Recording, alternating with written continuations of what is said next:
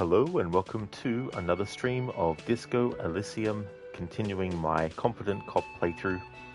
Hello there, Nofri. Evening to you. Thank you very much. How's things?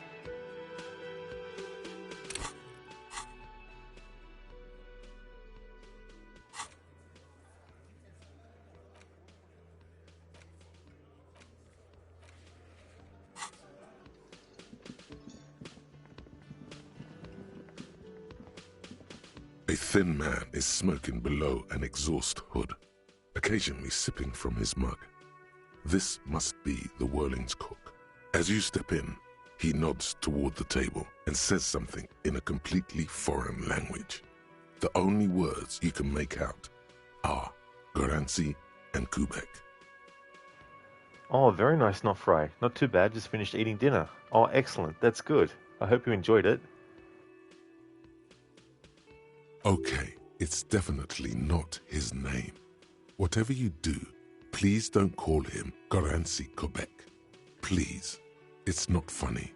The man puts his cup down and replies something, his left hand drawing arcs in the air. He looks up at you, then looks away quickly, shrugging and muttering something to himself. Shrugging is an international sign for, no, I don't know what's behind that door. Nofri, just some rice and lemon pepper chicken. It was very good. Oh, that does sound really good. That sounds delicious. The mention of mañana gets his attention. He smiles and delivers a whole slew of unfamiliar words and lively gestures. Then he falls silent again. They're friends. The man says a couple of sentences in that strange language of his and then seems to wait for you to speak. I'm pretty sure he asked you a question. He doesn't know your language. You can just say something cool in return. Just one word. Sounds quizzical. Then he awaits your answer with his brow arched. Horse need more vodka? Okay, so it's vodka that keeps the men happy and in good spirits. Clever move by the Union. Vodka borscht! I love it, Bratan! Turn it the fuck up and then ask for some yourself. Turning it up seems like a dangerous idea, honestly. The place is a powder keg. The cook gives you a long, disappointed look, then turns the stove off and seems to wait for you to speak. He smiles and bangs his ladle against each of his pots in turn. It's almost like music, especially with the sounds of assorted dishes boiling and simmering on the stove.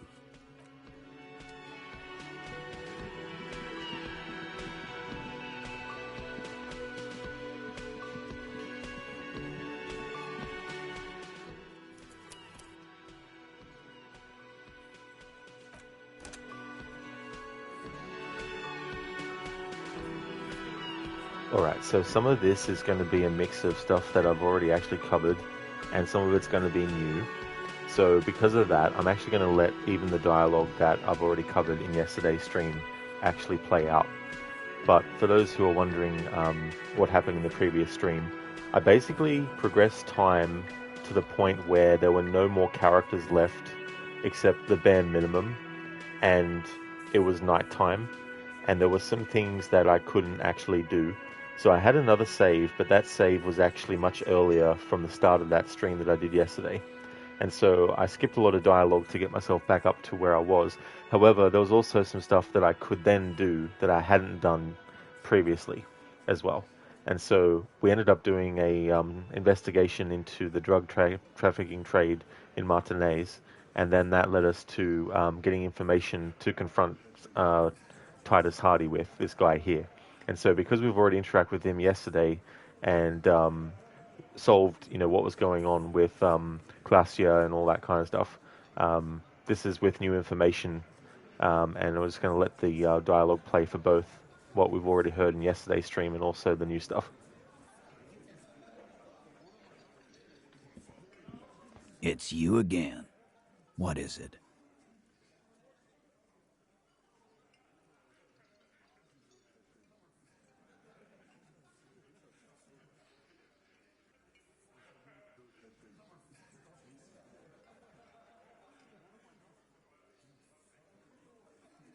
Like hell you have. There is no local drug trade. This place is as clean as a rifle. Go back to Jamrock and ask the local junkies how clean your streets are in Precinct 41 Kilos. We'll do that. In the meantime, did you know that there's an abandoned lorry at the intersection that was used to move raw ingredients for drugs from Terminal B to Jamrock? The person driving it was present at the hanging. It was one of you. We've connected the footprint. Detective, do you want to deliver the coup de grâce? Hey there, Ryu. How's things going today, dude?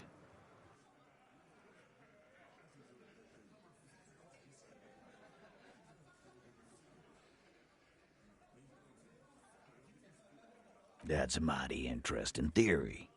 I guess that's what you would need to do, theoretically. A big, strong, state-run monopoly would outcompete the runts on the street. Yeah, man. Theoretically, that's what you would do. To get rid of the gangs, the dealers, even some of the junkies. You would need good, trustworthy people to take their place, of course. Hardy men to run such a monopoly.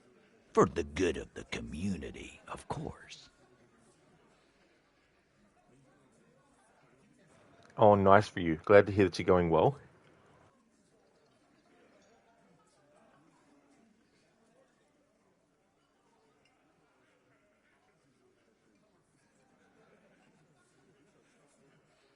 Boo fucking who. People will always be taking drugs. Might as well do it clean and organized. Yeah, that's what the labor movement is all about. Clean and organized. And the Hardy Boys are running it. Theoretically, of course. We're just talking politics here. My answer to your drug accusation is, how dare you? Go fuck yourself. Not quite yet, Mr. Hardy. There were 8 sets of prints on the crime scene. There are only 7 Hardy Boys here. My answer is, fuck off. Mind your own business. There is no 8th Hardy. I run this goddamn scene. And here we go. Back to the usual. I know! Fatty walked on all 4s. He's so fucking fat he left 2 sets of footprints. Go fuck your mom, Dennis. That's more like it, boys. You heard him. It was Angus on all 4s. Anything else you need to know? Yeah. By friends, you mean his squad mates from Crenell. Wouldn't want to beat up his grandma. This is what happens if you take the law into your own hands. Other people start doing it too. Let them come. The Hardy Boys are right fucking here. You heard the man. Right here. We're armed. We got the whole district behind us. And Glenn. Glenn is fucking crazy. Yeah. A well-oiled murder machine. The fuck is that supposed to mean? We're not bees. We're men. We're socialists. Easy, E. He's trying to phase you.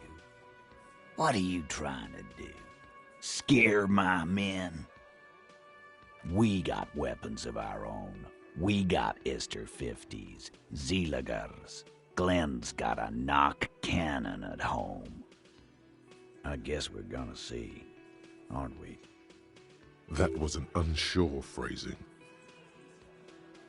Yeah, like you've been up against ceramic armor. You haven't even seen the whole suit, right? I've seen the whole fucking thing, and it didn't make him immortal. Yeah, but that's because he wasn't wearing the whole suit when he got killed, you dickhead.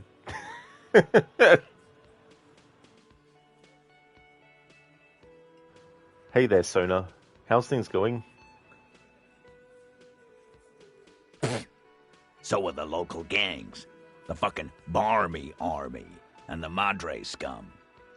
You've been out there. Seen any around? Yeah. Where are they now, huh? Sent back to Madre in an airtight cargo crate. These people are trained military professionals, special forces, as you said. They're not a gang or Barmy Army. No, they're not. They're uncoordinated and drunk. Don't forget, we're listening in on their communications. Their shit is way apart.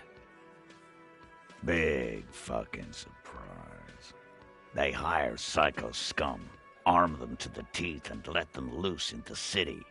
What do you think is gonna happen? What do you mean, okay?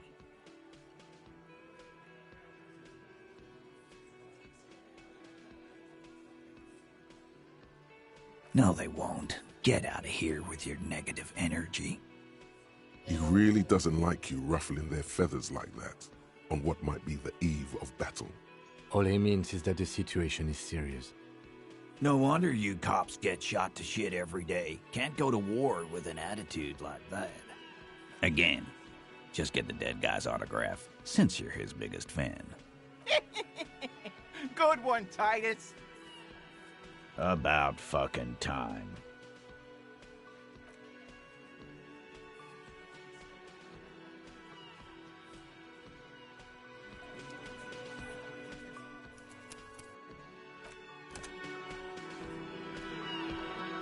It's you again. What is it?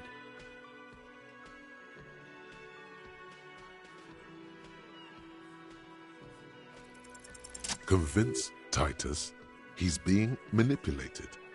You should know by now. Titus Hardy will never falter.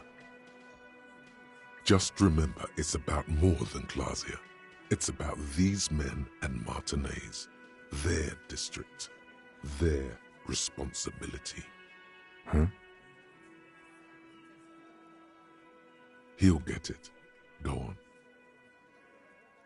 Got it. Kill you because they don't like you. All because... Yeah, we liked it. It was fun, wasn't it, guys? We had a great time. It wasn't for your fucking entertainment, Dennis.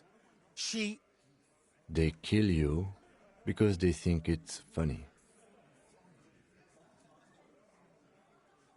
We didn't light him on fire.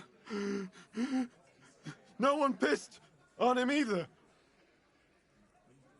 That's it. That's the weak one. You flushed him out. Now go in for the... Officer, you will be next if you don't shut up. Firearm, a Glass 08 or a 38 caliber pistol. Either is small enough for you to have missed. He's onto you. He knows what you're trying to do. The lieutenant has put down his notebook. His hand is resting on his holster. He gives you an imperceptible nod. What? What does that mean? Go for it. The lieutenant has his eyes set on the fat guy. Push Angus. We're almost there. We didn't kill him. We didn't even hang him. He was dead when... Shut up, Angus! Fatty! Say one more thing to the cops and I'll... Dennis! Stand down, or I'll beat your head in. Theo, take your hand off the belt. This isn't 31. I've got this under control. Angie, where's your goddamn inhaler? You sound like you're dying. I left it home. I can't get it. I'm too fucked. I'm sorry. Why are you so fucking fat, Angus? Now it's all pointless. Because of you. You wasted my time. I told you, Titus. I told you just give her up. Lizzie, your help is no longer needed here. Go tell Everard. Fine. I'll tell him. After a long walk along the coast. You're in. He's all yours. Questions? He nods. You hang the corpse to cover up the real cause of death. What was it? We're not sure. Probably a bullet. The wound was difficult to see. The coroner and his assistant are wrapped in blue. Hands covered in blue gloves. Mouths covered by blue masks. Bodies by blue aprons. The coroner wipes his brow, scalpel still in his hand. Get the light. Shine it in his mouth. He tells his assistant. The coroner squats to better see the light illumines the darkness inside. Well, shit. Can't blame them for missing that. Get the saw, Alan. This just got fun. 'Cause the girls asked us to. They were in some shit. Girls plural? There's another girl? 2 of them? Take note of this. They'll probably say more about her later. Did she kill him? Cop, I have no idea. The girl says she didn't. He doesn't think she did. Or at least he hopes she didn't. Classier came down. She seemed really out of it. Drugged up, even more than usual. Bug-eyed and gurning, you know? Not in a fun way. It looked like she'd redosed after something went down. I've seen that look before. She was scared. I knew someone had died. I've done this job for 10 years. I've seen it before. It's the politician in the motel room with the dead hooker scenario. Only in reverse. Good analogy, boss. You don't get to talk yet, Shanky. You're still on the bench. And you keep taking it easy too, Angus. We went upstairs. Sure as day the Merc was dead. And there was a bullet hole through the window.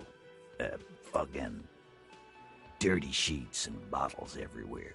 He means they'd been fucking? Tibbs patched the window. And the corpse. We hanged. Nah, he's my brother. He's in the window replacement business. Right now, he's grateful he hasn't gotten his brother into this mess. You may have noticed our girl's in some shit of her own. They can't show up on police radar kind. There are people after her. From the old world. Where she came from. They're powerful. Connected to the moral intern. She's clearly afraid for her life. Says if she showed up in your systems, she'd be ghosted away. And why would you help someone like that? By taking on a murder? Why would I? I guess we abide all sorts of runaways and losers here. It's a Martinez thing. Not yet. Just some ideas. She says the shot came from outside, behind the window somewhere. So that's a clue. I'm thinking someone's past caught up with them. Either hers or his. Hers, you mean? I mean the people after Klausya. Maybe the shot missed. Maybe it was meant for her. I like that. Been thinking the same thing myself. My dude. One of those mercenary buddies of his could have done it. They got guns. Training. Years of bad blood, probably. Or it could have been someone else from Crenell. Tell you what I'd do. Check out the coast for vantage points. Maybe consult with a ballistics buddy of mine. That's what I'd do. If I wasn't too busy doing this clown dance with you. In a manner of speaking. Remember the 2 girls? He may be talking about the other one. That's right. It was her idea to hang him. I liked it for political reasons. It sent a good message. Fella, you think too much. He's off all right. You're gonna hurt your head. That woman is just affiliated with the Hardy Boys. You don't know her, anyway.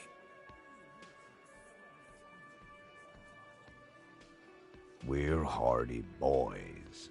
And that's it. Nope. You're not getting to her.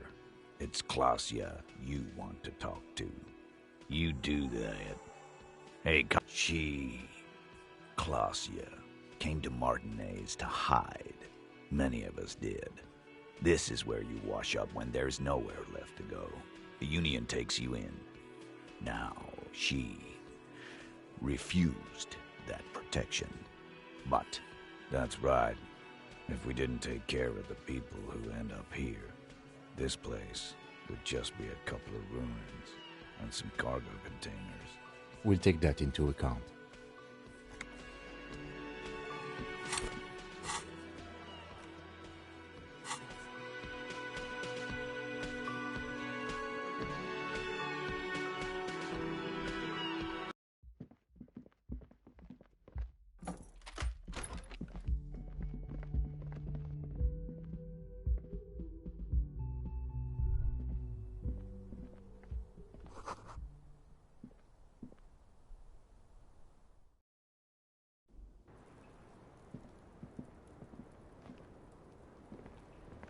It's always good to see you. Something in her demeanor has changed. She's tired, consigned to her fate, to being here with you and what's to come. I understand. Just like that. No resistance. Her shoulders are slouched, her feet long and straight. I knew there was a chance you'd get them to tell you. It's what you do. You're the police. For what it's worth, I'm sorry for wasting your time. This is good. Clear the air first, between you two. Then move on to questions. Is it? Something is off here. Shush, I can't hear what she's saying. If you knew we would find out eventually, why did you waste our time? Because of the Hardys. I couldn't just dispense with them. They were only trying to help me. Out of the shit I'd gotten into. Is she implying the Hardy Boys are the law? I know that. But the people around here, they don't see it that way. And if I am to stay here, I need to get along with them. You're right. There's more. You answer to the coalition government, and by extension, the moral intern. Briefly glancing over her shoulder to the sea, as she's done time and time again. A grand expanse of water reaches over the bay and to the horizon, golden grey in the noonlight. The Pale, the Muindi Isola, the Occident, and then Oranje, the old world. You share a database with them. You send people to their courts. Just business. But bad business for some people in the moral intern. If I show up in your records, officer, they will find me. They will... What happens if they do? They will kill me, sir. If you file my name, take me in for questioning, enter me into the moral intern mill, well, then I'm fucked. For nothing. This murder didn't have anything to do with me. It's not nice, but it's not illegal. Not here in Ravishol, or even in Oranje. What exactly did you do? Industrial espionage. I joined a business collective with the intention of betraying them. I did my job well enough to be asked to do it again, with a bigger company. The kind you really, really don't fuck with. I took their ledgers, 2 decades worth of accounting. I need the names of the companies involved and who hired you. The job was Lou's doing County Savings Bank. They sound small, but they're part of the Lou Scott conglomerate. That was the second job. The first was some printer company. You wouldn't know them. But she really destroyed them. She still feels it. As to who hired me for the job, I don't know. But they're after me too. Along with Lou Scott and their friends in the MI. Once you're done in the competitive intelligence circuit, you don't have allies. You're radioactive. Hey there, Keone, welcome. Doing some more Disco Elysium. Going to be getting into day 3, at least, in this stream. Don't think I'll finish the game today, but probably take another stream after this, I think. How's things going with you? Lowe's Cap. These people engineer financial disasters in second world countries. The conglomerate also includes the Bank of Consecration, Airberg, and the popular Papalolo line of dairy products. It is. Many people lost their jobs. Not just C-suite. Ordinary people. What I did to get to accounting, a lot of people got hurt. But that's just more of my shit you shouldn't have to deal with. You're solving a murder. That can wait. Look into her eyes. There's more. Of course, this case takes precedence. We were there. Together. In bed, I mean. Okay. He was in a kneeling position. He had just entered me. I was on my back, looking at him. I heard the window behind me shatter, and I turned to look. There was a hole in the glass. I turned back to him. His eyes were looking through me, and his mouth was open. Dumb. I could see. I could... Her chest rises and falls with each word. She keeps herself together and says it. I knew he was dead. Before he fell down on top of me. You were right. He did enjoy the moment of his death. He was heavy. I pushed him off and he fell to the floor. There. He only had his boots on. I bit the pillow, not to scream, then ran downstairs. I waited for the second shot to come. For me. I thought there would be one. It never came. She looks down with a wince. Her cigarette has singed her fingers. She throws it away and immediately proceeds to light another one. What time was this? When did it happen? It would help us if you could be as precise as possible. 11:30 to 12:15. I don't know the exact time. Around midnight. It's okay. Were you inebriated? Not as much as usual. He'd done a line, plus other things. I was drinking. Wait. Titus said she was gurning her jaw off, much more than usual. Did you hear or see the shooter in the course of this? No. Nothing. I was trapped. I was stuck in my room downstairs. I got some clothes on and crawled back up, drew the blinds. Blood was coming from his mouth. Not a lot. Just a little. He was still on the floor, slouched. I couldn't be there with him anymore. So I ran down and out of my room, into the hallway, down the stairs. I knew there would be people there. Run, woman. Run past them and out into the streets where it's dark and people move. To the lorries at the intersection. As far as you can. She pulls on the cigarette, looking up at the sky. Her hair ripples in the breeze as she stands there, silent. Sylvie was tending the bar. A lot of people were there. The Hardys were at the table in front of the stage. I think the Union box was full. Ruby was there too. They were having such a good time. I sat down and they all welcomed me. I didn't even have to say anything. Ruby knew something was wrong. Ruby? Ruby. You know, the leader. The leader? Of what? The Hardy Boys. Well, nominally, yes. Ruby's the one they go to when things happen, like things they need taken care of. She's the organizer. This Ruby, in her phrasing, is entrusted with great power. She trusts her. So do the others. Would you say she is the 8th Hardy Boy? Why not? Well, Ruby said let's talk upstairs. I showed her the room. I've known these people since December. They know my situation, that I can't leave a paper trail. Ruby was the first one I told. She said she'd take care of this. It's what she does, you know, take care of things. I helped her get the body to the bathroom. We used a belt to pull him up under the shower, to keep him upright. To produce lividity, matching a hanging? Yes. We completely missed the tampering. Looks like you got there in time. What was this, 20 minutes after death? About 20, yes. Ruby explained it would make the blood... You know what he does. Ruby went outside to talk to Titus and the boys.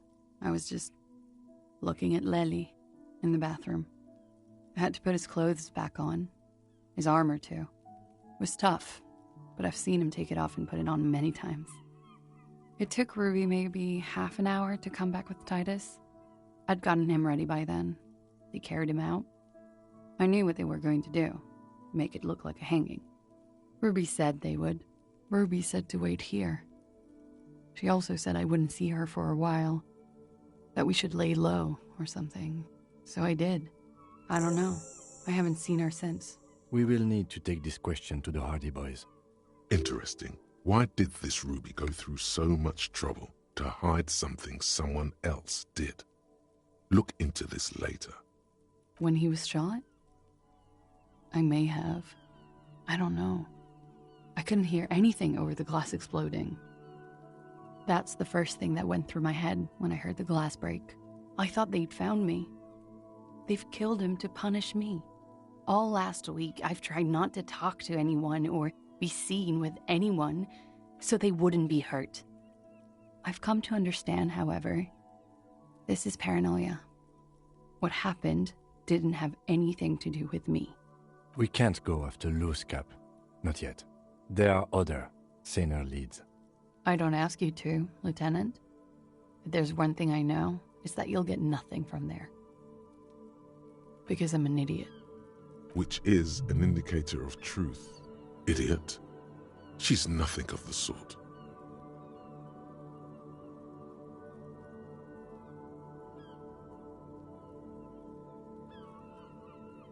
You have to understand, the people around here, no one was making the call, and he kept rotting. And then they picked his clothes off, and that little fucker threw stones at him. Her jaw is clenched. Her throat moves. It takes all her strength not to cave in and sob. Once. Just one time. He kept throwing stones at him for 3 days. I could hear the thud. Thud. So I called you. I hope with all my heart it's not the last thing I do in Ravishol. She definitely called the cops. That was task complete. It could not have been a lie. That is impossible.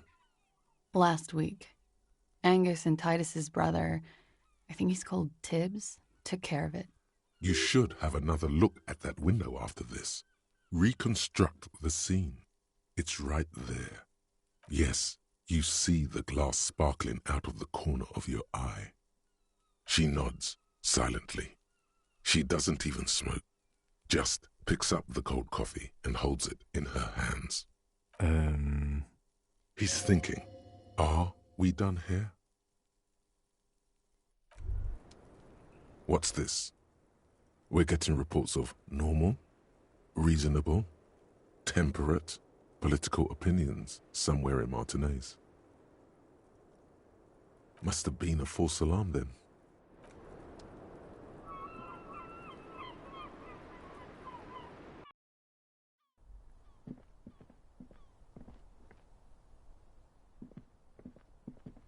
This window is pristine on the inside, unlike the one next to it.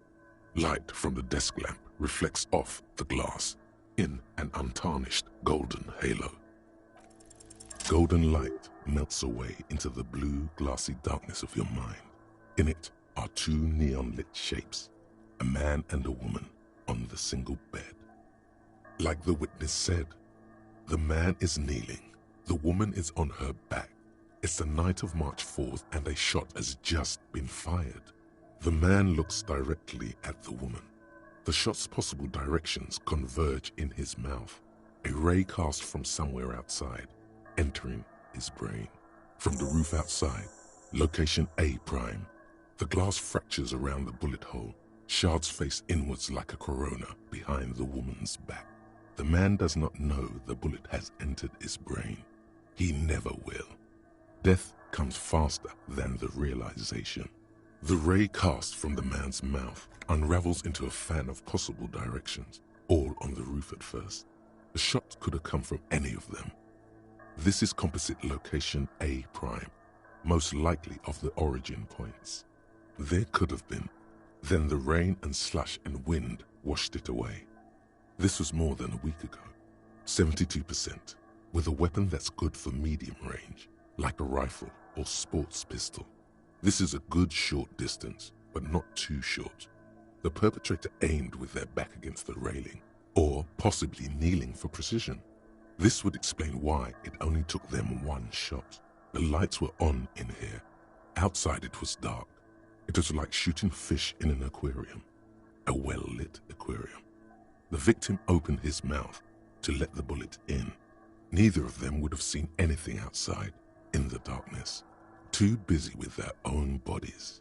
Point X would contradict the woman's testimony, rendering the entire proposition void. These figures would be wiped out, Detective. None that you've found thus far, but that doesn't mean there aren't any. That's a 28%, yes.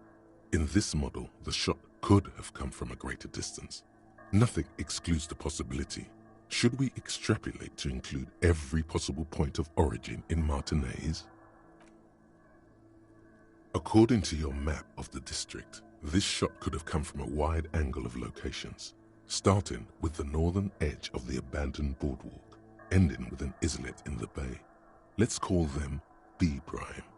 B prime for Boardwalk, B double prime for Land's End, and B triple prime for the Islet detective. There may be smaller points in between, but those are too fine to zoom in on. 700 meters away, the likeliest of these B positions, 20% chance. A skilled sniper could have made the shot, provided he had a safe sniper's nest. Even with the light on inside, we're talking military training. At that distance, the perpetrator would have had to take wind direction into account. 1.2 kilometers away, the least likely of these positions, let's say 3%. A truly skilled sniper could have done it, possibly from a tent. No, too far-fetched. 1 kilometer away, an unlikely point of origin. Beyond the docks somewhere, on an islet in the Bay of Martinez perhaps. There are islets there, badly charted as they may be. The shot would have been a small miracle, 5% likelihood. There is an extremely narrow field of view from the bay to the window, between Rue de Saint-Ghislain 10 and 33A. The angle would have been extreme, and access to the islets is questionable. From where, precisely? I see you have given this a lot of thought. Are those the locations you've singled out in addition to the roof? And what is the likelihood, in your opinion, that it came from a further distance? Okay, well, we should see if there is gunshot residue or sniper nests if we go down the coast. Rule these spots out one by one.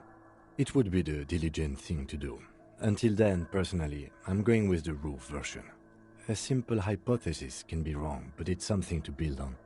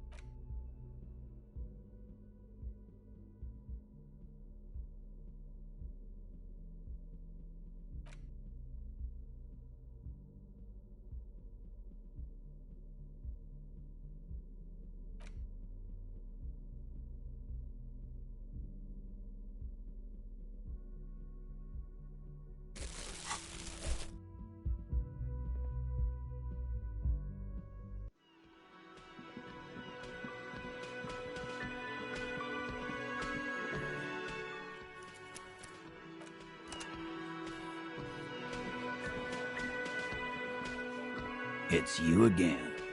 What is it?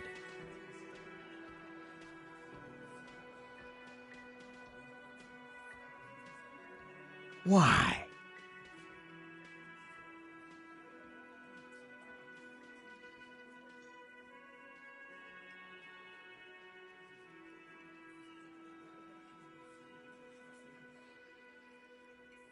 Sounds like you want to push this steaming pile of shit on anyone. And now you pick Ruby. Well, not on my watch you won't. Ruby's one of us. We're not gonna throw her under your moral intern steamroller. Fuck that shit. And fuck you too, moral Ruby is missing. If you hide from the police in a murder investigation, you become a suspect. You know how it works, guys. That's nothing. That's just legalese. You don't even have a sound theory. I don't want to be rude, but we're trying to get some R&R here. Think you could fuck off now? I think we'll keep sticking around, Titus. You'll be surprised at how quickly a theory presents itself if you keep looking. From the corner of your eye, you see a little bird fly into the bush, right behind the window, behind Titus's back. Nothing is happening. The pieces are there, but they remain unconnected.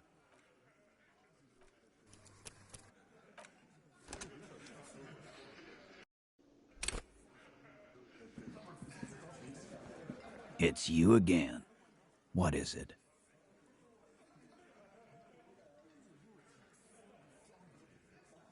Why? Sound, Ruby's Ruby, that's I think from the corner of your eye, you see a little bird. Nothing is.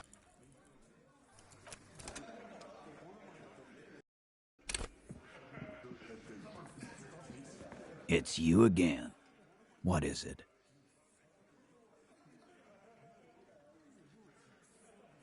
Starting from the sit up and in on his neck. Let's call in exactly. Why?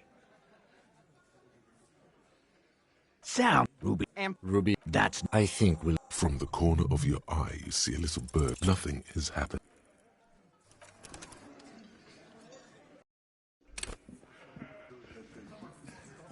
It's you again. What is it?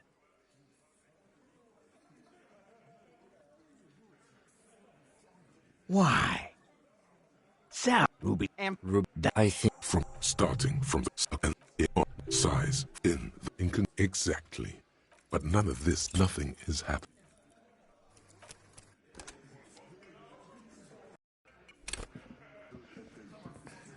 It's you again. What is it?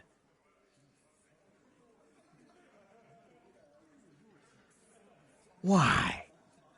Sound, Ruby, that's I think from the corner of your eye, you see nothing is happening.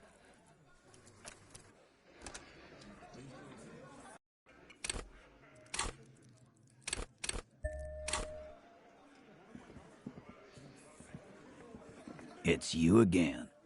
What is it?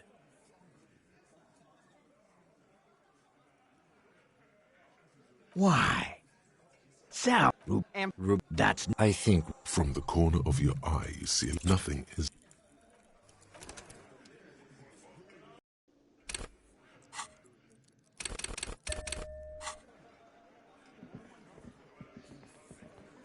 It's you again. What is it?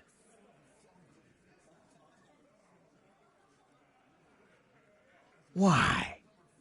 Sound, I think from the corner of your eye, you see a sudden flash of lightning in your neocortex. The hostel cafeteria is lit by its airy blaze. Floor plans, bullet trajectories, webs of human emotion, all channeled into a single thought. Because she was here, all night, with us. He's cobbling together shit so he can put her away. It's Cop 101. she was here all night, 11:30 to 12:15. She was here during all that time? Yeah, with us, drinking, near the stage there. No. All right, she took a fucking leak, okay? For one moment. Maybe went out too. She has an operation to run from her lorry. We're not getting into what that operation is again, Cop. And just 'cause she was gone for 5 minutes doesn't mean she magically got to the roof and shot him. I've been through this. It's not plausible. All right, we're in. We got Ruby unaccounted for sometime during the window. This was crucial. Now let's place her on that roof.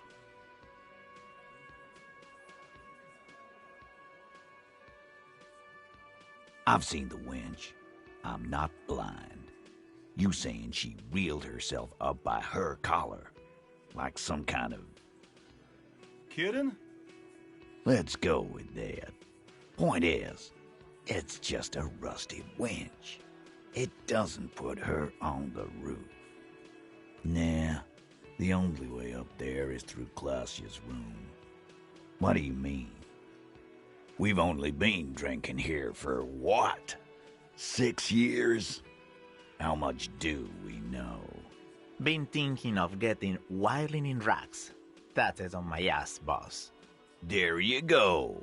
Tatted on his ass. We know the place. No. There's another, right on the roof, next to Classius' window. How about that? You been through that door? It's just 2 doors. We're not giving him Ruby for that. She's one of us. What if they're connected by the winch, Eugene? That is your name, right, Eugene? If they're connected, she could have gone to the kitchen, gone up, shot him on the roof, then come down. All in 5 minutes. How about that? Yes, she could have. This is one long shot. Tell you one thing, I liked how that goddamn winch came up again. That was nifty. Why not? You can't draw a straight line into Clausia's window from any of the surrounding buildings. Not from what I know about Martinez. Maybe from the coast. But like I said, I've been too busy dealing with you idiots. So no, I don't think it was a sniper. It was close up. 72%. There's a percentage and all. Where'd you get it from? Your guys in the lab? No, you can't. I know what you did here on the weekend. People talk. And what they say doesn't sound like a science comp. You're a madman. Those numbers were an ass pull, man. Yeah, and they don't put her on the roof either. It's just mambo jumbo. He hasn't got shit. Firmly. Try shit on a stick. All you've established is a possible route to the roof that you haven't found. And even then, a route doesn't put that bullet in the Burke's head. A gun does that, and Ruby doesn't carry one. Phase 2. Murder weapon. Get a gun in her hand. If not that, then at least a shadow of a doubt. In the shape of a gun.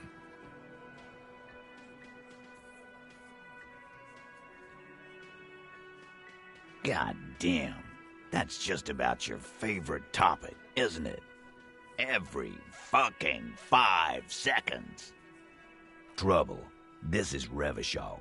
Even the roidheads in the gym had a carbine. No one has trouble getting a gun. I still never saw her carry one. He must be referencing some past case of theirs. He's angry because he knows you're right. What he's saying only confirms your theory. Yes, goddammit, I know what a 72% chance means. It means there's a 28% chance it isn't that. And 28% is no small chance either. Just making sure we are on the same page. It doesn't all fit. We are just sharing info, candidly. Titus doesn't reply. Probably a good sign.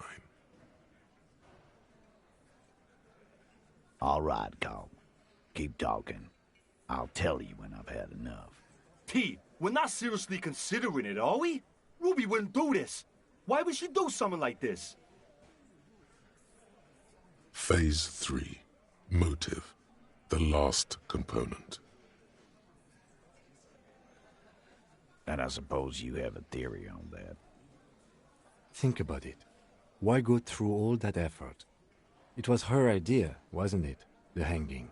You went along, but she suggested it.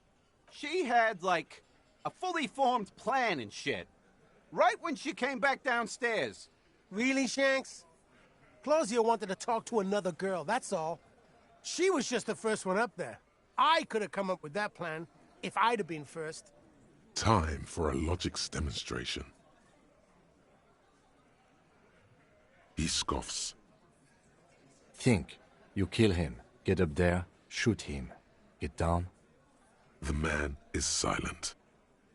If she used us to cover her own shit up, well, that's a serious violation of the Hardy Code, boss. Which is why she didn't. She would never do that. Why aren't more of you defending her? This is fucking stupid, Titus.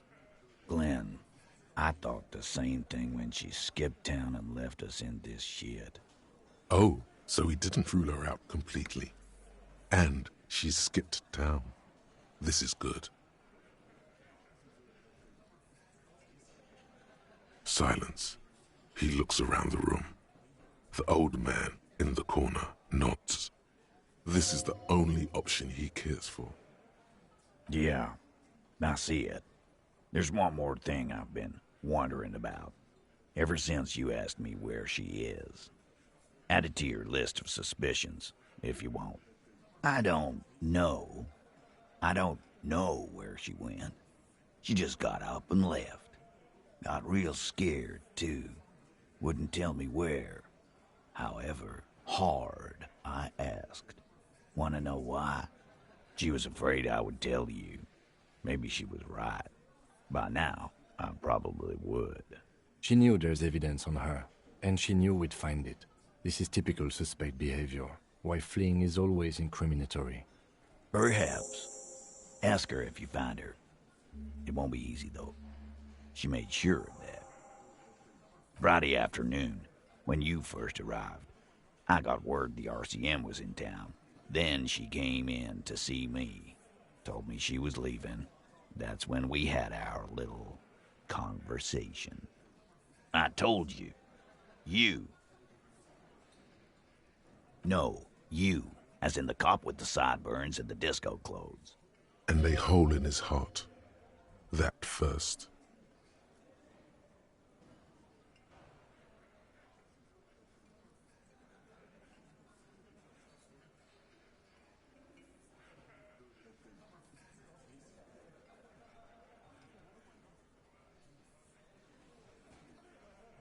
Sure. Normal. You know, when I first saw you limping here, I thought she was paranoid or sniffing her own supply. But now I'm not so sure. She said you have a funny taste in clothes and that you won't stop until you have something on her. She said she's heard of you from Jamrock, that you're a human can opener, that you play suspects against each other. Open them up like cans. Fucking hell. Titus, did he just... Open Angus up like a can? Yes, he did. Now, we can whine about it, whack him, or we can go on with our lives. I'm having a go on with our lives kind of day, Al. How about you? It's not an actual question. Silence. He nods. Yeah, there was something else. She wouldn't tell me, though. I could see she wanted to. It was burning on her lips. This cop, Titus. This cop, he... But she was too scared. She's not far. We know that much. She didn't take her lorry, so she's on foot. Good fucking luck, man. She knows this place like the back of her hand. You'll never find her. Yeah, Al. And we won't either. She's not really a hardy candidate anymore, is she? She's not, Glenn. A little. On the coast. Where have you looked for her, more precisely? More precisely, on the coast, past the waterlock. She's not here, so I'm thinking she's there. Sure, there's some shithouses there, a cinder block town. The fisherfolk there refuse to unionize, so that's one place we haven't looked. I hear they have a shack where junkies sometimes crash. Time for you to step up. We will start there. One more question. What does Ruby look like? Boyish. Hair's red. Dyed. She looks like a Lowry man. The what now? I have no idea. Boys? She said she's building a pale emitter. What? We were talking about radio equipment. She said she's doing Ulan frequencies and a pale something. I don't know more. This guy barely understands what he's talking about. There you have it. Pale something. It feels like you'll get to know soon enough. It'll have to. His grip is firm and reassuring, like holding a piece of unpolished granite. Not just granite, tightly packed RCM Sergeant material. No, he already is a sergeant. That's what you're feeling. He just wasn't sure what you are.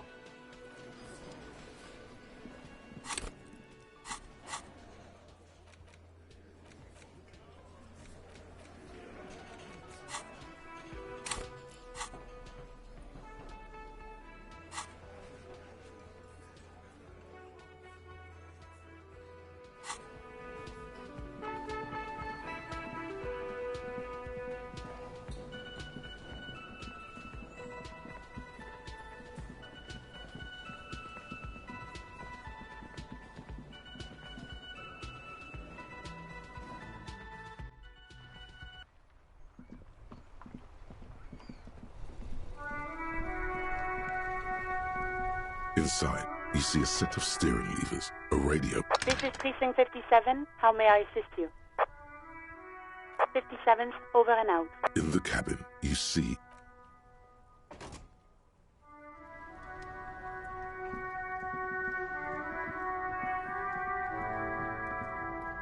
I saw you poking around in Lady Driver's lorry.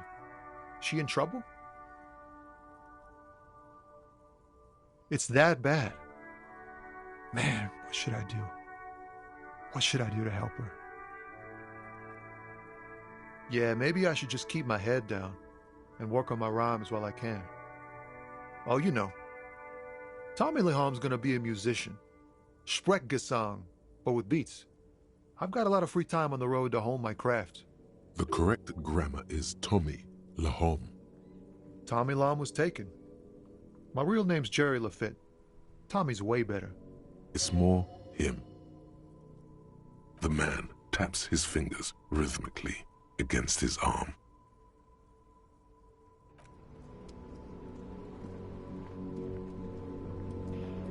Alright, so now I should be able to progress time ahead safely to be able to go into day 3 and also be able to have Harry stay in his room, because I've already organised for Gart, or with Gart, for Harry to have his room. So what I'm going to do to make time pass is we're going to look into Harry's ledger. This is one method that you can do. It's the ledger you found and in you the go trash. to read a case It takes file. about half an hour to piece one together, using the system you've devised. Which one do you want? And so you can pretty much spam it until the time ticks over. I think it's 2100 you need it to be at least before Harry can call it a night. This will cause the mere true people, the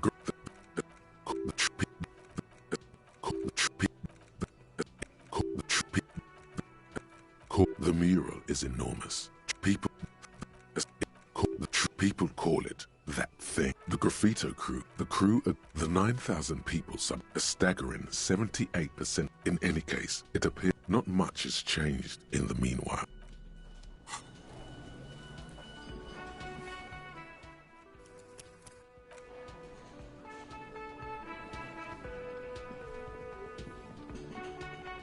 Yes?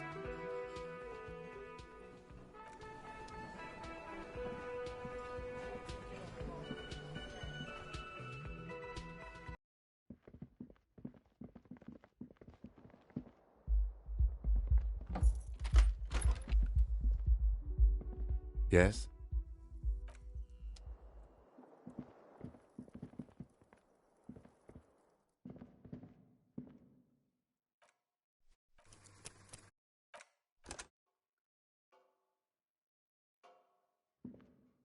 A mirror hangs on the bathroom wall. It's barely covered in steam anymore. It's your face in the mirror, adorned with the expression. It's too late. Like an image on film. The expression belongs to your primary motor cortex. It would take a minor neurological miracle for you to cease producing it.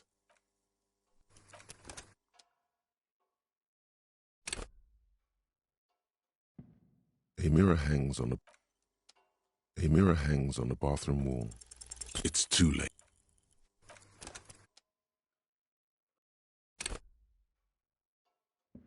A mirror hangs on the bathroom wall. It's too.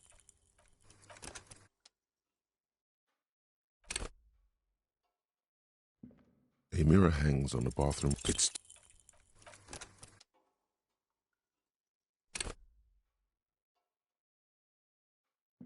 A mirror hangs on the bathroom.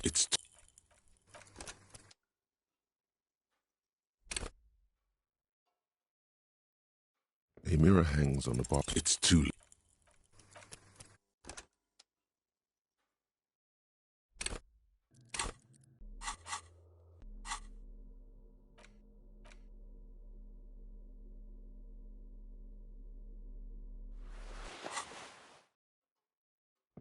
A mirror hangs on the bathroom wall. It's too late.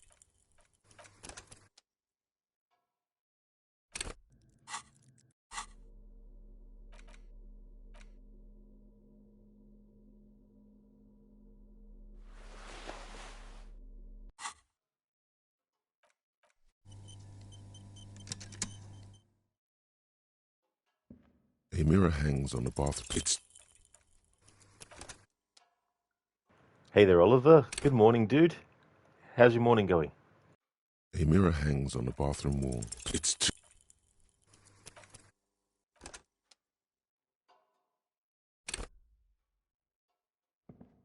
A mirror hangs on the bathroom.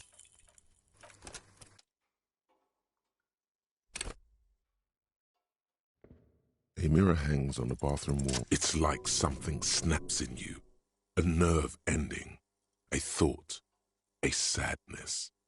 Your face in the mirror is suddenly clean of the layer that had distorted it for God knows how long. Just like that, it's over. The running gag that your life had become. A sad old man looks back at you.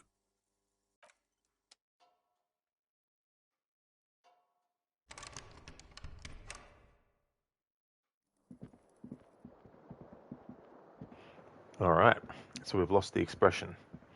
And so, hopefully, we'll be able to plot it so that we'll be able to have Harry become a competent cop in more ways than just, arbitrary, numbers given to you to say that he's a competent cop as well.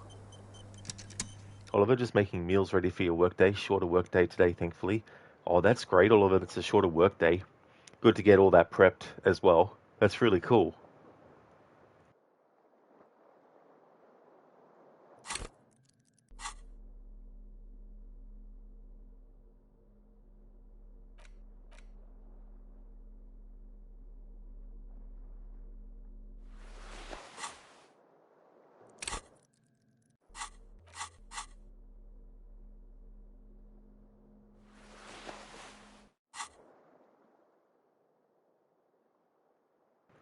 Lizzie, imagine waking up and being verbally attacked by your own reflection. Yeah, that's the thing about this game too. Like, a lot of the different skills are actually represented also in dialogue as different kinds of elements of Harry's personality.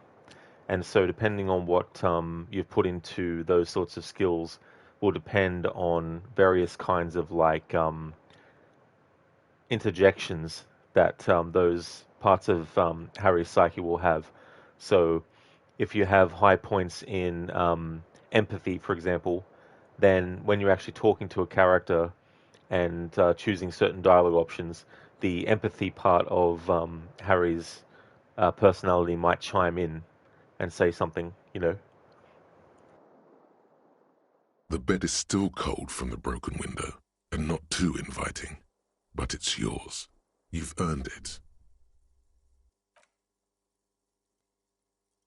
The bed is still cold from the wind blowing in from the broken window. The mattress creaks as you close your eyes and try your hardest to fall asleep. Here we are again, my broken bud. The waves are coming, carrying you away. But you can't go. No, you have to stay. always half aware of yourself. You're not cooperating, brother man. It's your disgusting body. Even through your sleep you feel a vague discomfort suffusing it. Your belly and your sides are unpleasantly tender. You wish you could curl up into a fetal ball of safety. But you cannot, because of the pain. That pain in your right side is your enlarged liver, by the way. As for your kidneys, you've really been compounding the damage lately. Every cell in your body is moaning in agony, asking, what did we ever do to you? Now, you're finally thinking about something other than yourself. Let's see how far that'll get you. There's no dignity here. Only reflections of your body mass. Flashes of the day. You keep coming back to yourself in the mirror. But why? To admire all your accomplishments? You're just stuck here, in the half-world. Could try looking at other people. Really looking. But why would you want to start doing that? Sure you do.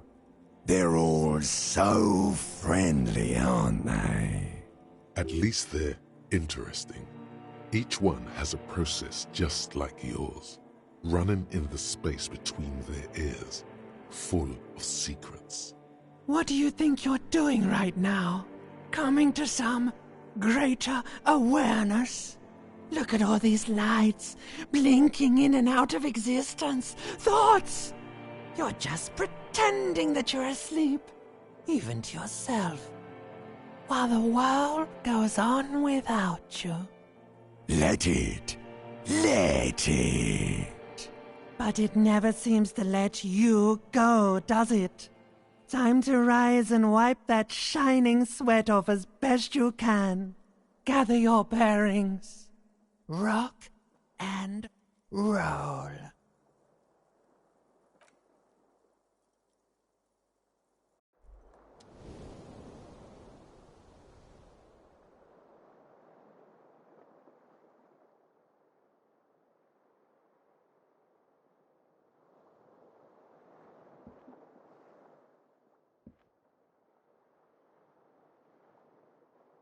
Oliver, you experience that every morning when looking in the in the mirror. The mirror is like, "Hey, you awake yet?" Was he not your fatty liver getting mentioned in a video game? Well, that's the thing too, as well, like health and all that kind of thing. I mean, the things that you've been doing, to lose weight and stuff, would definitely have had some kind of positive impact.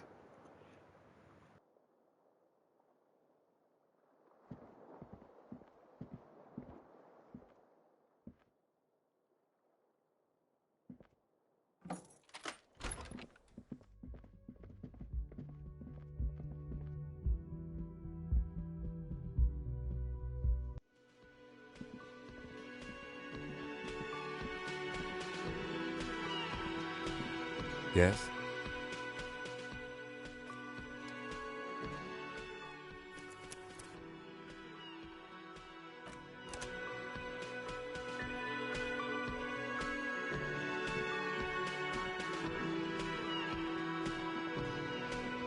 The woman in an RCM patrol officer's uniform winces as she notices you.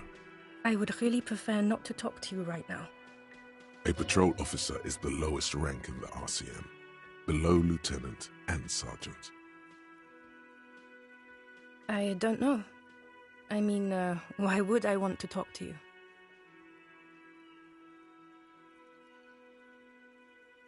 No, you haven't wronged me. It's okay. Something changes in her. It's pity. Pity comes over her. Okay, fine. Let's talk. What did you want? What does one talk about with a fellow officer?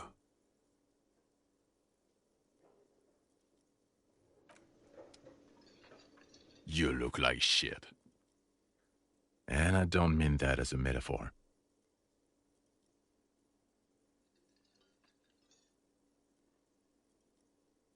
Oh, don't be so modest. We're looking at several months' worth of damage here.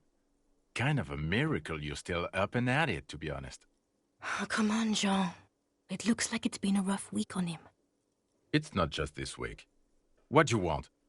There's something about this guy that matches with a face in your head. A similar but different face. About what? You don't look like a cop. You know what you look like?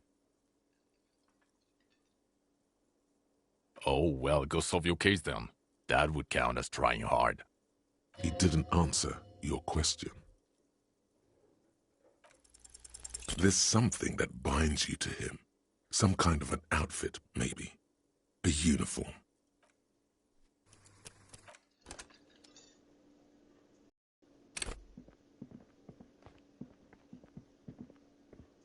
Wow, you seem stable.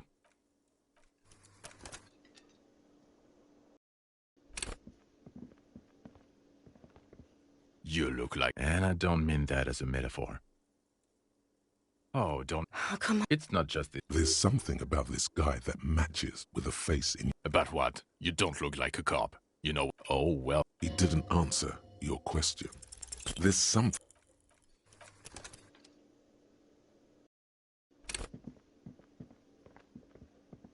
You... And I don't mean that as a metaphor. Oh, don't... It's not just... There's something about this guy that you know what it is. It's like the two of you know each other. Just ask him. Oh, I definitely know you from somewhere. Another life. Yes, from another life. A different life. Maybe the life of a police officer belonging to the ranks of the... To what station do you think you would belong in this alternate and totally fictional reality? Okay, that's plausible. That's entirely plausible. Now we're really getting somewhere. Somewhere good. Okay.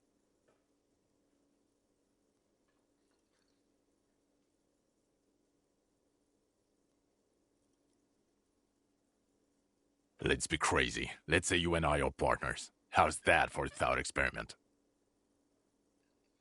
Would you now, or would I be cramping your style? Never mind. Partner. Okay. How about you stop wasting my time and get on with whatever you were doing then? Neither can I, partner. Neither can I. It's a mere second, but it feels like you saw something. A gram of compassion in that sadness. About what? You don't look like a cop. You know what you look like? I don't know. A sad stack of shit next to someone far more proficient? He didn't answer your question. Watch out for yourself, loser. Okay, the man with the sunglasses and his hypothetical Station 41. Weird, right?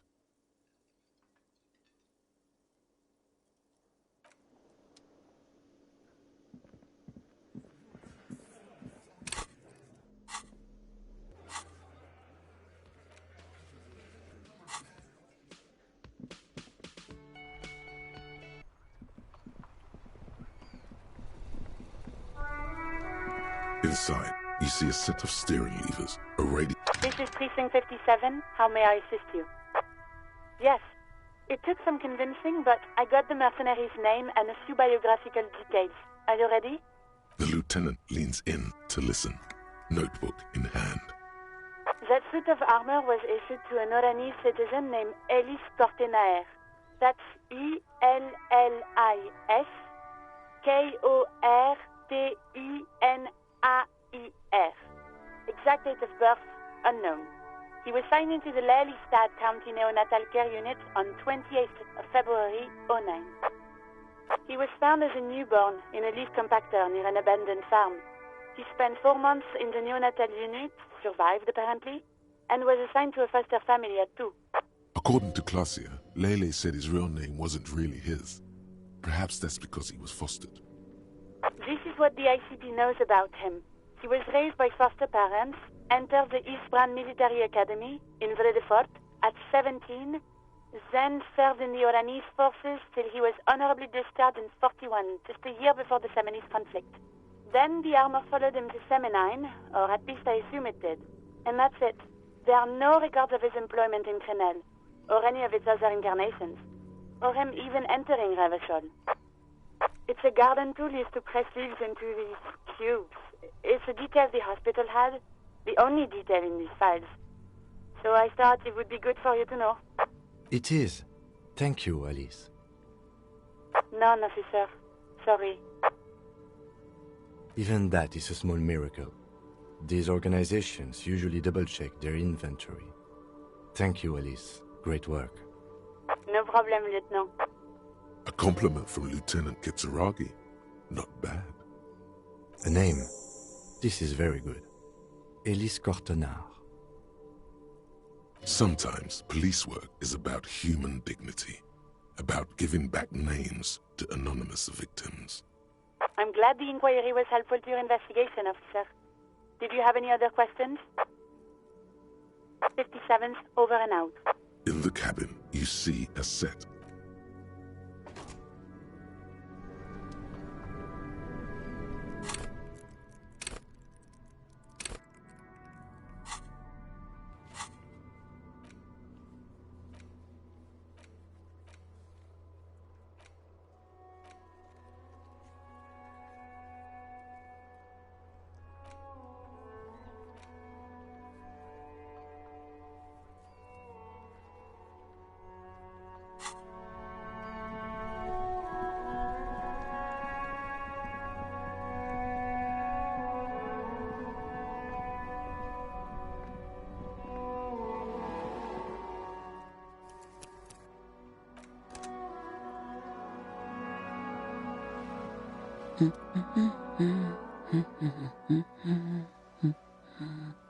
Hello? Me? No one. I'm just a working class woman. She doesn't really want to be disturbed that much. If she's such a working class woman, why isn't she working? Looking for something to read. It is.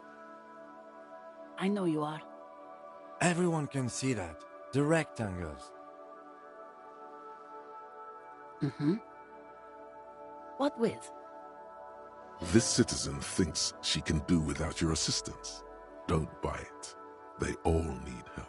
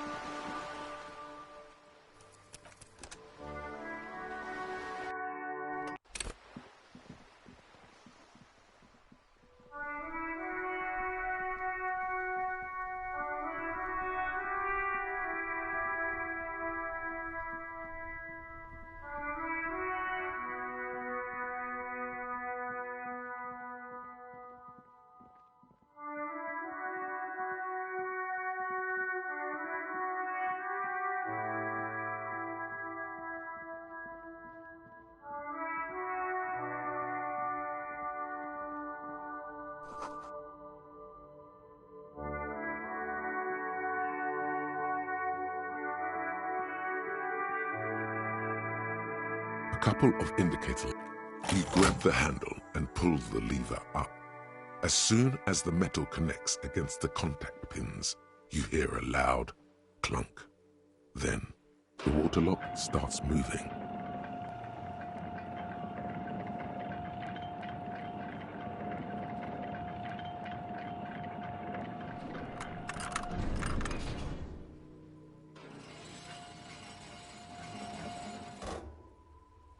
All right, we can go to the coast now.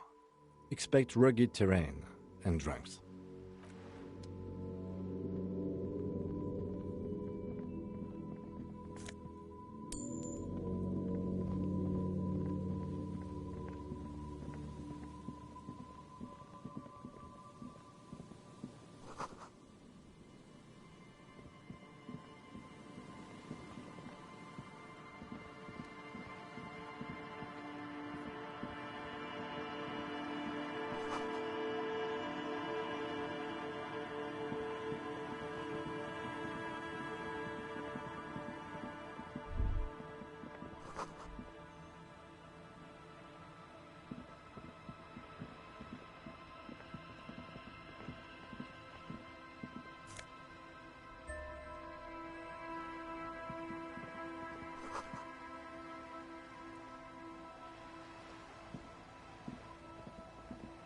A banged-up motor carriage lies half submerged in the icy water, slowly sinking into the Insulindian Ocean. Only the cabin top, rear wheels, and the engine remain visible.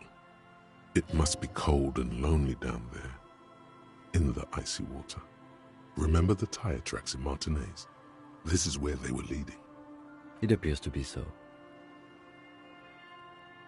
I agree. We should definitely investigate. You get a sudden sinking feeling. Stomach acid comes up as you look at the motor carriage in the deep, dark, cold water. Why the doom and gloom? It's just a sunken motor carriage.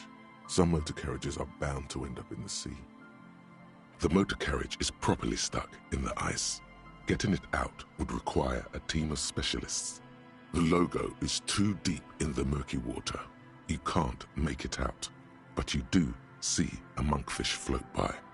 The ice hasn't closed around the vehicle yet. My guess is it's been here since last Saturday or Sunday. The estimate is correct. The incident probably occurred on Sunday evening. Let's wait for the low tide and see what's inside. Great idea. Then we can get the things inside. The joyrider must have left something good inside. Guns, papers, maybe a cool jacket. A joyrider jacket. A joyrider jacket. You feel a strange connection to this joyrider. Maybe he's from some kind of joyriders district and likes blue and white racing livery, like a cop would. I don't know. An hour or two, tops?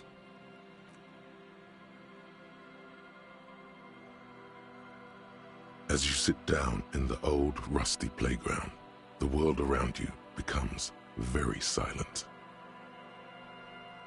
Nothing but the sound of seagulls high above in the sky, echoing like distant laughter. Ice cracks around the blue motor carriage in the sea. Yes, it does. Let me think about it.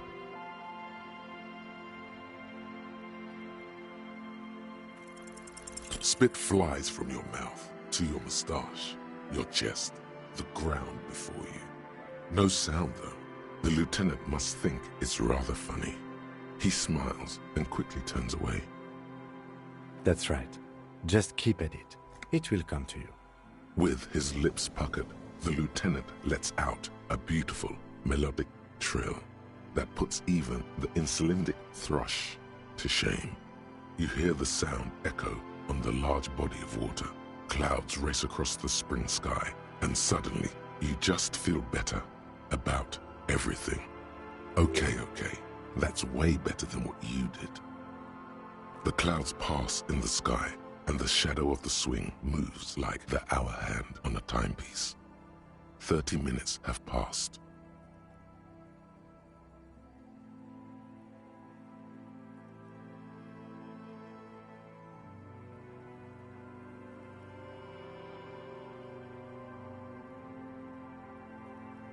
Looks like this might take a while. Time to present a good topic for discussion. I believe it's following a pattern set millions of years ago by cosmic forces. But I suppose it could move quicker, yes? Clouds on the horizon grow darker, and the shadow of the swing set keeps climbing. You hear the distant rumble of the city. 30 minutes pass. The world turns as fast as it wants. Your voice echoes on the water, strange and out of place in the environment. 30 more minutes pass. Detective, I've been able to make out the mark ever since we arrived. I find it odd that you haven't. It's a Coupris, Model 40. It is a simple and rugged machine, favored by working men, government offices, firefighters, animal control people, you know, those kinds of people. Yes, 41. What do you think it stands for? It's as if he knows what it stands for, but wants you to say it. It's pedagogical. Does he know something about the driver of this vehicle?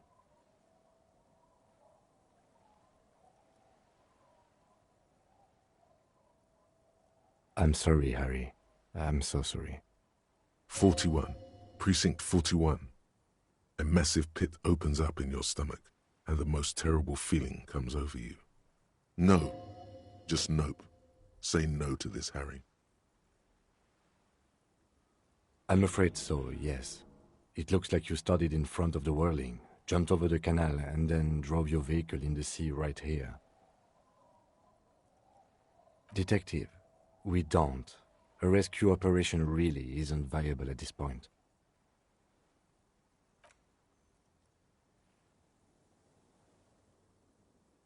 Yes, let's go take a look.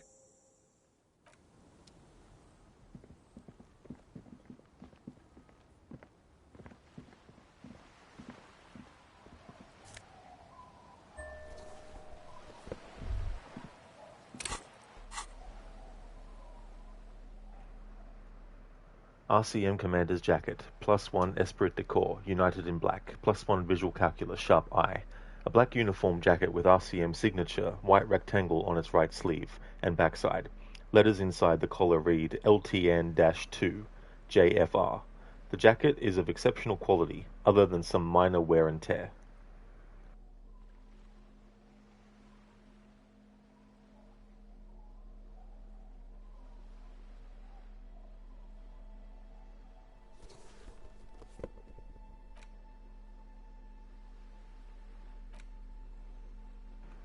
RCM badge LTN-2JFR Dubois. Thick blue piece of acrylic, covering a thin leaf of paper with the officer's name and rank on it. Next to the writing you see a man stare back at you, a younger version of you, already disintegrating inside but still presentable on the outside. A police badge on which you see the photo of a man, you. Some seaweed is stuck to the back. At least something good came out of all this. Encased between two durable plastic sheets is a bluish card with lines of information and a watermark in the shape of the street grid of Revachol West. You see a photo, a name, a rank, a document number, the date of issue, and, in the lower right corner, your precinct. The man keeps winking at you with his green-grey eyes. The photo is old, no doubt about that, but the badge is new. You used an old photo for a new badge. 8, maybe 10 years. The guy in the picture is rather good looking. He's got a nice haircut and is distinctly lacking in massive sideburns. What do you think? His face is already contorted by the expression, although it looks less grotesque on him than it did on you. It looks like you had quite the charming face way back then. Your hair is brown and slightly curly. Your eyes seem more clear somehow. The lack of alcohol swelling is a bonus, though there's a pinch of that in your cheeks already. Don't be fooled. The bad times have already begun. The badge in your hand shines as you rotate it, catching light. You see lines of information on it, and a shining watermark. Harrier, that's long for Harry. So you are Harry. Evrard was half right. Probably not a lot of people know your full name. Whoever told him you're Harry Dubois didn't. Pleased to make your acquaintance, Harrier Dubois. He's not going to call you Harrier. He'll keep calling you officer when he's angry with you, and detective when he's not. The badge in your hands shines as you rotate it, Catching light. You see lines of information. Lieutenant W. Freighter. The lieutenant is a rank above sergeant and below captain. It's the highest rank in the RCM that still does field work. I am a lieutenant. The title of Freighter is added to your rank when you decline a promotion to a higher rank. In your case, captain. You have declined twice, thus you're W. Freighter. There are many reasons one would do this. The rank above you in your precinct's décomptage might be taken, or sometimes promoted officers do not want to replace their superiors out of respect. And sometimes they just prefer the type of police work available to their current rank, in your case, lieutenant. Heavy-duty case-solving machine. Décomptage is the hierarchical system employed by the Revachol Citizens Militia. It means counting down to twos. The countdown is modeled after the dual leadership system employed by the left during the revolution, which, in turn, was developed by last-century experimental psychologists in the University of Königstein. The lowest rank is junior officer, usually teenagers. Then there are the patrol officers, then sergeants, lieutenants, and then a captain. That's basically it, except for a few kings. Kings like satellite officers and the additionally a freighter rank I already explained. The long and short of it is, you're his superior. You are given the title of satellite officer if your partner is quickly promoted through the ranks and you rise with him. You don't seem to be a satellite. My pleasure. Such a small yet precious thing, expensive paper caught between thick plastic, like a fly in amber. It reads. That's just the serial number. Revachol, Jamrock, Precinct 41, with some numbers thrown in there for good measure. The numbers are not there for good measure. They have an administrative purpose, one that's unfortunately been erased from your memory. 4 months ago. I'm guessing that's when you were promoted to the rank of Lieutenant W. Freighter. A new badge usually comes with a new rank. You seem to have been doing well then. You're pretty sure you weren't doing well, but better? Probably yes. Oliver Allen is watching. Always. Dun dun dun dun. A lot can happen in 4 months, especially in winter. The winters are never easy on you. Of that you are sure. Yes, it's the designation of your precinct. 41, like mine says 57. The 57th is mostly industrial harbor, a lot of asphalt. The 41st is... it's a tough station to work in. You have all of Jamrock to cover. That district should have 3 precincts, but money is what it is. It's no wonder you are like you are, he thinks. But then again, it's a legendary district, and a hell of a station too. It must be an honor and a curse to work with people like Price, McCoy, Berdiaeva. Roberts, Feuerbach, Dimitri. Suddenly, names from your decomptage flash in your forebrain. And you? Is it an honor to work with you? Don't ask him, ask yourself. The badge in your hand shines as you rotate it, catching light.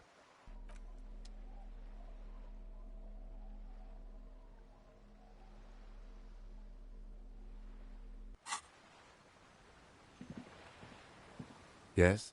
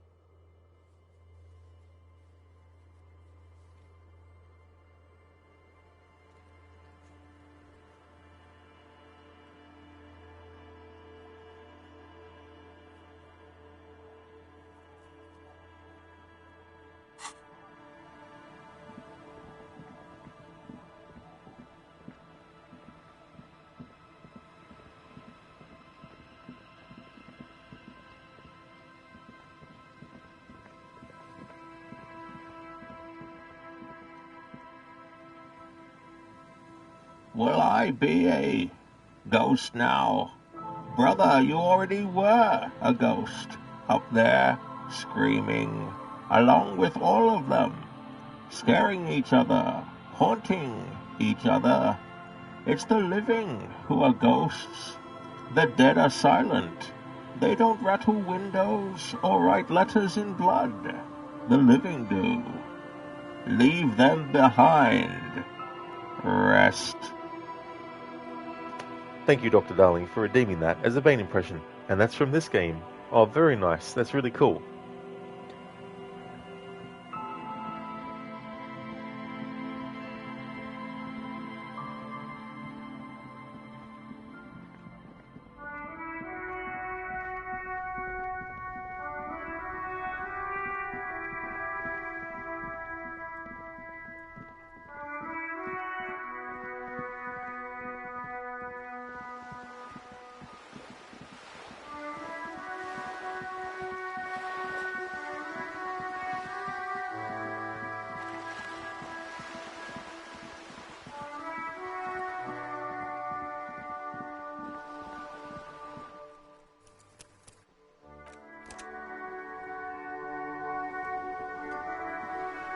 A sturdy metal door guards the door rattles. Stop banging on the door! The police? Everyone knows? No. Go check the backyard. Backyard door. There must be another entrance to the east. Madame, I assure you, we are real police officers. There is no reply. The door rattles. Stop banging on the door! Doesn't matter who I am. Now go on, get out of here. The police? Everyone knows the police don't come round here. No. I already told you. Go check the backyard. Backyard door. Dr. Darling, is the main character holding a beer or something? Never mind, not bottle-shaped. He's not, no. Yeah, that's the ledger. There must be another way into the building.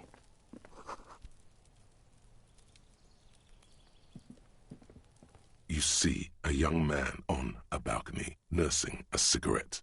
His eyes have been following you for a while. Not looking for any trouble, officer.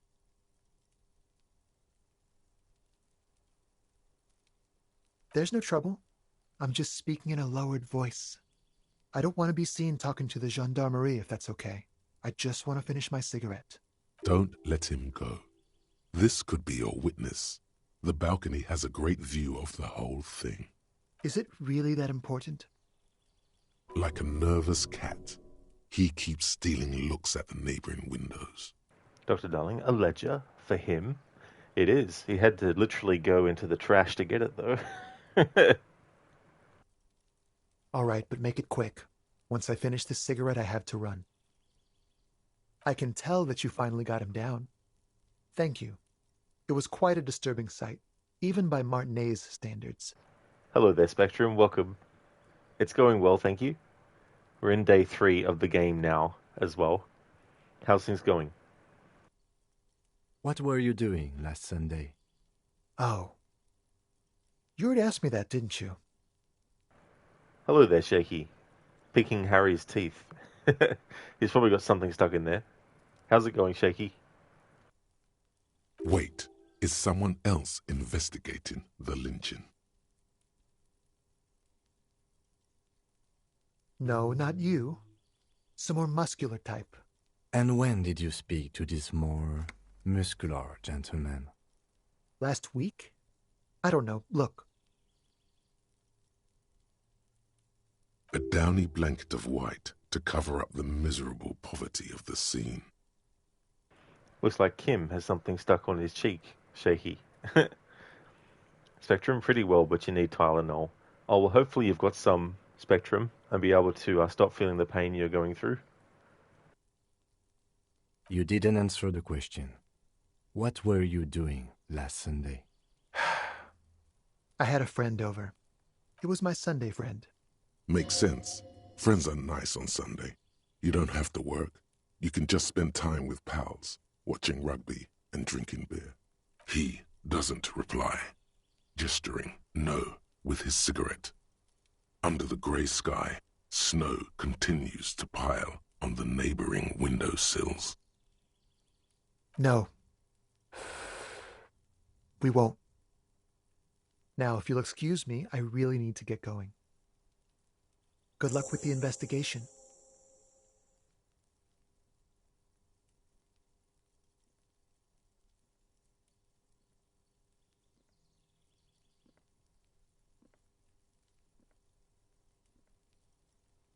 He's gone. No point in running. Tenements like these often have multiple exits. If he doesn't want to talk to us, then he'll know how to hide himself. He could be a witness. Him or his Sunday friend. Either way, we need to look into that muscular type who's asking about our case. Shaky, thank you so very much, dude, for the 100 stream streak. Holy damn shit. Thank you for that. Really appreciate it. That's true, yeah. Yeah, you made it to the 100 stream streak. Excellent. There has to be a way of getting inside the building. Let's go check out the door near the pier again. Once we found the way in, we can ask around for his apartment.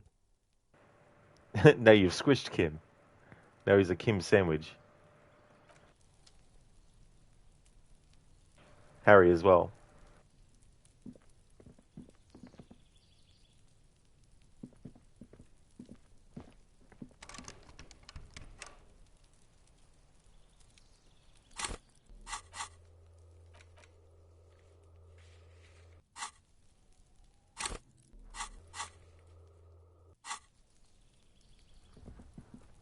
Shaky, it's when you're using all your inland empire.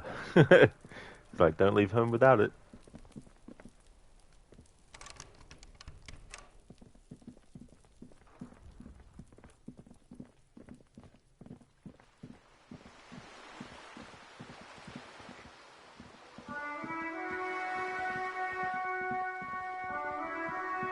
A sturdy metal door guards the southwest entrance to the apartment building. It's locked. This could be a way into the apartment building the smoking man vanished into. Good. We had enough problems with bums and drunks and thieves loitering in the hallway. You have no business here. You're well versed in the kind of threatening legalese that implies criminal liability, but in fact has no meaning whatsoever. I know my rights, and don't you marm me, boy. Miss, would it help if we offer to show you our badges? Ah, it's like a carrot to the stick, sort of. Hold your horses. I don't care about your stinking badge. Just come in.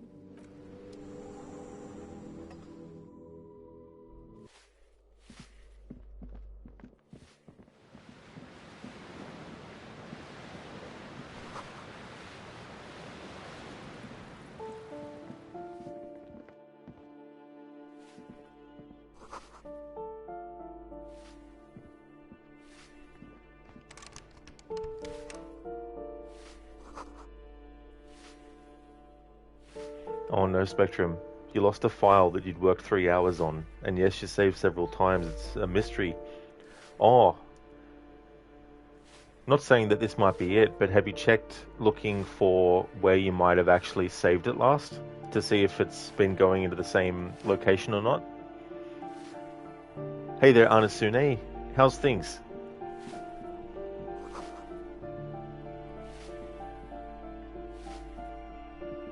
Give me a moment. The cold never does any good for my bronchitis. I'm fine. Fine. Don't you worry about me. You're still worried. It's very worrying. Now, what do you want from me, policeman? She's the cleaning lady. She knows the floor plan and the residence. I'm no one. Just an old woman who cleans these hallways. If you can call it living. I have a little room upstairs right next to the coal room. It's barely bigger than a closet. But I don't complain, no. I have my bed and my aching bones to keep me company. And that's all I need from this world. She hasn't spoken to anyone for a while. Even her sentences feel rusty. Spectrum, it wasn't saved on your computer, it was an online file. Ah, okay. Yeah, not sure what might have happened then, if it was an online file. Yes, I know who you mean. The scrawny boy who's always smoking like the devil, right? Somewhere in the building, a child starts crying. You hear a radio tuned to a talk show and someone taking a shower. And Sune, things are alright. In Red Dead 2, have you found out whether or not Hosea has dialogue if you buy a horse from the stable before he takes you to buy one? Ooh. Not that I can remember, because I can't remember in all the playthroughs what order I did those things in. What's he in trouble for? Talk? What was so funny about that? He lives upstairs in room 28. Go to the balcony. It's one of those doors there. He's usually home in the evening. Oh yeah, Oliver, that's all good, dude. I really hope the work goes well. It's good that it's going to be a shorter day for you, so hopefully it goes really quick.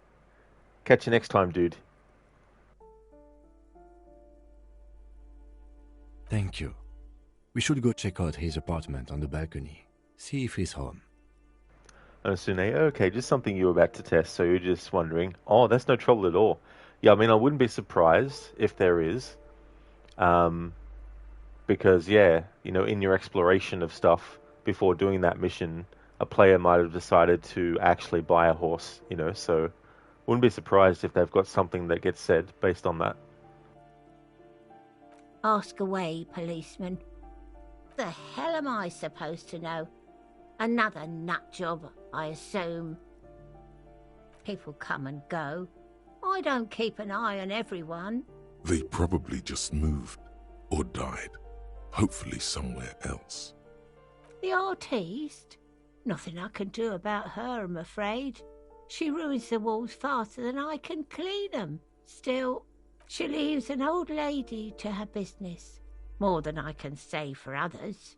She mumbles some kind of a response, then hacks something into her handkerchief.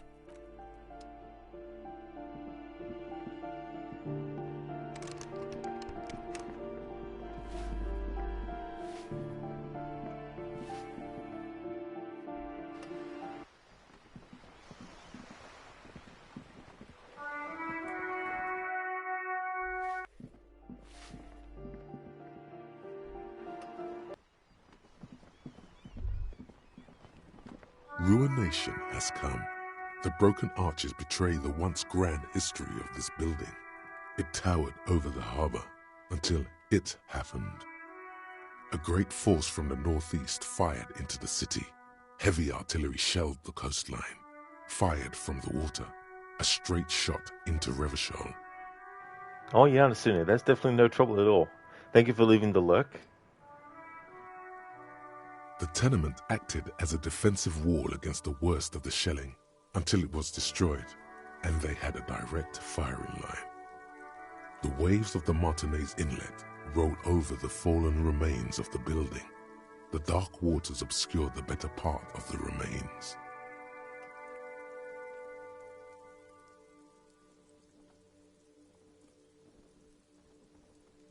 What didn't fall into the ocean was used as scrap. What wasn't used as scrap was thrown into the ocean. Those arches acted as support for something greater than what you see now. Only 3 stories stand where 9 to 12 once did. Restoration has failed. What the shelling took out was never rebuilt. A fleet, the combined armies of Occident and Grad, with Mesk volunteers, a 5-nation army, hundreds of vessels. They massed airships further down in the Bay of Revachol. The artillery was so powerful. The ships not only required gyroscopic stabilization, they were anchored into the ocean floor as well. Many are still there to this day. If you squint, you can just barely see the shadow on the water, far in the northeast. Cannons still ready to placate Revachol. The Coalition. But that was a long time ago. I think we should move on. It's chilly up here. He does not like talking politics of this kind.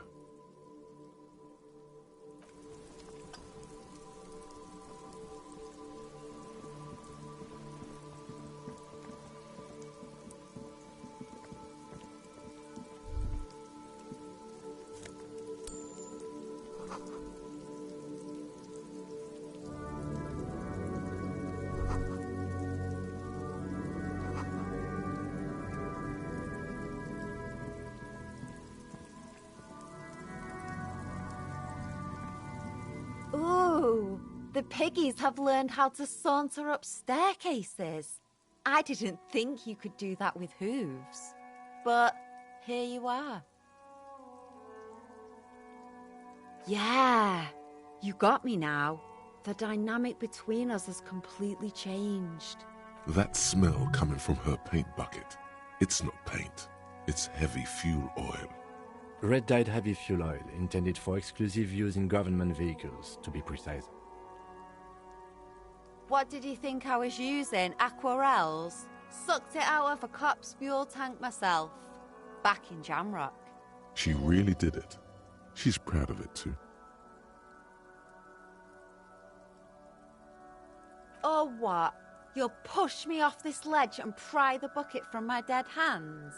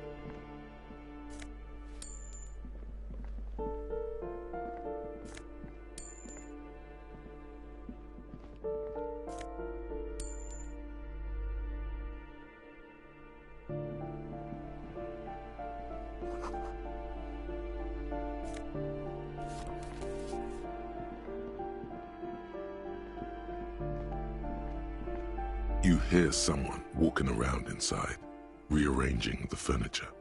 The number on the panel says 10. The walking stops abruptly, but no one comes to the door. You can feel tension on the other side. A poor communard, from the looks of it. The room is barely bigger than a closet. Do I have to open the door? Do you have a warrant? I'm not obligated to open the door if you don't have a warrant. Let's go. We don't have a reason to get inside that apartment. It's generally easier to do things if you have literally any reason.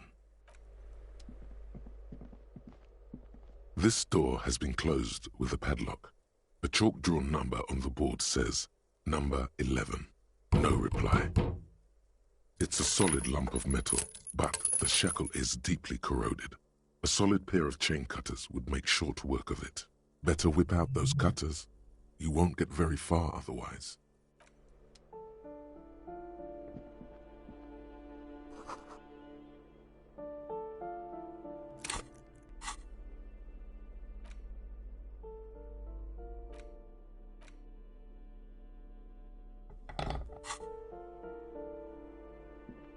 This door has been closed with a padlock. The shackle snaps like a twig, and the lock falls to the floor with a little thud. It should be possible to enter now. After you, detective.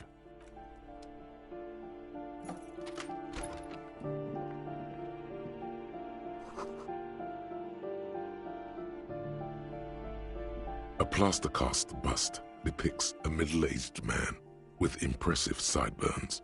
The name on the plinth reads Kraz Mazov. Kraz Mazov, nom de guerre, was an economist and a theoretical historian. He was a leading figure in the Grad side of the turn-of-the-century revolution, where he headed the 9-day government. Mazov is considered the father of scientific communism, Mazovian thought, or Mazovianism. The White Star, the photos on the wall.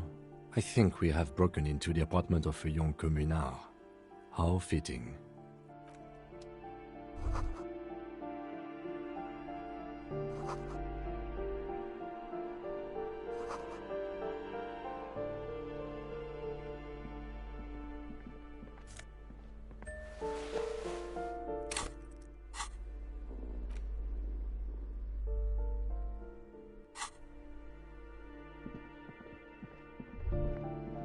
That isn't just a 5-pointed star. It's an inverted white pentagram cradled in a wreath of antlers, the iconography of communism, in other words. I'll keep my armistice handy, detective. He doesn't actually reach for his gun. The star and antlers was developed in the 6th decade of the last century and quickly adopted by Mazov and the communards during the revolution.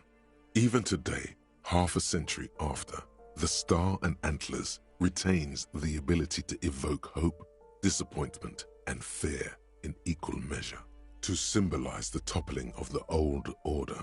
Also, some social democrats were already using it. The wreath of antlers represents a natural crown. It was about building a society that could exist in accord with the natural world, and at the same time above it, because white is the color of peace. Nothing at all yet. Right now, it's just meaningless shapes on a wall.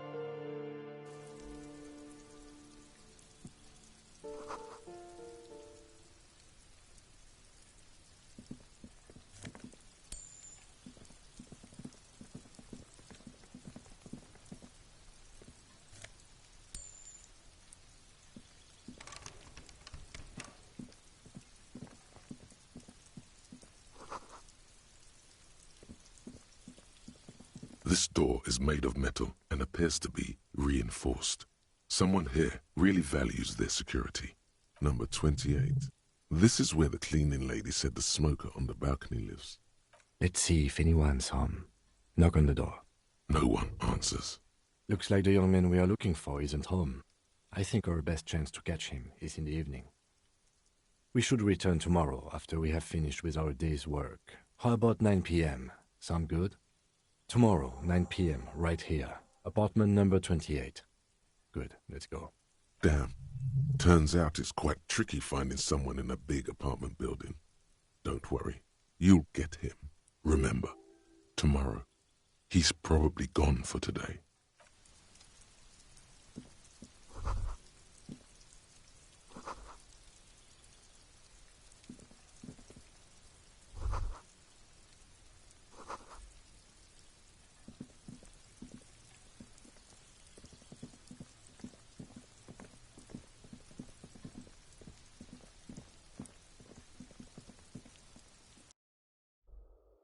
Anasune. Okay, so turns out the game just treats the horse you buy as if it were the horse Arthur got up at the mountain. Cutscene is the exact same, apart from the horse being different. Ah, well that's interesting to know though. that they didn't put any changes or differences in that.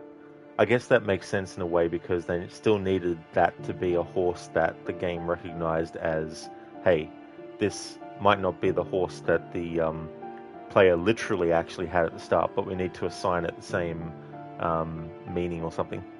That's what I'm just guessing anyway.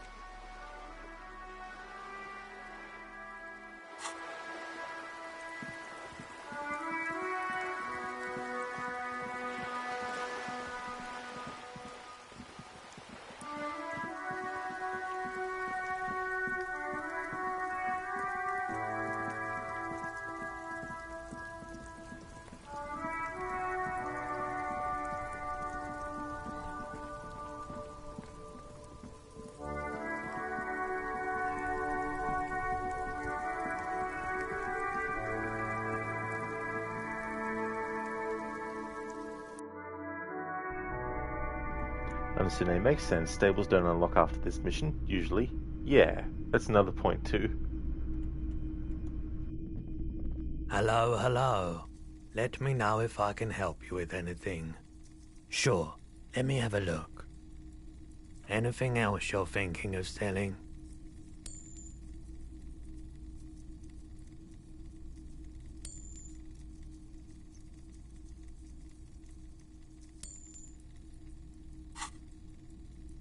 Another time, perhaps.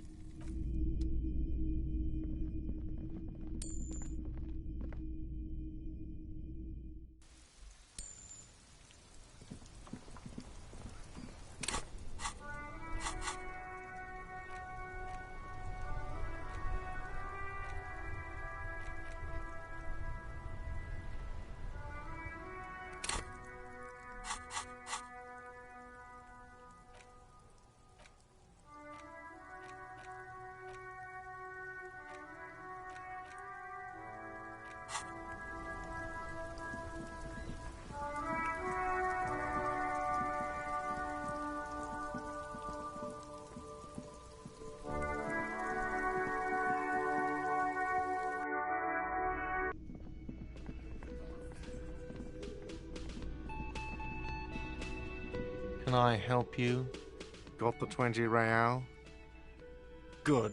You got the room for the night, but remember, you'll need another 20 real tomorrow. Can I help you? Another thing. Great. I love those. Why? No, fuck it. I don't want to know. I don't want to know why these degenerates do what they do. I thought we had one good guest in the building. Yeah, neither do I. Thank you for telling me, I guess. Good thing she pays for her stuff on time. I'll forward her the bill and be done with it. Yes? Even though there's accommodation that is opened up that can actually be gotten for free in this game, I still want Harry to be paying for a room at the Whirling as part of his kind of like, penance, and also on his way to becoming a more competent police officer as well.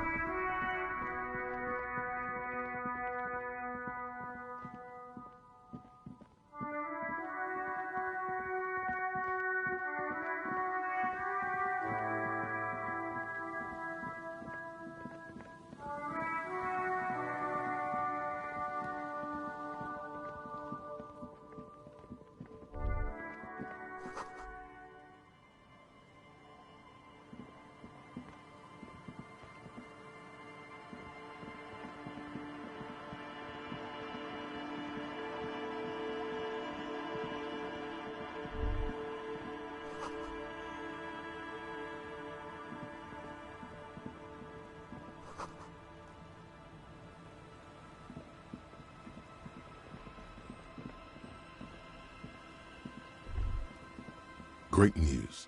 The boat is big enough for a grown man like you to fit underneath it in a supine position.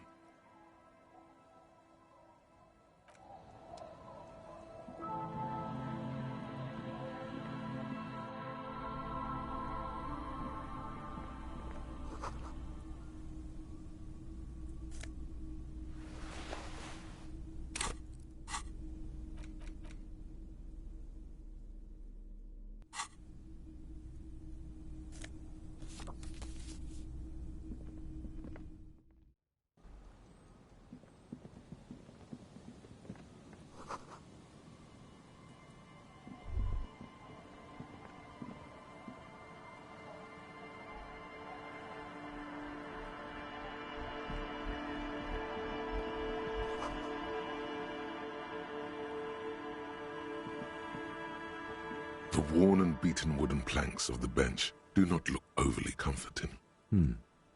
We can sit on benches after we've solved the murder. Let's go. You can revisit the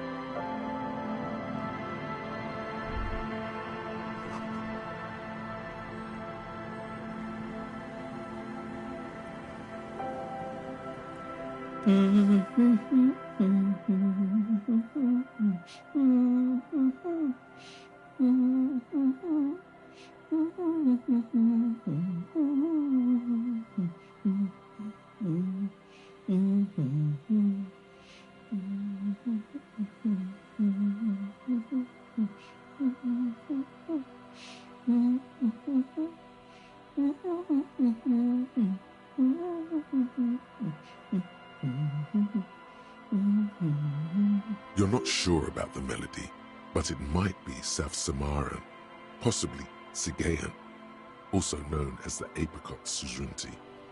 Welcome to the fishing village. Please lean in closer. I have cataracts.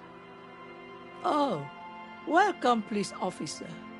We don't cause any trouble around here. And we don't want any trouble either. We are not here to cause any trouble, madame. Oh, of course. Last time we saw you around here was 12 years ago. You also came to take care of trouble then. Wish you did. But still, in Martinez, you're considered an ill omen. Maybe they are afraid. Because you're an ill omen. But you're still welcome here. As long as men with guns aren't chasing you. And maybe even then. Because that's the kind of fishing village we've built. I'm sorry there's not a lot of room to park the motor carriage. And not a lot of houses. Or a lot of people. My kids are long gone, searching for treasure. So are others. Ah, look at me ramble on. What brings you to us? Nay, I haven't seen anyone lately. This is my little cinder block town. I know what goes on around here. She's being evasive. She knows something.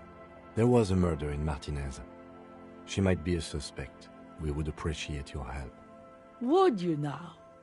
I know how this world works, and it doesn't work when people tell on each other. Ah, I should have known. This is yet another union mess. I'm not afraid of them, you know. We are not in the habit of being afraid around here. There's not much to tell. People come and go. Now, was there something else? I see, ma'am. I hope you don't mind if we look around anyway. Ruby was here. You know it. Stay? Most people here are trying to leave. That said, if lodgings is what you're looking for, I've got a free room in the shack. I won't charge you for it. Take it as a gesture of goodwill from the village to the RCM. Alright, so there's a mirror in this place that you can use to have Harry shave if you want. And so I want to have him do that. But before I commit to it, I just want to double check something.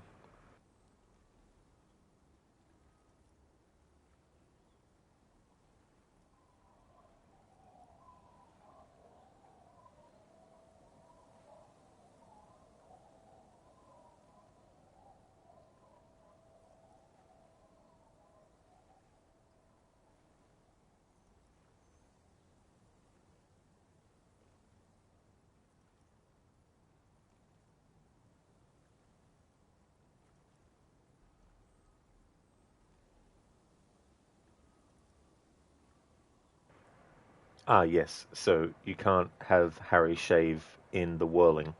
All right. So because I want to have him do that and gain access to that, I still need to actually get it. However, it doesn't mean that I have to have Harry sleep there, of course. Because in this playthrough, I want him to sleep at the whirling in rags.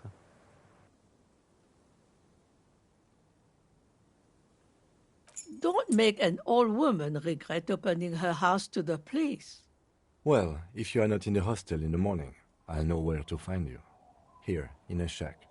He's a little relieved you're no longer in that room. Just us. It's barely a village anymore. We almost don't exist. This is pretty much a non-place. A gap. A blank spot on the map. Just a cluster of nameless shacks on a nameless street. The place is so pornographically poor, it's not even funny.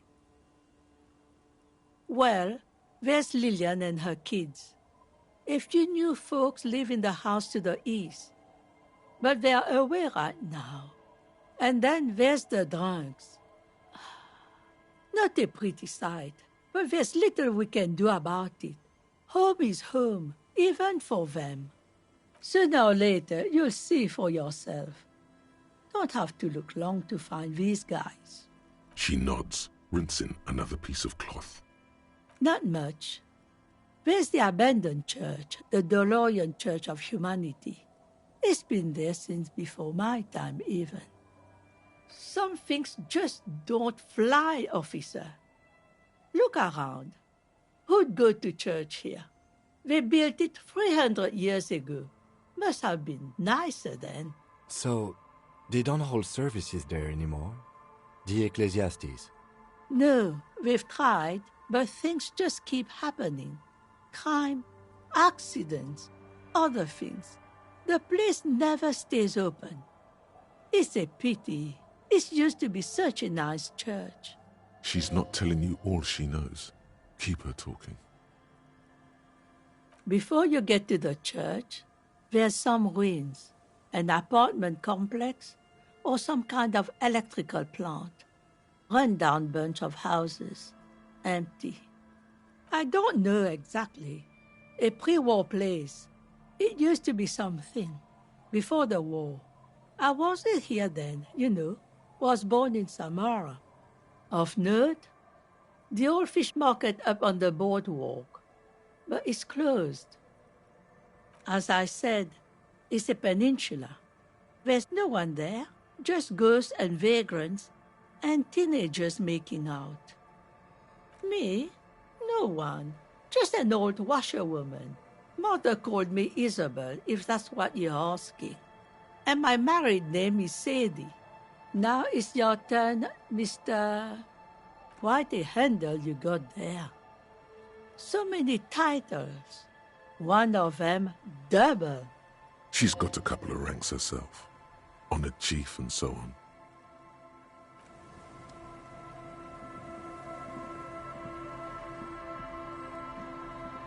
The door has seen better days. The layer of paint has started to peel off due to the salt and wind from the sea. Even the lock looks slightly rusted. I'll wait outside to give you some time and privacy to check out your new living arrangements and look for any signs of Ruby. But just so you know, after we are done with the day, I'll still be staying in the Whirling in Rags for the night. We'll meet in front of the shack in the morning. The key turns with a satisfying click. You can enter the shack now. Understood, eh? But yeah, in Red Dead 2 you managed to find, or rather make, an outfit you really like, so that's fun. Unfortunately it can only be done mid to late game, but still. Oh yeah, that's fair enough as well. That's the thing too, when games don't have a New Game Plus, not being able to take advantage of any outfits that you can't actually get until later. Because then, you know, it sort of messes up any plans you might have. Obviously, if you have the PC version, you might just have to install a mod, but yeah.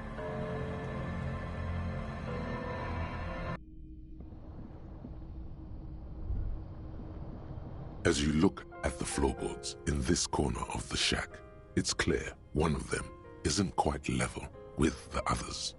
The edge of a floorboard next to it looks scratched. Hollow space underneath the floorboards is dark and damp. You can barely make out the mixture of sand and sawdust below. Nothing particular catches your eye. Looks like more reeds.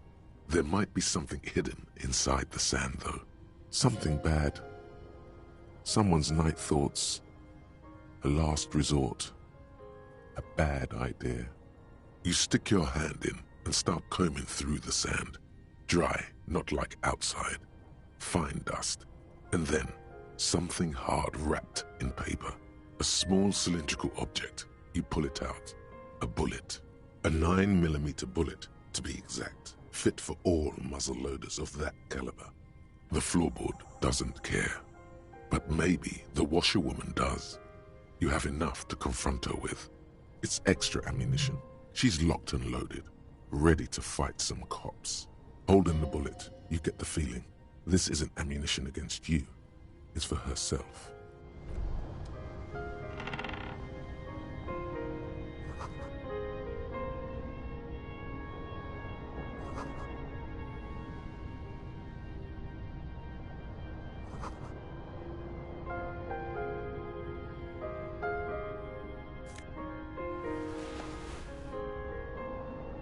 The bed is comforting, if a bit run down.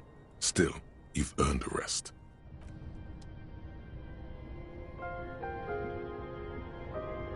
On the table, you see a bowl of water, a rough soap, and next to it, a small hand mirror. A straight razor soaks inside the wash basin.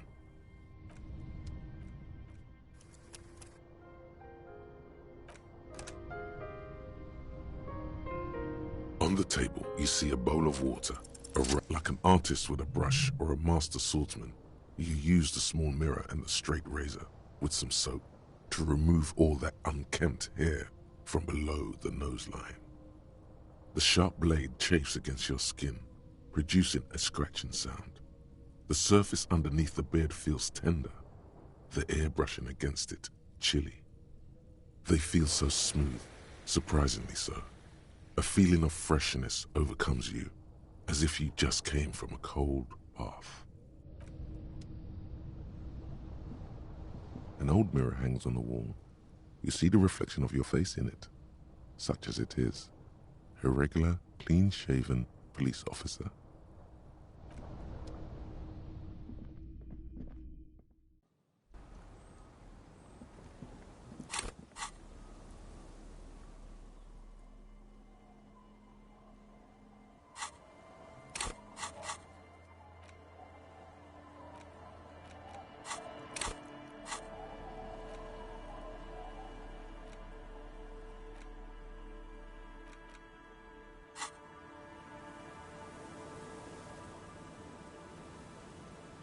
Yes? Yes. I don't know what to say. Perhaps, I'm not really sure about this turn of events. I think the mutton chops might have been a better idea. They sort of seem to cover up some of the... Either way, good on you. You were saying?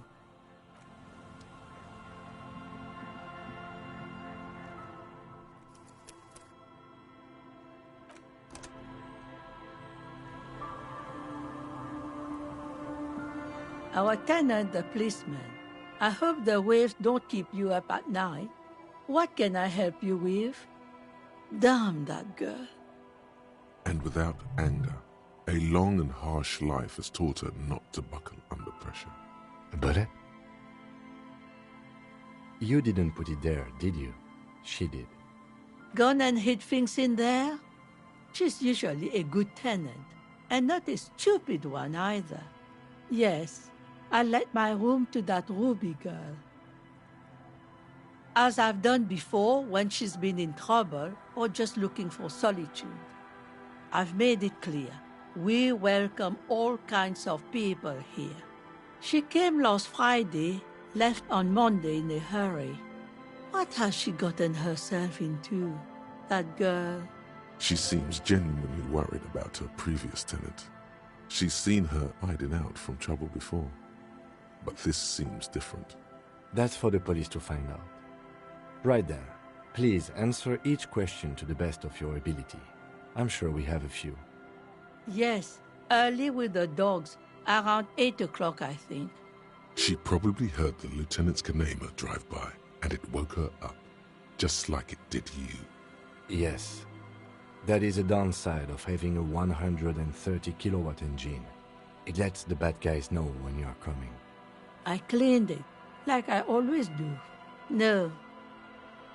She's good company. Knows how to talk to an old woman. At my age, you don't get a lot of quality conversation. So I really appreciate that about her. Did she talk to you much during her last stay?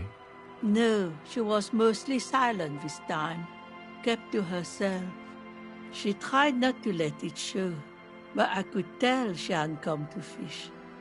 Usually she likes to cast a few lines, but this time she mostly stayed in her room. How would I know? She's a gruff one, but not violent.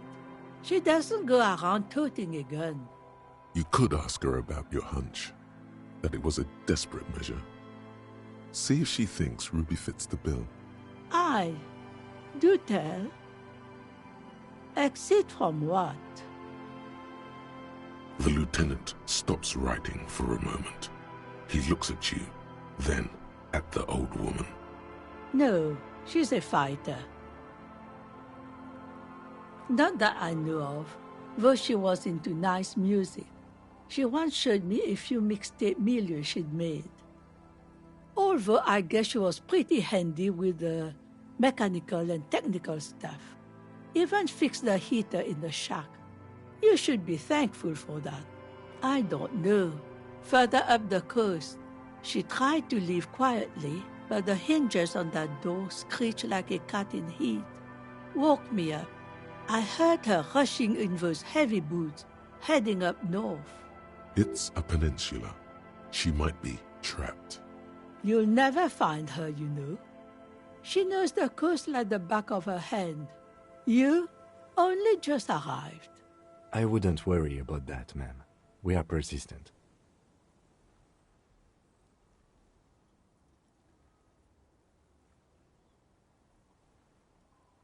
Are you sure you would rather stay here?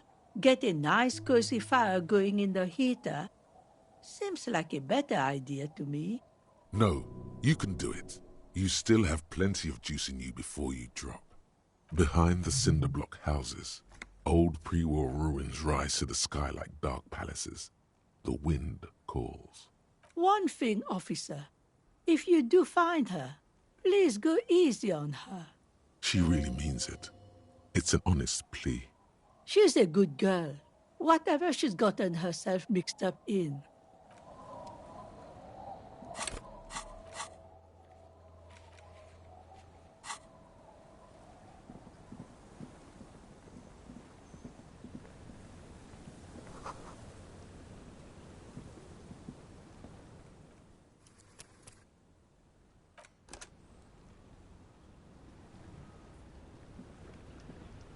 Hi, officer. Anything I can help you with? A fishing village on the seashore. This place doesn't really have a name. It's sometimes called Elysium. The sign on the street leading here is illegible. Has been since they built this place. The name is Lillian. People call me Netpicker. I think I have time for questions, and that was actually the second one. Indeed, you're always confused as to your whereabouts. Ask her about the cool sword. Helps to break the ice.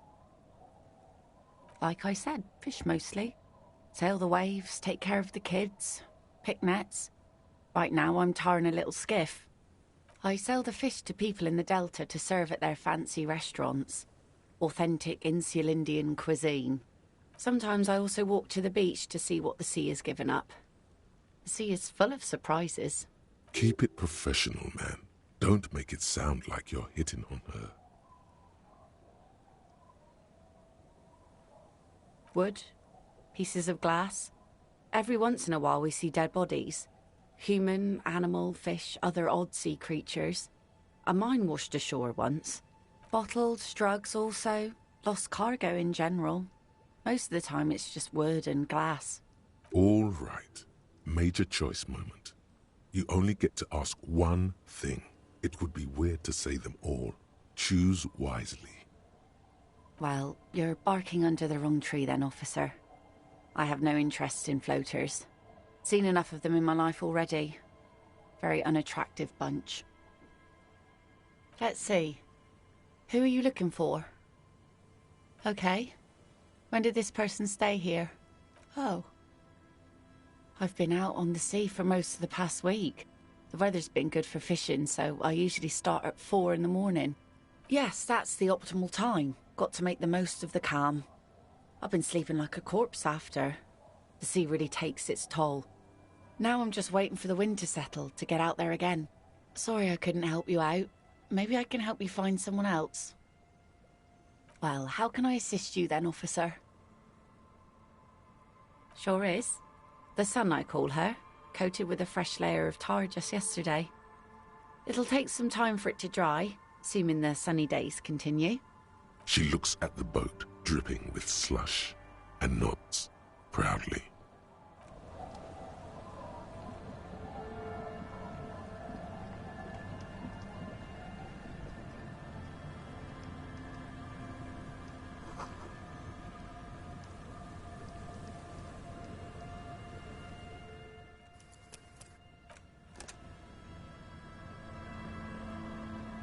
I'll just keep the Cordeleche in the channel, if that's okay.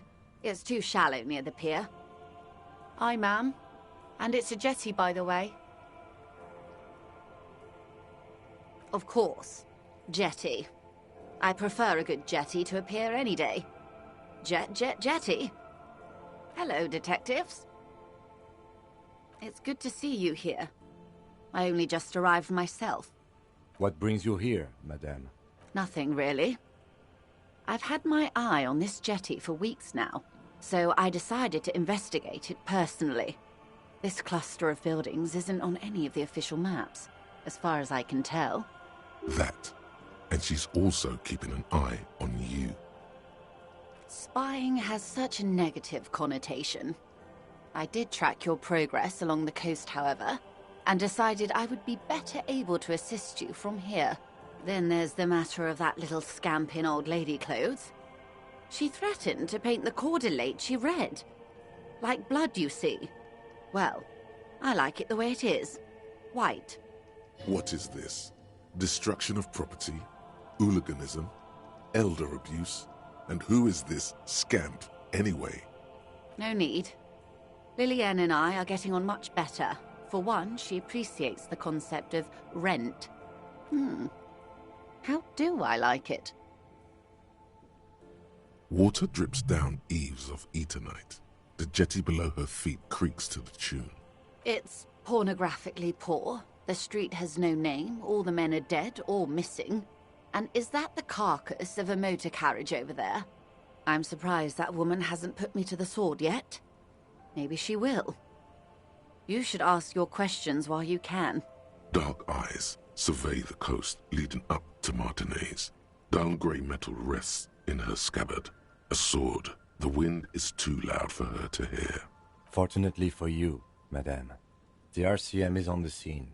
All right. Politics time. Let's react. Real men, real politics, real thoughts in your head.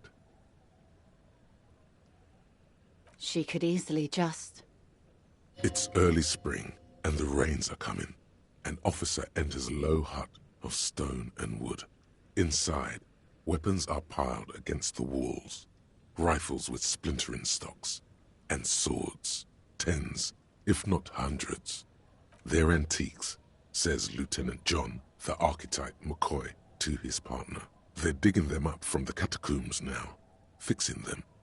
Old caches from the revolution. The children carry them up.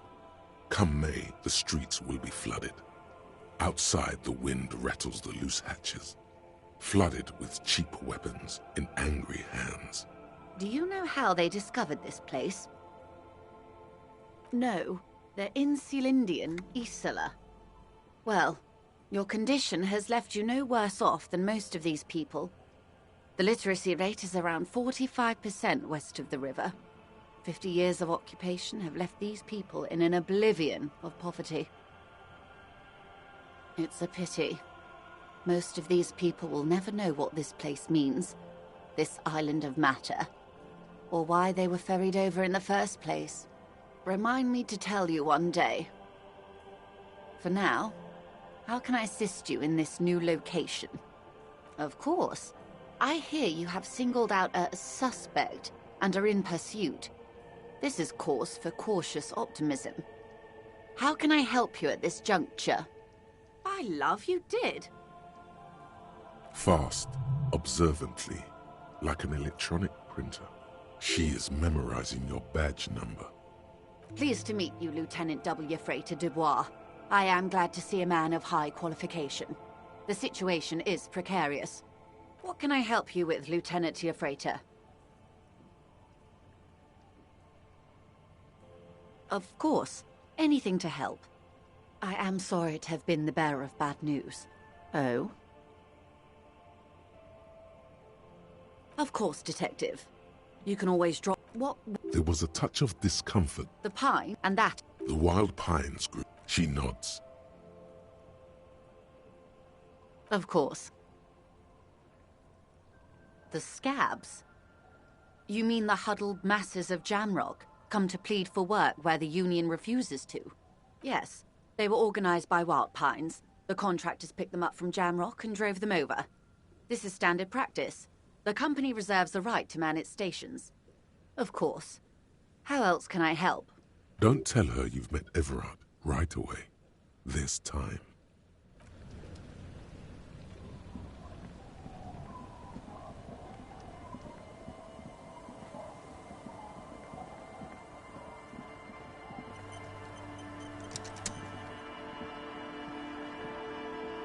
Our tenant, the police, what more do you want to know about that poor girl? Yes, let's see if there's other questions.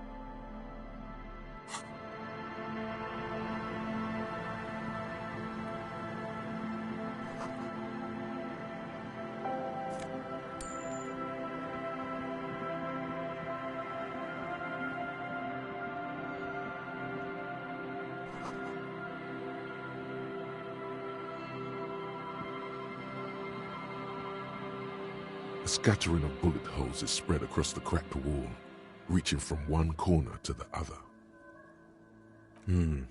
Correct.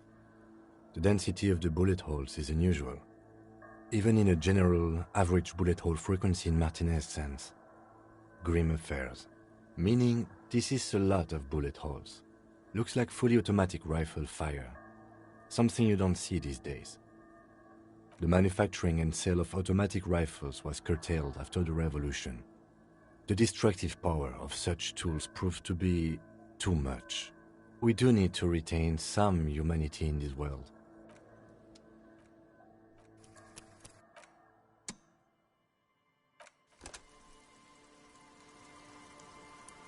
A scattering of bullet holes is spread across the unable to.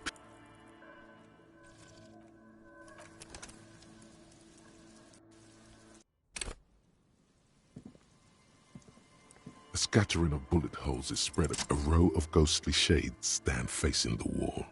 There are many of them, a dozen at least, their heads lowered and eyes blindfolded. It's quiet. No sound, no movement. 10 meters away, other shades are lined up in an orderly manner, automatic rifles primed. A gust of wind blows by. The coats of the firing squad flap slowly in the breeze. A single person stands on the side. Droplets of rain fall on the wooden planks, the surrounding sand dunes. The clouds block out any rays of light.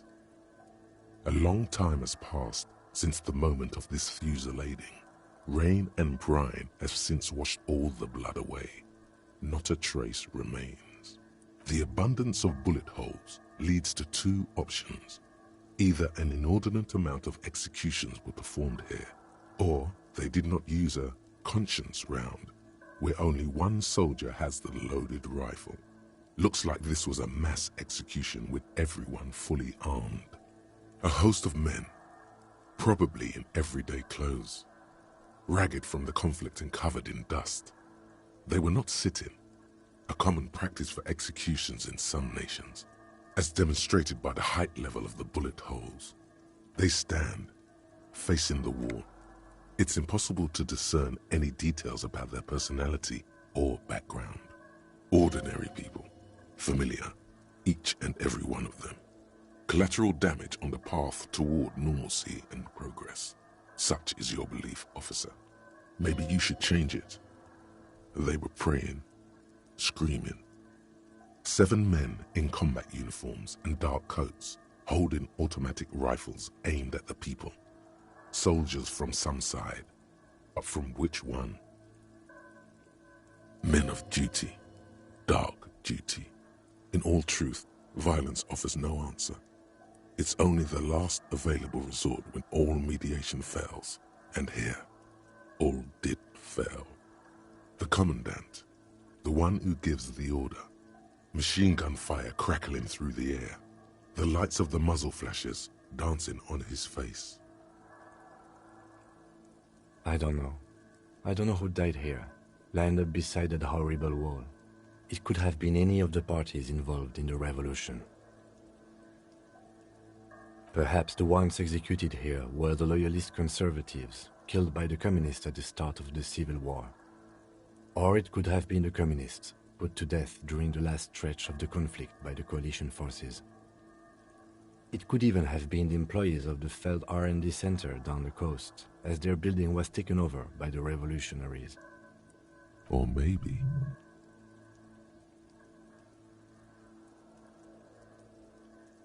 Yeah, it's very unlikely the coalition forces were the ones who died here.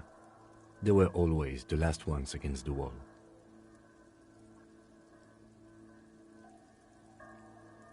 To be honest, if a coalition member was anyone in this situation, it was the commandant, the superior giving the orders.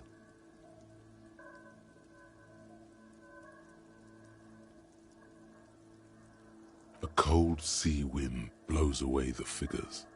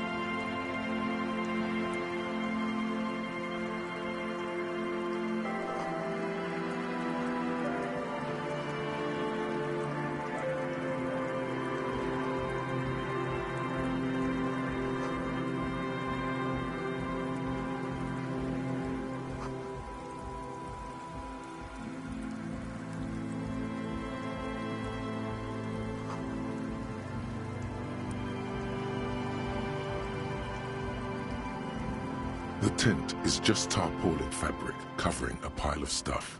The flap is open. Inside, 3 young men are listening to some new form of music. It's like nothing you've ever heard. One of them looks at you. Come on, get in and close the flap behind you. The warm stuff's getting out. It's safe to assume this is their leader, or at least he thinks he is.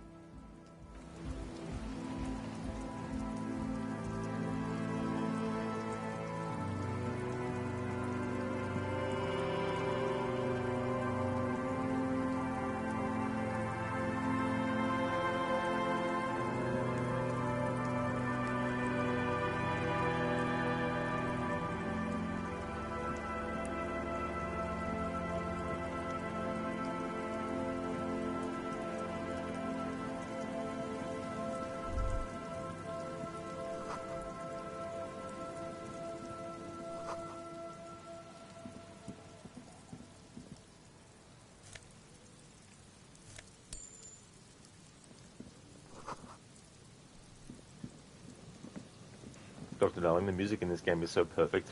It really is, yeah. Did such a great job with it. And I like how it even changes too, depending on which character you might be talking to.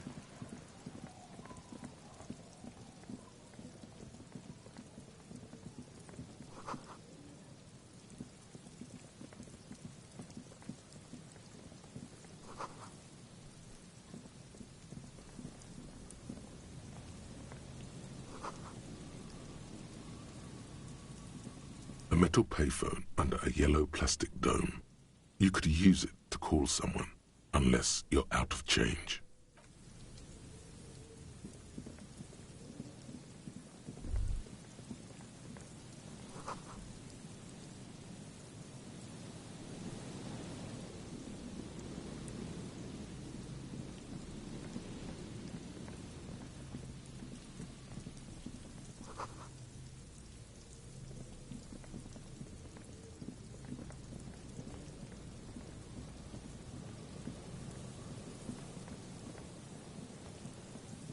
Someone has left an unidentifiable article of clothing on this railing. It smells really bad.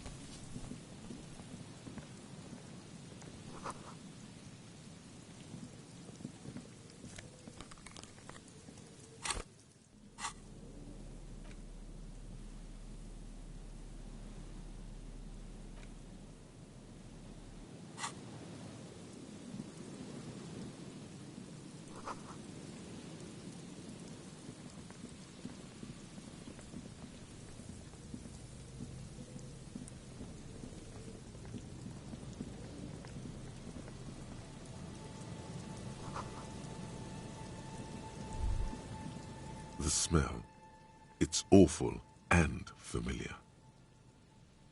It doesn't help. You can still smell it. Don't you recognize it?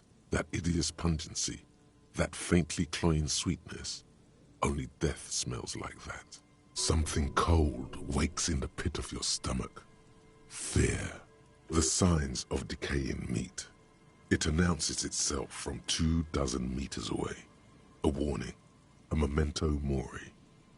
The lieutenant has already brought a handkerchief to his nose.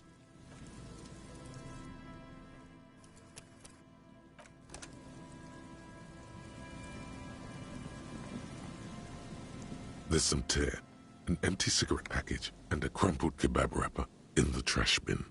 2 empty bottles of Tallulah vodka and a can of black potent porter is all you find. A tragedy. He shakes his head with genuine sadness. Whoever tossed it here was a heavy smoker. The brand name reads Red Astra. Red Astra is the black market version of Astra cigarettes, known for their high tar content. You see traces of mayonnaise and ketchup on it, as well as a tomato wedge. The wrapper reads Shish Kebab Revachol. It's no older than a day or two. No mold yet.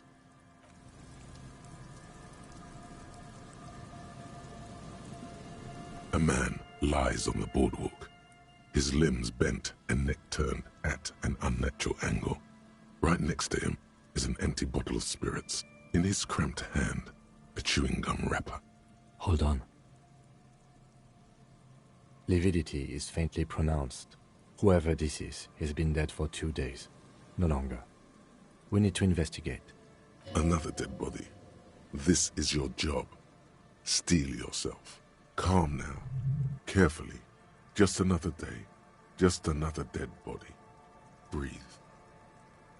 He's wearing mud-caked boots, beige trousers, and an old brown leather jacket with a bright blue lining. There are traces of kebab sauce on his chest.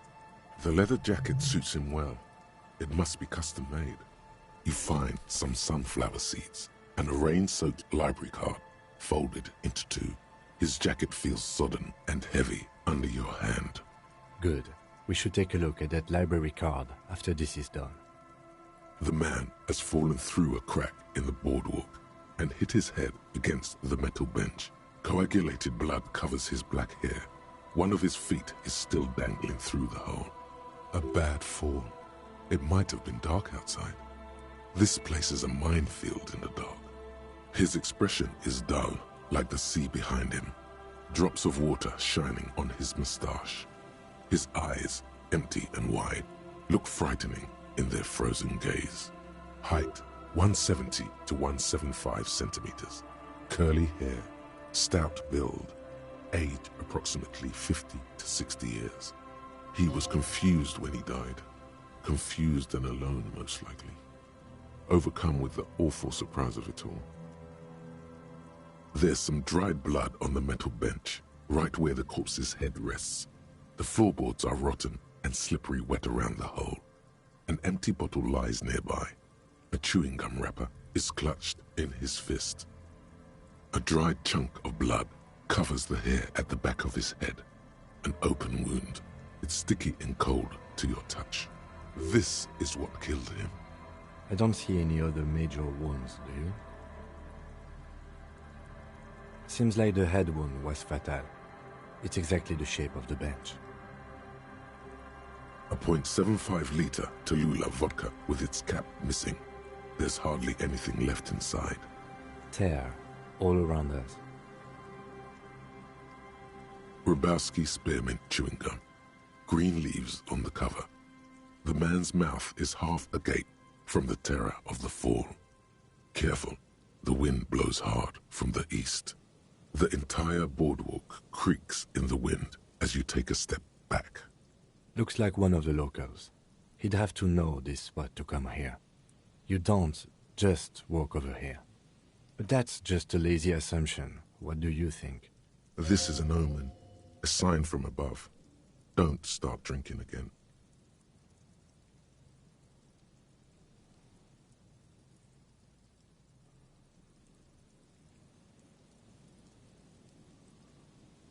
We do know that he was married. But you're right. Let's not run ahead. For now, all we know is that he's an unidentified middle-aged man found dead on the Martinez boardwalk. Death by misadventure. He slipped and fell through the boardwalk. A truly unfortunate accident. If it wouldn't have been for that bench, he'd be alive. What about it? The deceased ate some kebab. It's probably from a nearby place, maybe in the Pox. Sometimes a kebab is just a kebab. They'll seal this place off after the news reaches the coalition officials. I doubt that they have enough resources to actually repair the boardwalk. Not that sealing it off would keep anyone away. All it does is keep the city council's hands clean. It does seem to be a pretty straightforward misadventure, although there's still a question of identifying the body.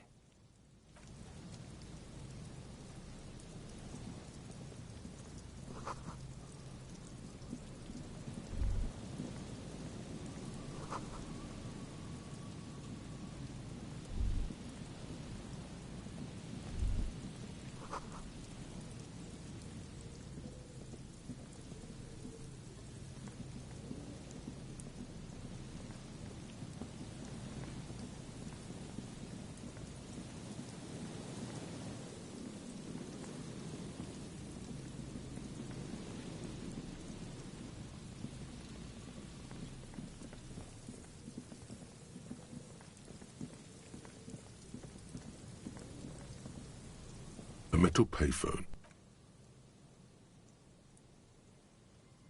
You hear the tone. The machine is inoperable.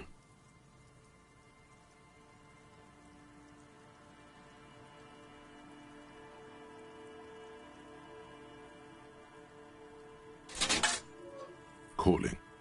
Still calling. This feels wrong. Should you be doing this? End of tone. Someone picks up. Pierre? Is that you, Pierre? Do you have any news about Pierre? He's my sister's grandson. He used to visit me as a lad. Fine young man. But who are you, then? A salesman of some sort? Modern goods are rubbish, and I can't afford them anyhow. It's a shame what you did to our country. To hell with the police. To hell with you. Her voice is drowned in white noise. Sounds like waves washing a beach, growing in volume until the call suddenly disconnects. You get a sinking feeling. It makes you look if Lieutenant Kitsuragi overheard you. To your relief, he did not.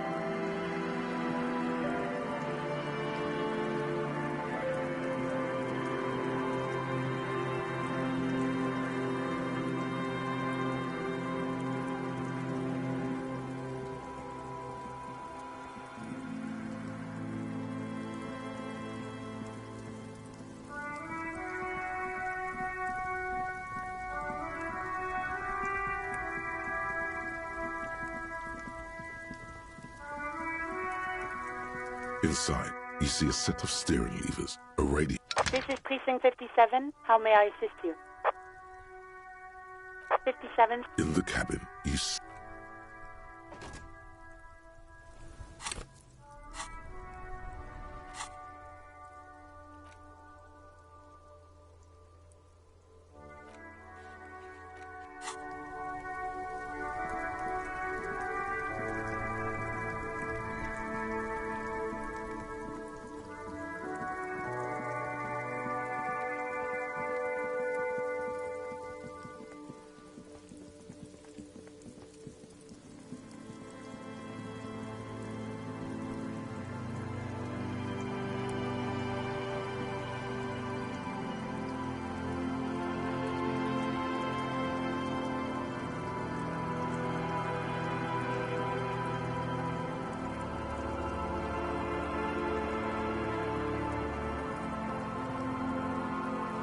No, sorry, I feel like you haven't heard God talk in a hot minute.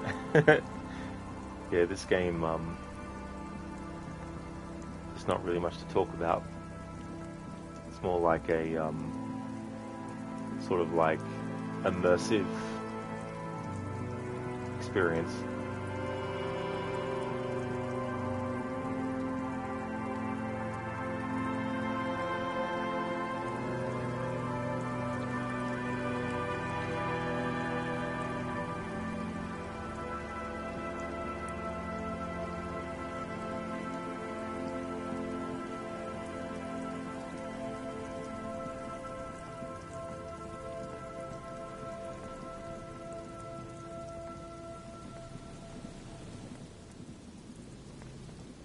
If you're just browsing on another tab and you're like, wait, do I still have Stream open? Because usually I hear you talking a lot. That's fair too as well, if you've got multiple tabs open. Yeah.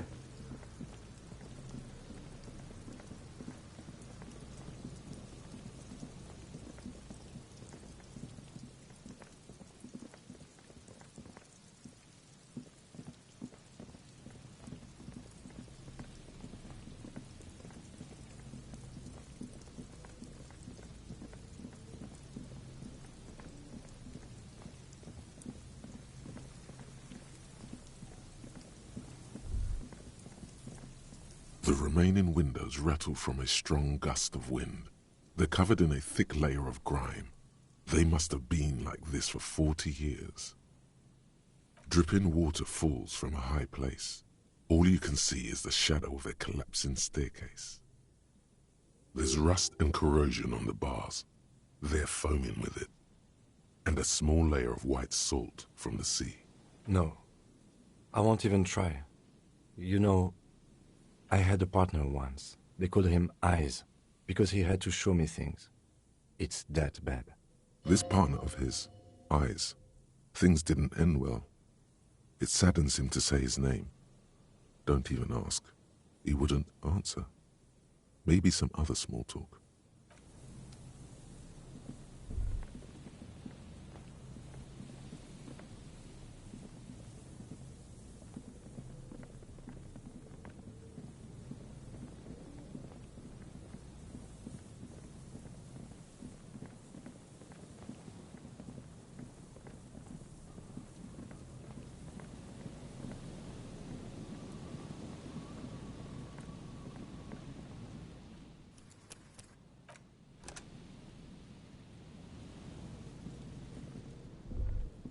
A man lies on the boardwalk.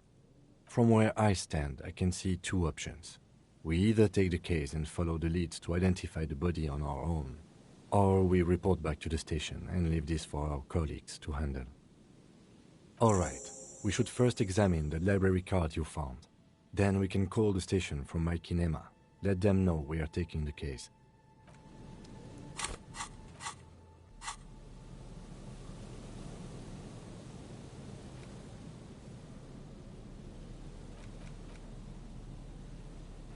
Folded library card.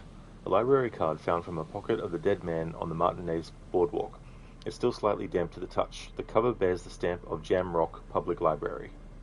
The library card is folded into two and still slightly wet to the touch. The front side reads, Central Jamrock Public Library Card, issued to Billy Mejean, expires July 53. Billy is a unisex name. Could be the deceased, or his family member. Whoever owns this card is an avid reader. You find a list of books written in blue pencil. Radio thriller. Stand a little less between me and the sun. The last one in the list is The Glinting Curve by M. Theobald. A library stamp indicates that the book has been returned. Most of these titles seem to be in the sci-fi genre. Some thrillers too. If lost, please return the card to the library. Dial 005 02 55211 or visit us at Moreau Street, 78, Jamrock. Business hours, 900 to 1800. Good. We should give them a call from my kinema. See if we can learn anything about Billy Mejean.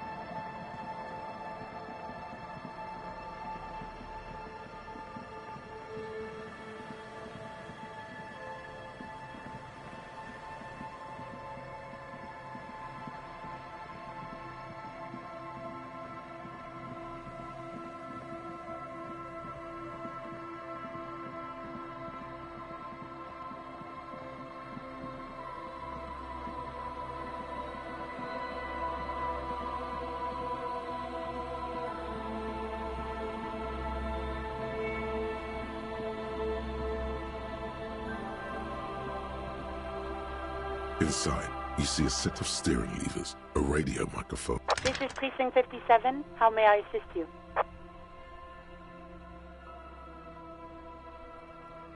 One moment. Can you please describe the body? Age, sex, cause of death? We suspect he might have been inebriated when he fell. There were bottles all around him, and traces of vomit on his shirt. Any signs of violence? No field autopsy necessary. What about his belongings? Did you examine his clothes? Any information on the library card? Good. You have a lead. Do you and Lieutenant Kitsuragi want to take the case, or should I assign it to someone else? I have assigned the case to Lieutenant Kim Kitsuragi. Please follow up on this library lead to identify the man. We'll send someone to take the body to the morgue. That's all for now. Thank you for reporting in. Is there anything else I can do for you? Hold on, officer. I've got Central Jamrock Public Library on the line, and I've already introduced you to their librarian. Connecting the call in 2. Yes, this is Central Jamrock Public Library here. How can I help you, officer? He sounds worried, yet ready to assist. This is how people get when the police call. Billy Majon, you said. Give me a moment, I'll have to check our database. Yes, hello, are you still there? I found Billy Majon's home address, is that alright? No phone number, unfortunately. They're too poor to have a phone line. Here we go, sir. Rue de Saint-Ghislain, 33B, apartment number 20. It's in Martinez, I believe. Cape Side Apartments, it says. That's all. That's where the smoker on the balcony lives, isn't it? It says here that they returned their last book just a few days ago, but I wasn't at work that day. Marie? Marie? Do you remember a reader named Billy Majon? They returned a Tybalt book the other day. Yes, it was my colleague Marie. She said that it was Billy's husband who returned the book. He also asked for this new sci-fi release, Lowe's Radio City 87, but we don't have it yet. Good. You have a name now.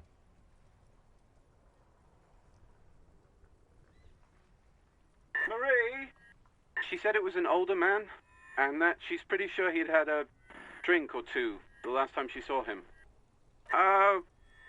1 second. Sorry, Marie wasn't really paying any attention to that? Sorry, no. Marie only knows him by sight. Marie knows Billy. She's been working here longer than me. Sometimes her husband returns some books for her. And then goes for a little drink later. On the lookout. Happy we could help. Goodbye, officer. Anything else you need from me? 57th, over and out. In the cabin, you see a set.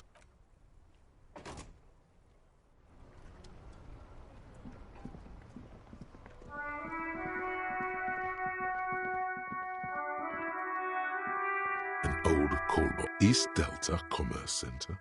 This must be the name of the doomed commercial area.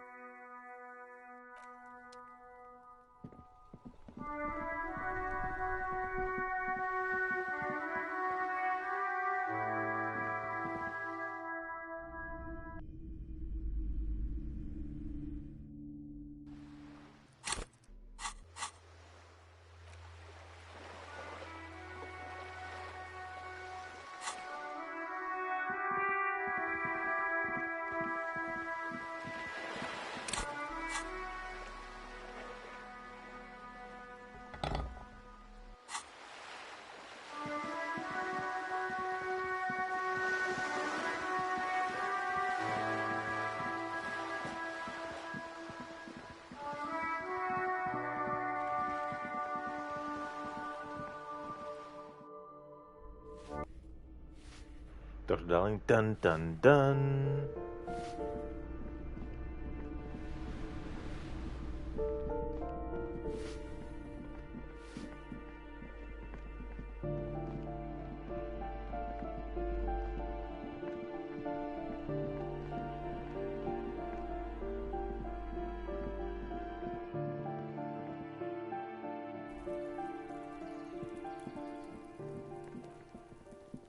A weathered brown door. The number reads 20. Oh, darling, don't mind me. You're just mimicking the soundtrack again. Oh, yes. Dun dun dun dun dun dun dun dun. I get you now. The lieutenant motions to you to go ahead and knock. This is the door. You already know it's the right door. This is going to be so hard. Hello? Who is it? The police. A moment, please give us a moment. There's fear in her voice. Come in, the door is open.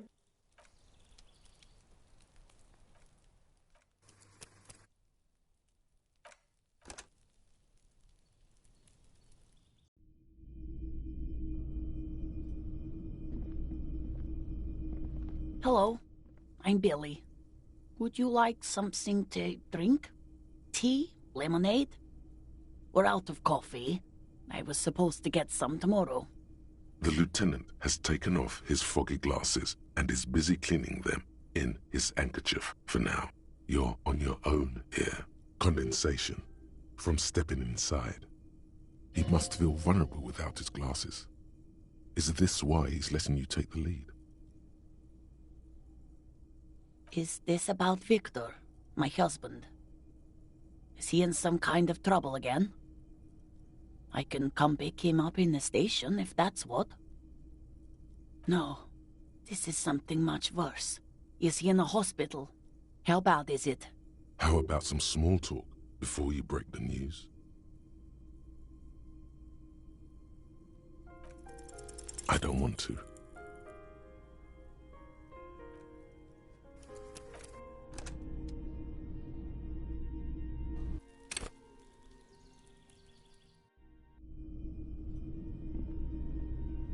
Hello? The lieutenant, he must feel vulnerable. Is this... No. How about some small talk before you break the news? I don't want to.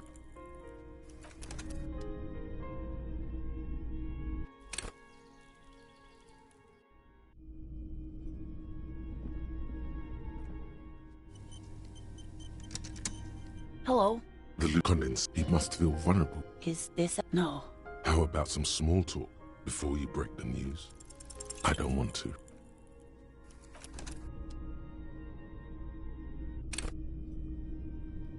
Hello? The lieutenant, he must feel vulnerable. Is... No. How about some small talk before you... I don't want to.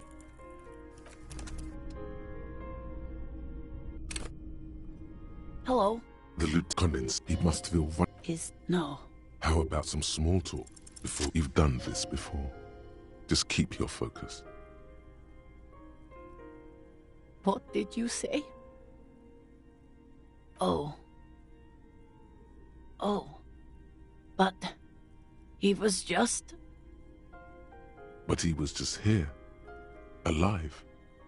We understand this comes as a huge shock. I want you to know that me and my partner are here for you if you have any questions. Take your time, ma'am. What happened to him?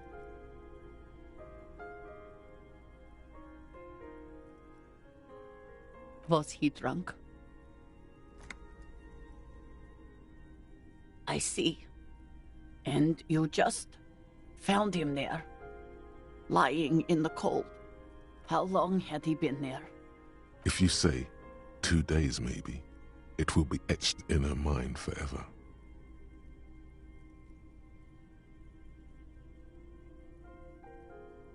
She blinks, eyes welling up with tears, as her hand starts searching for something from the pockets of her dress. Here. No, no. I just need to tell my girls. God, should I call them? Should I tell them to come home? No. A day. Good. That's probably the right thing. Thank you. Just tell me, what do I need to do next? Where is he? Can I see him? We've taken him to the city morgue. The local coroner will be contacting you shortly to arrange the funeral. Here's his number in case you want to contact him earlier. Is there anything else that the RCM could do for you? No, I'll call you if something comes up. I'm still Thank you. Thank you for telling me. I'll call if... We should step outside and talk.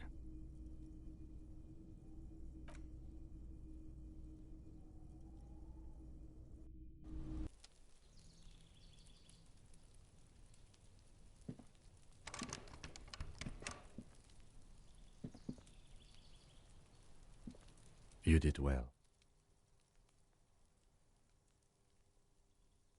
I'll call the station when we're finished with the day, and let them know the name of the deceased. They'll manage. Let's go.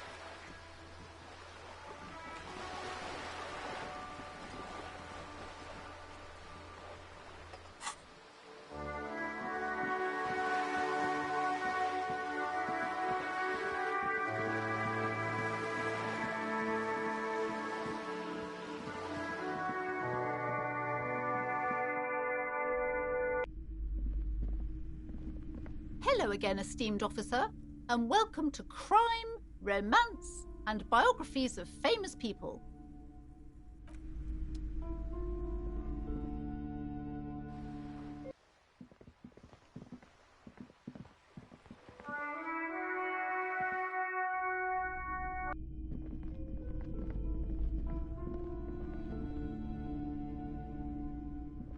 These shelves are overburdened with books from the same series.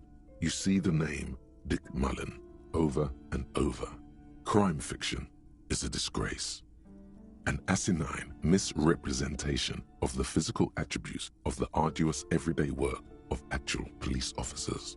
These books greatly overstate the excitement of police work, glossing over how long it takes to actually follow up on leads and eliminate dead ends. I love it when games have dialogue that is meta in the sense of being a commentary on the fact that we're playing a game where you're playing as a detective who does have to spend a lot of time actually following up on leads and eliminating dead ends.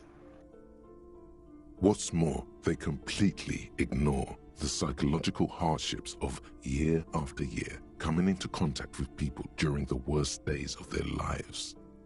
Not a single mention of all the stress this work creates upon the officer's family. Detective fiction just doesn't tell the truth at all. Now, would you like a list of all the books found on the shelf? You see Dick Mullen on the job. Get Me Mullen. The Stalwart Adventures of Richard P. Mullen. Dick Mullen and the Murder in the Orchard. The Sordid Affair of Dick Mullen. A killing is declared. Dick Mullen in the Murder House. The Final Case of Dick Mullen. An Obvious Lie. Dick Mullen in the Clock Tower. The Ordeals of Dick Mullen. Dauntless Dick. Dick Mullen's Funeral Pyre. The Murder of Dick Mullen. I think the person who comes up with the titles of these books needs to actually look in a dictionary. Oh no, turns out he faked it to solve a case. Yes, there's also The Dame Who Did It. Farewell, My Mullen. Faking death seems to be a common trope in the Mullen series. The morbid tales of Dick Mullen. A dark tide turns. Tragedy calls for Dick Mullen. Another one with fake death. And, of course, Dick Mullen, the murderer. In order to catch a murderer, Dick Mullen must become the murderer.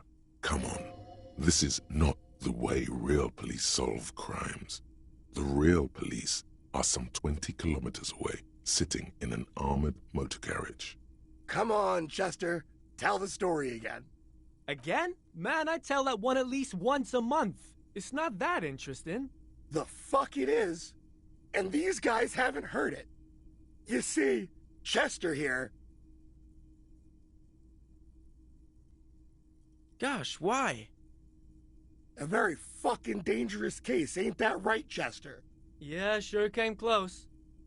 Alright, so I was tailing this guy called Francis the Shoe. After all this, you still haven't found the answer to the one question that matters. Who is Dick Mullen?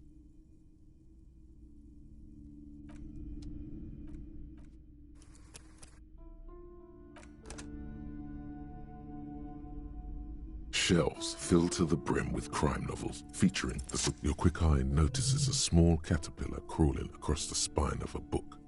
The title reads, Dick Mullen and the Mistaken Identity. A worn paperback from Dick Mullen's classic Hard-Boiled Phase. The premise seems to be that Dick Mullen is framed for the murder of his best friend and has just a few days to prove his innocence. Could it be the motifs of unstable identities and shocking betrayals? Perhaps you're drawn to the dark and noirish atmosphere. Is it because the smoking dame in the slinky red dress on the cover is giving you a hard-on? Yes, it is. The bulge in your pants is embarrassingly obvious. Relax. It's not that bad. Also, this means your blood flow is returning to normal. Good news, really. Something the matter, Detective? The lieutenant nods. You think you detect the faintest trace of a grin on his face, but you can't say for certain. Of course. Such violence and immorality. I mean, enjoy.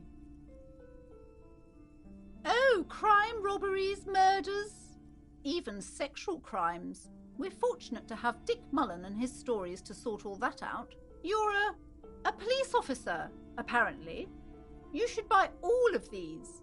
They really do teach a person how to be a proper detective. Note, reading about Dick Mullen would not actually make you a better detective.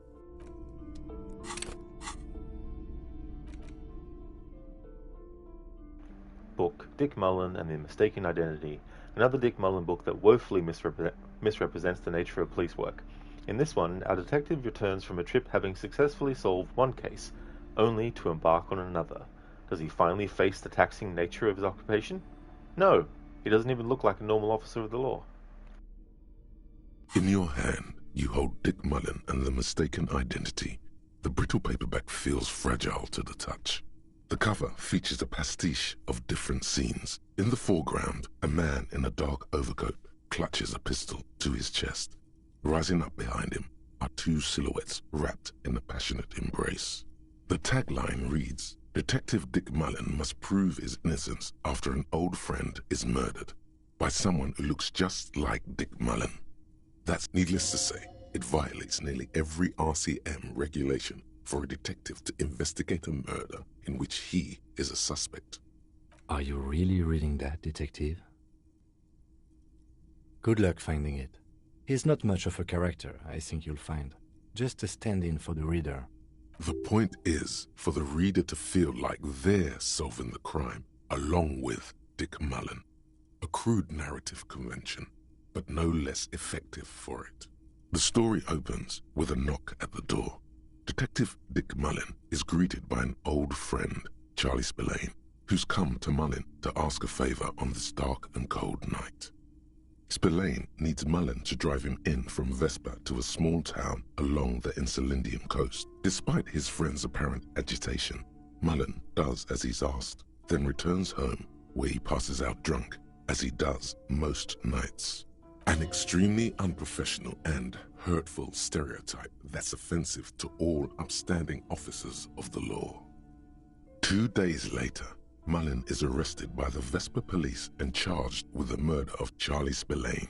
At his interrogation, Mullen learns that Charlie Spillane was shot in a bar in the very town Mullen dropped him off in by a man matching Mullen's description.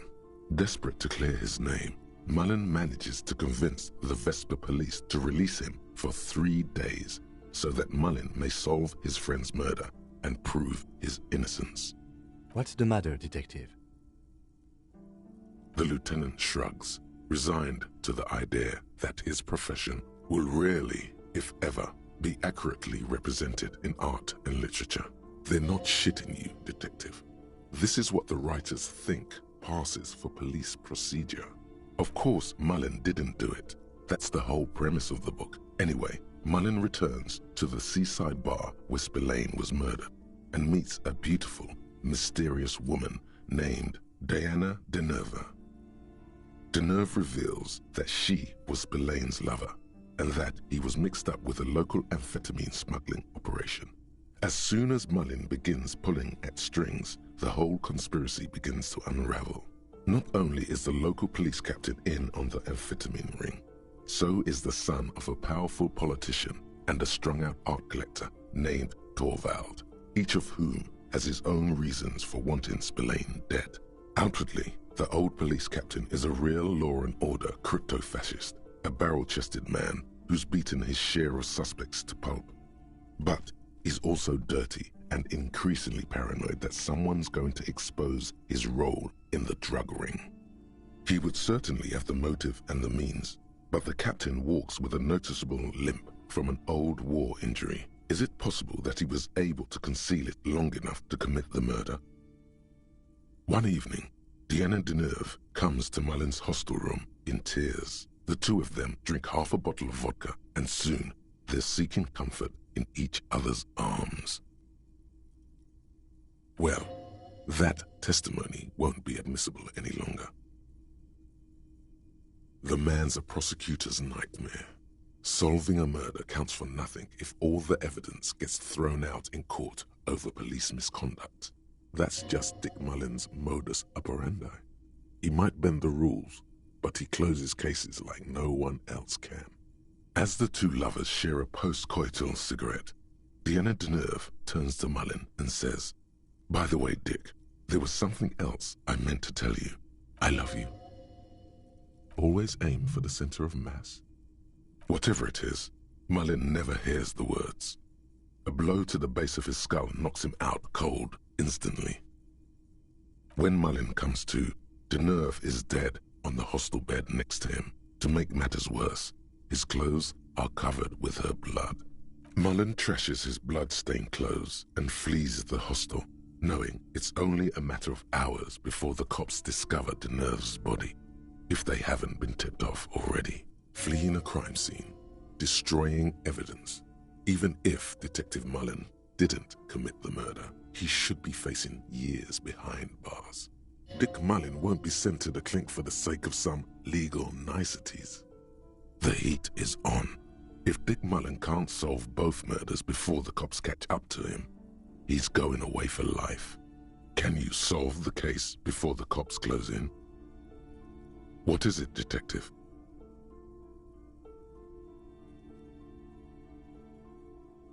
So, who did it, Detective? Who killed Charlie Spillane and Diana Deneuve?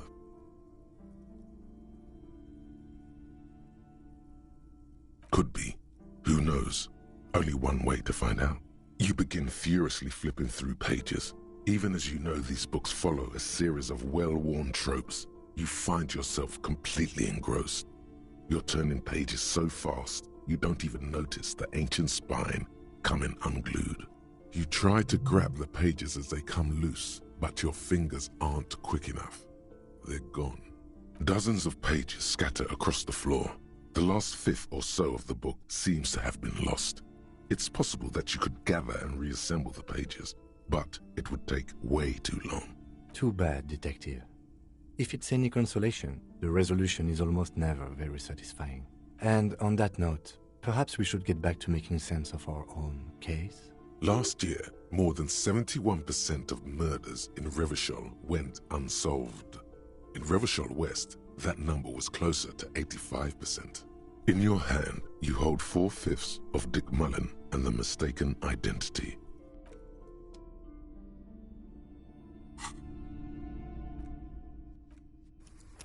Alright, that ultimately went nowhere, so I'll just reload the save I made before buying it.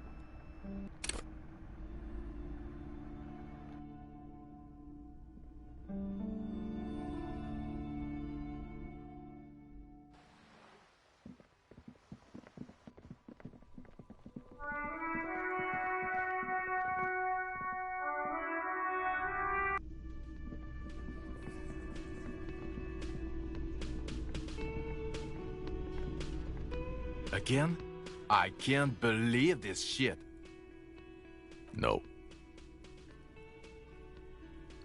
'Cause it's not my job. Why don't you go and fucking do yours and solve this damn hanging? Actually, I don't want to hear you say things. Come on, Jean. Okay, say things. I want to hear you say things. Hear that? He wants you to say things. Say one. Suddenly, out of nowhere, case-related things start popping up in your head.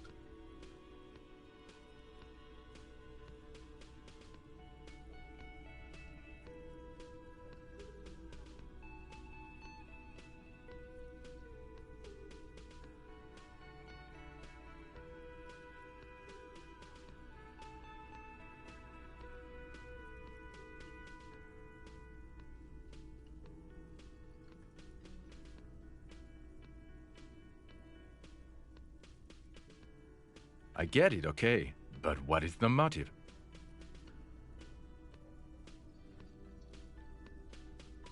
That would be my first guess, yes. I don't know. Why are you? It's like you felt it would be intellectually stimulating and would lead somewhere. A custom even? Strange. Oh my god, there's more. You want something more? What is it?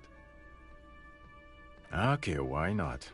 Let's do the old thing over again. We're not wasting time. There is no time. A cover-up, while the author of the cover-up is the perp? Makes sense. You don't have a motive? Then the double cover-up seems too neat. I don't know. Oh my god, there's more. Okay, why not? Let's do it. Well, where have you looked for her? West of here? Tough luck. The place is ruined from the bombardment. A lot of places to hide there. I don't know. Oh my god, there's more. You want something more? What is it?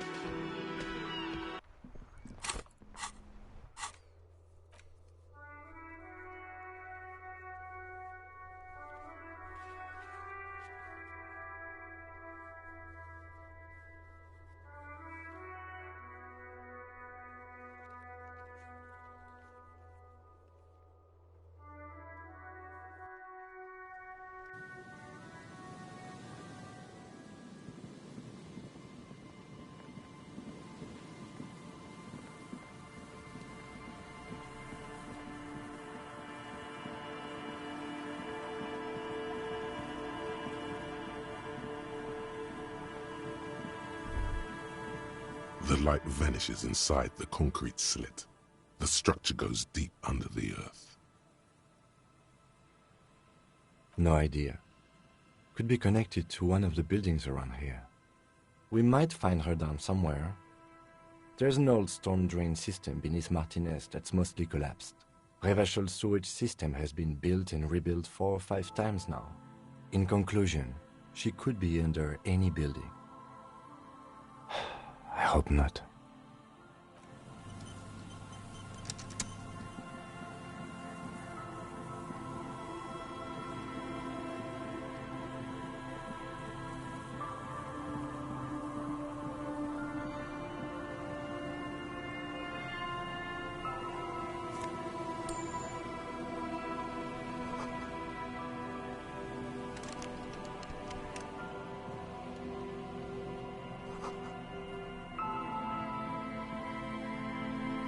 You see a once bright mural towering above you. The signage has peeled off over the years, but you can still make out Feld Electrical R&D. Above the mural, a collapsed roof, broken windows set in walls that are cracking and will soon also fall, and the coastal breeze rustling and sighing in the remains of the edifice. Felled electrical. How ironic. All these dark rooms. There's something in the wind. Sometimes the only way to go forward is to fail first. Maybe we could, ask the man who's pointing at the building? Great idea. In there? She could. Or she could be in the identical room over there, or in that boat shack, in that church tower, maybe. Why single out this one building?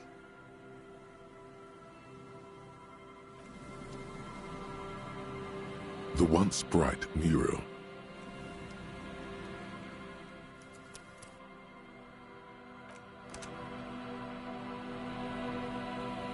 The once bright mural towers above suddenly.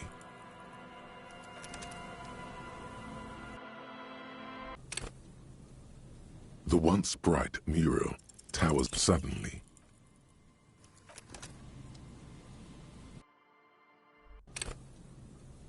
The once bright mural towers up suddenly.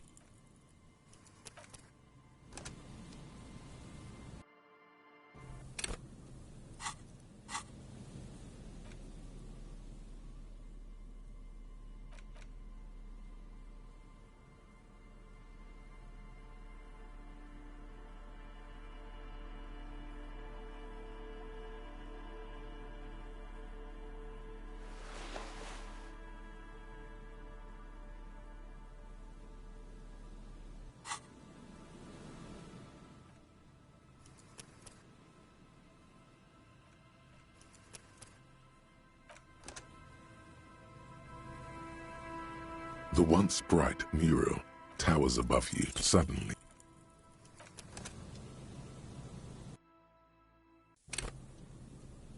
The once bright mural towers suddenly.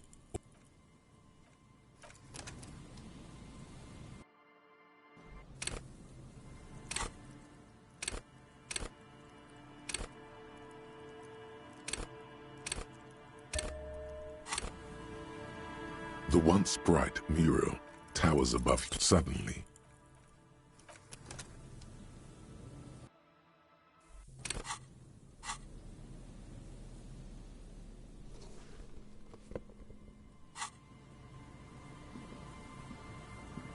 And Mikhail noticed the windows, especially with how there are no windows on the south side.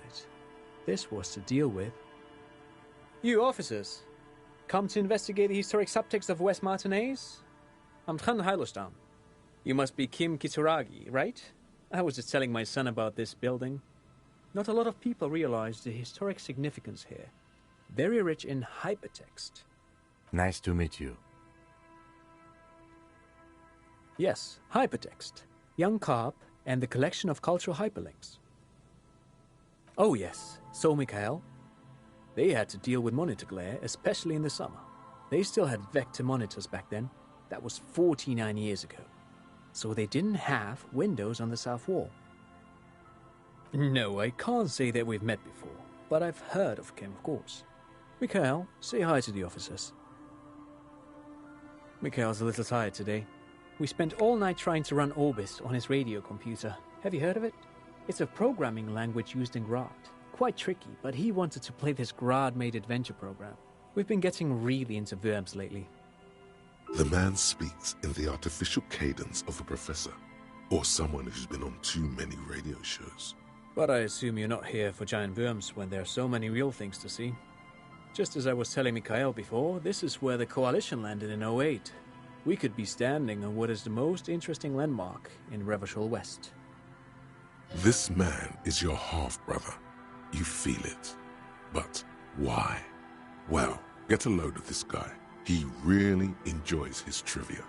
The Orbis programming language was named after its inventor, Victor Orbis, a cybernetician from Grad. They run Vox in the Occidental countries. No, I'm afraid I can't help you with this one, officer. It's just a regular day off for me and Mikhail here.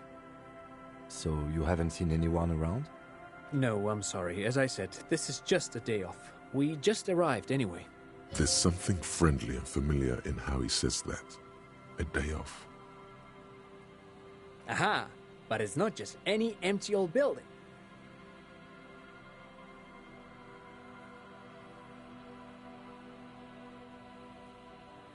What not a lot of people know is this used to be the R&D department of Felt Electrical. And Felt, which now sells ink cartridges mostly, was once a top dog in the turn-of-the-century cybernetics boom. Hold on. What's R&D? It looks old and weathered, with seagulls picking apart its stone and metal carcass. Bushy undergrowth has taken hold of the collapsed rooftop. Some kind of bird has set up a nest on a broken windowsill. Apologies, it's an acronym for research and development. They don't use it anymore. You're probably more familiar with RTD, Research and Technological Development. Mea culpa. You are not familiar with that one either. This man is a bookhead. That's not surprising. Only a vestigial ink cartridge and ferrotape manufacturer remains. They started out as a midway electronics outfit in Königstein 2 centuries ago. After an aggressive move to Revachol, Feld became a global player in the emerging personal electronics market of the pre-revolutionary era. Still, Tricentennial was beating them in business machines. But Feld had an ace up their sleeve, or should I say they were developing an ace up their sleeve? I'm mixing my metaphors here. It was here in Martinez, possibly in this very building, that they developed prototypes for a tape computer. An elegant folding mechanism of rollers and ferrotape ribbons, portable enough to be a take-it-home solution, revolutionizing business machines, possibly even bringing them to the average consumer, which is a feat of engineering even today's giants, Rehm, ICN and ZAM, haven't achieved yet. He assumes something like a combat stance, facing the wind. Indeed. What? The revolution! Unfortunately, their moonshot project never made it to the market. Feld's move to Revachol backfired. The revolutionary government liquefied their assets and expropriated those very advanced prototypes, possibly from this very building, or one of the adjacent ruins. All of this was built by Feld, even the boardwalk. Wild Pines built Martinez proper as a resort for their middle management. Feld built this side of town for R&D. Yes, they even built a pleasure wheel, but that got destroyed in the war. A pleasure wheel? Perhaps reminded of a childhood memory. It's clear he would prefer there were a big wheel lighting up the coast. Yes, to lure in their star engineers. This part of Martinez was nothing but reeds before Feld arrived. They had to make the prospect of living here attractive. It was supposed to become a global center for innovation in cybernetics. But history had other plans. Oh, I'm afraid it didn't end well for the boys. But this story is a bit too dark for little Mikhail here. Now, if you were to ask about tape computers... Wait, is he saying that we should just bypass the excesses of the revolution? Tape computers. They used them for military communications, but also to write and send out press releases. The most notorious example being Le Décret de Mars. What's the Mars Decree? I mean the radio transmission sent out to news agencies and world governments by the newly created Commune of Revachol on the 7th of March in the year 02. A short-lived legislative foundation for a short-lived utopia.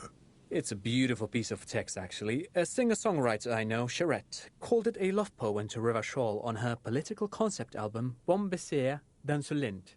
You should read it. Every local library in Revachol stocks a copy of the decree.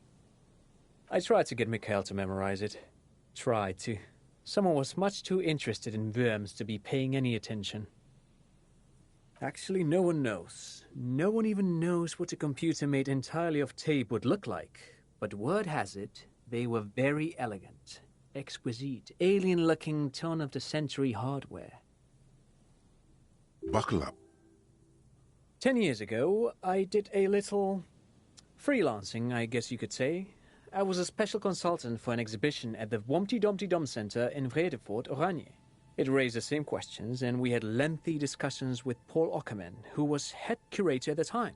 This was before the twins Keith and Guy Hughes joined the team. Trying to... Wait, Did he just say Wumpty Dumpty Dum Center? He did it. He said Wumpty Dumpty Dum Center, like it's the most natural thing in the world. What the hell is a Wumpty Dumpty Dum Center? And who the hell are Keith and Guy Joost? The Wumpty Dumpty Dum Center for Contemporary Arts. The exhibition itself drew on Lagerman's notion of memory, and so there were some parallels. That's why the head curator, Paul Ockerman, chose to... Actually, I think there is. No, it's too much. He's joking. In fact, I'm not. The Wumpty Dumpty Dum Center is a place you can visit if you're ever in Vredefort and are ever in the market for an exhibition space / contemporary art research center. But perhaps I should return to the tape computers. As I was saying, the device itself was very elegant, fragile even. One could write directly on the tape using a special chemical solution. The machine would then analyze the handwriting, perform operations, and project output onto a white screen. It was a beautiful, delicate thing. Made of black film and folding tape structures. Even one would be very useful. Though I understand the socio-economic causes of the revolution, it pains me to imagine the revolutionaries setting fire to the precious device. But so they did. The Felt playback experiment vanished into the fires of '07. Yes, the official name of the prototype. Some sources report it as the Felt playback experience, but those are incorrect. Who knows? Maybe it was an accident, or maybe they didn't want the technology to end up in the wrong hands. Either way, they're all gone now. All 3 versions of the prototype. Nothing but debris and ashes remain inside that building. Hey there, Inmita. Hello to you, dude. It's going really well, thank you. Having a good stream. How's your day going today? In terms of the game's calendar, we're in the 3rd day now. But of course, what else? No, thanks to you for having me and little Michaela here to pick your brain. A very interesting conversation indeed. Pick your brain? If anything, this was rather one-sided. He did the talking. Whatever.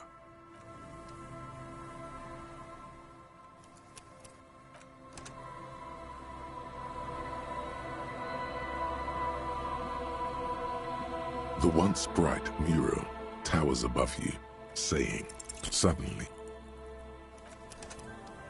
Thank you, Inmita. Cheers, dude. It's going well. We just woke up. Oh, very good. Great to hear that, dude.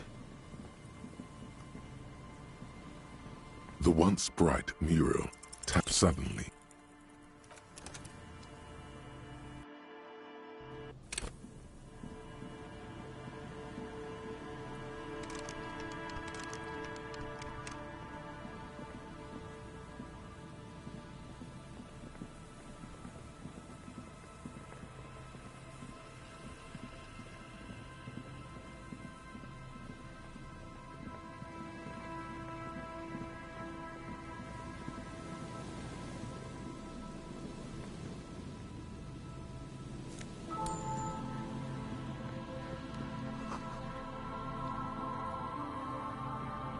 Hello there, AC.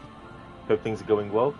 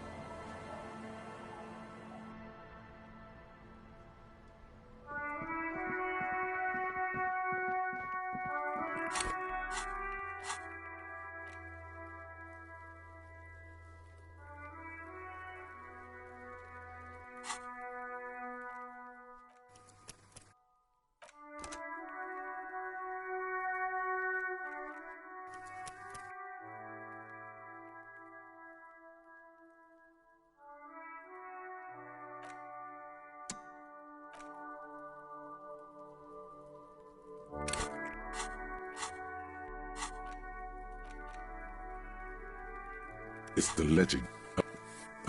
Alright, gonna make time go past. A bunch of Oops, sodden hang on. papers sag from the clipboard. It takes There we go, about that's half an... Need to make it go past 2100. We're not too far beyond that. True love. The crew... This cause of failure. The mural is a true pe... The ninth... The mural... The ninth... The mural... The graffiti... The crew agree... The ninth... A stack... In any case, it appears to have been. Not much has changed in the... Meta, does this game have different endings based on dialogue choices?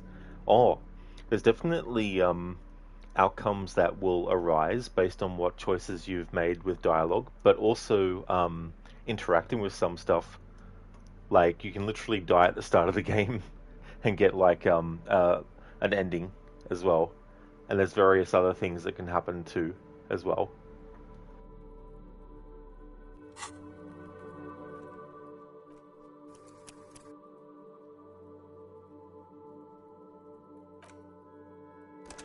Yeah, Mita. Yeah. It's so funny when games do that, though. It's like, welcome to the world of the game, and you're dead.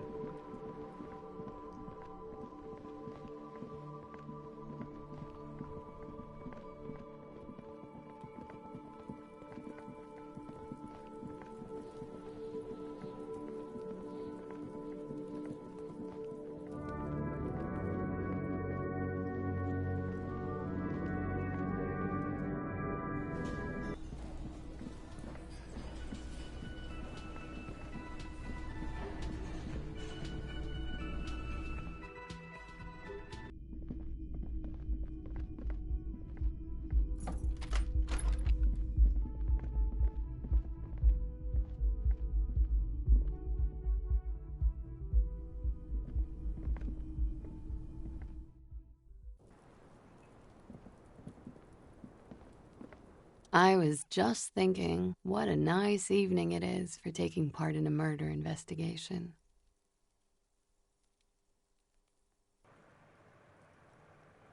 I was just seeing if we could give her an update on things, but no.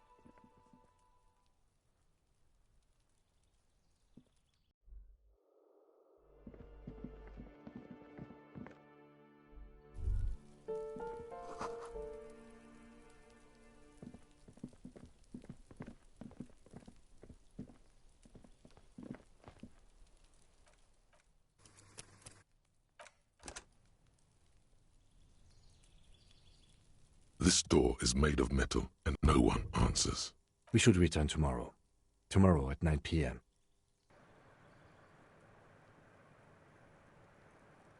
Ah, I misunderstood. All right.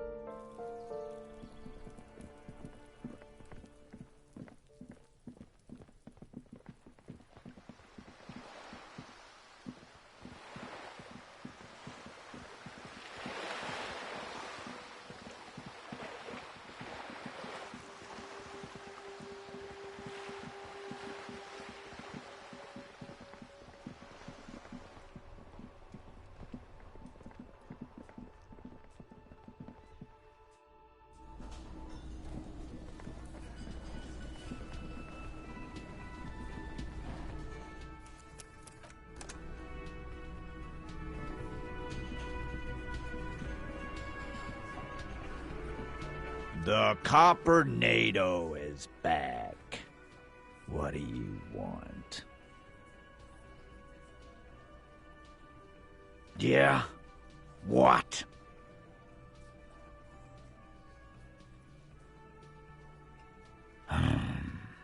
Any...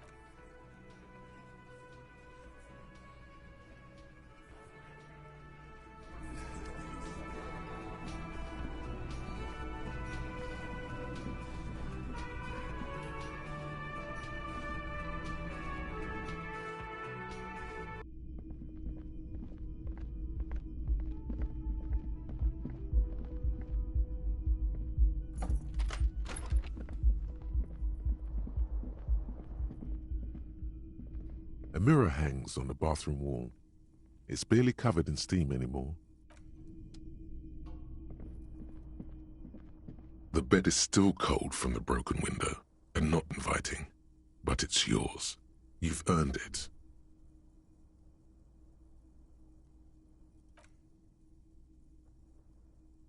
It's not easy, but your bones are so tired from what feel like weeks of work on the case. You have to try. After what feels like hours, you feel you might be sleeping.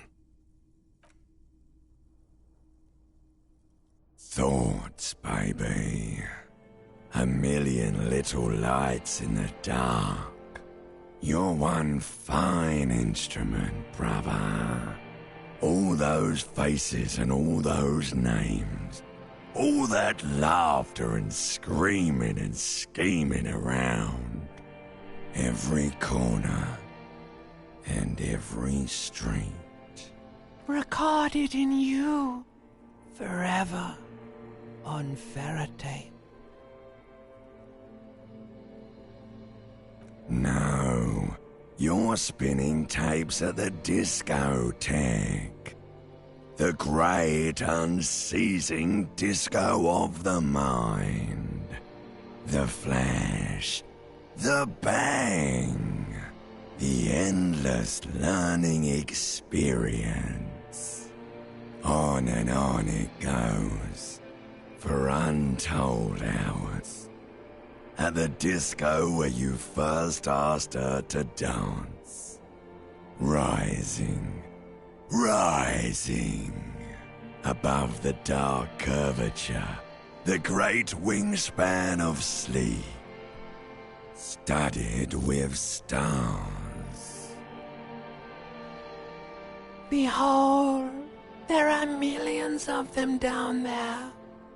The first time, the last time, the smoke in her mouth, the plotted flowers, the faces turning, changing. It's the world, Harry boy. And you're made of it. Every day you're out there, you make more of yourself from it. I'm afraid you can't be unmade now. You can never forget this shit.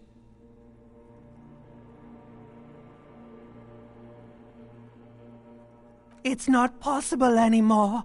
It's stuck on loop, whirling, spitting out words and images. You're the son of the world again. Harrister, a ceaseless agent, picking up litter and old newspapers, collecting your little bubblegum wrappers and idiotic picture postcards.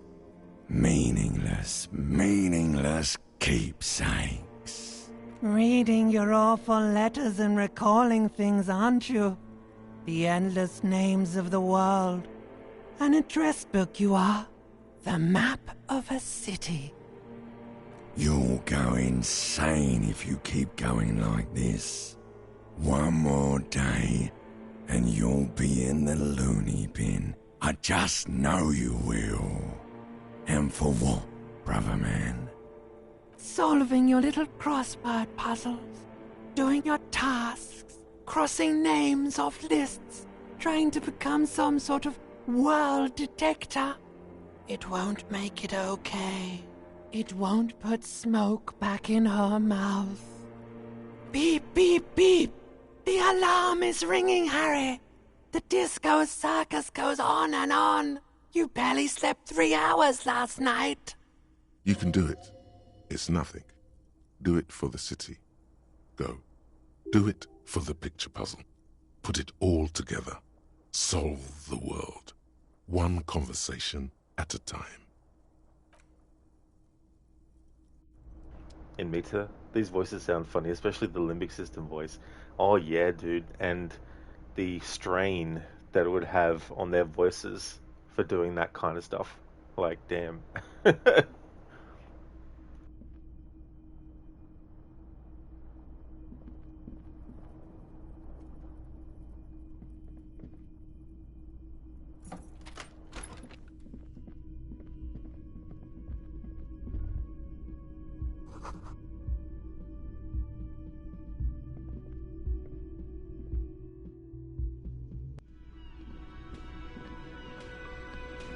Yes?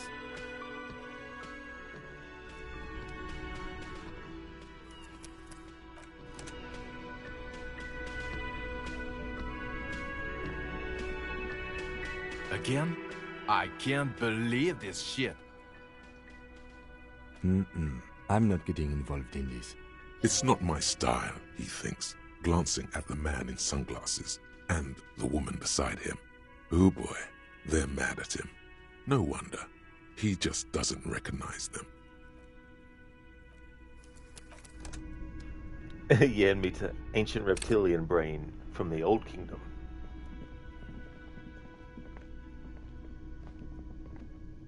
Can I help you? Got the 20 real? Good. You got the room for the night, but remember, you'll need another 20 real tomorrow.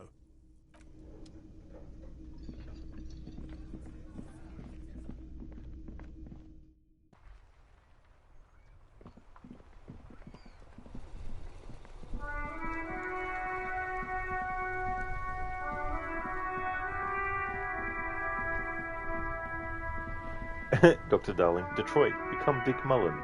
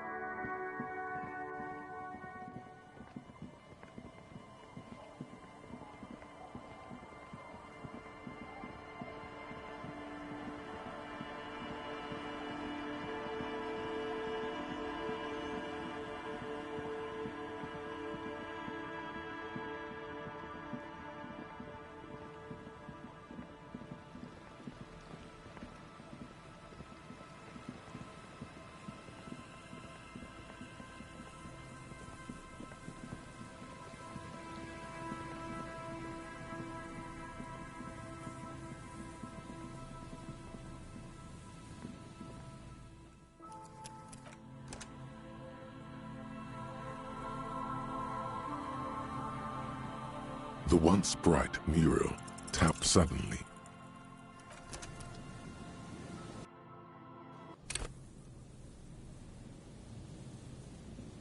The once bright mural.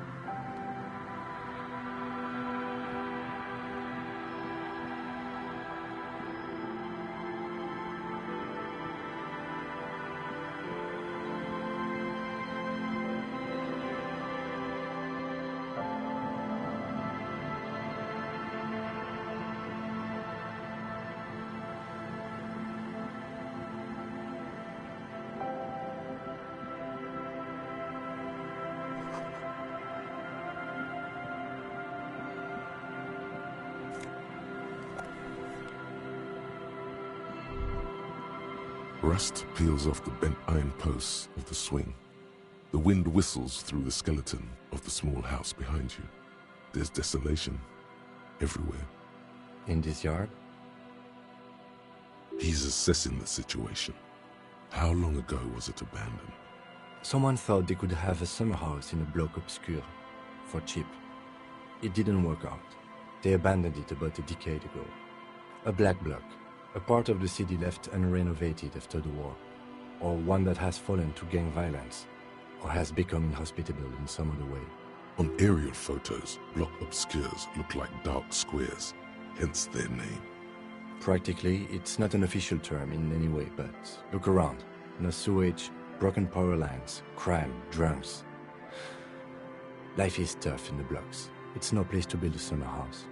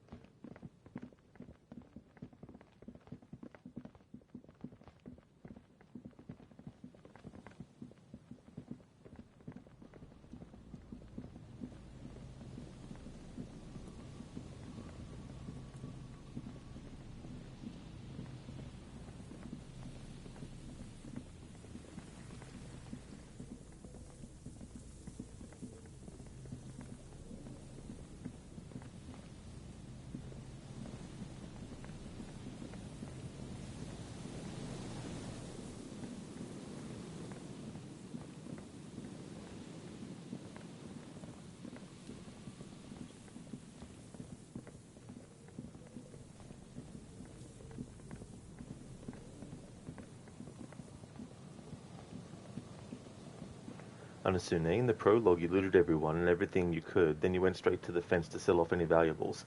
Ended up with $90-ish at the end of Chapter 2, which isn't a whole lot, sure, but much more than expected. I mean, that'll still be very handy to have that amount, because if you like loot enemies and also look through, drawers and all that kind of stuff in places, it can save you having to spend money on buying like food as well.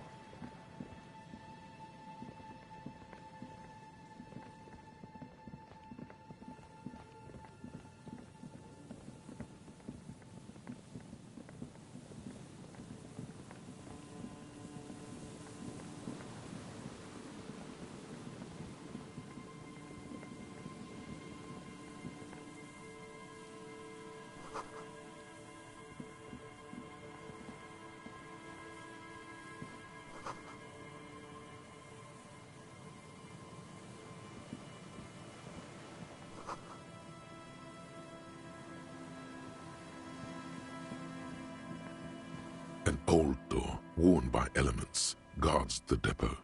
The wind has blown a sand dune in front of it. The door hasn't been opened in a long while. You see a handle. It's military. A service depot, probably something that is no longer there. It's military. A service depot of some sort. Probably something that is no longer there. From here to the whirling, I can't see how. The church is in the way.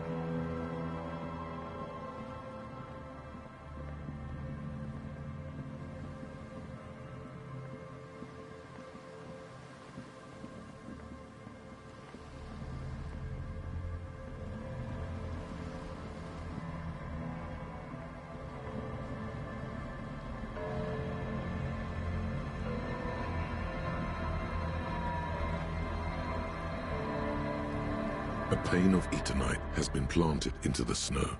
2 poles are holding it up. Barely holding it up. It could fall over any minute. A stronger gust of wind might be enough. It looks like a makeshift bridge. Could be convenient. The pane falls into the icy snow with a soft thunk. We should ask that girl on the ice what's going on here.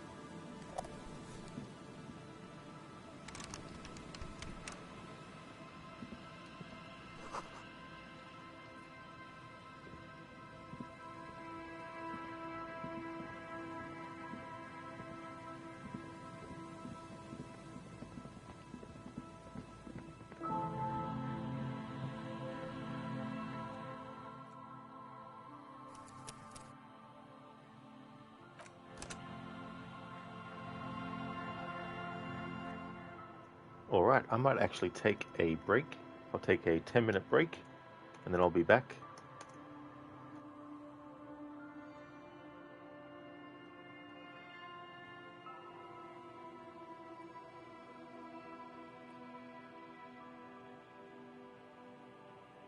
Oh, thank you, Not Fry. I definitely will.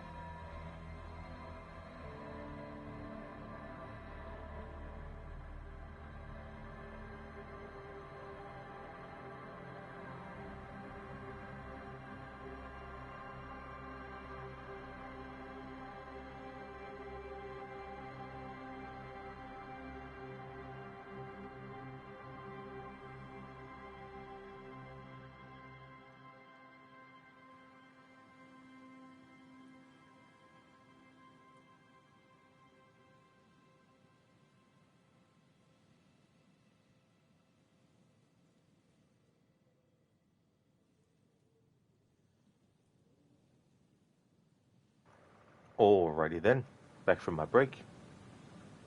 Hello there, Octavius. Hope things are going well.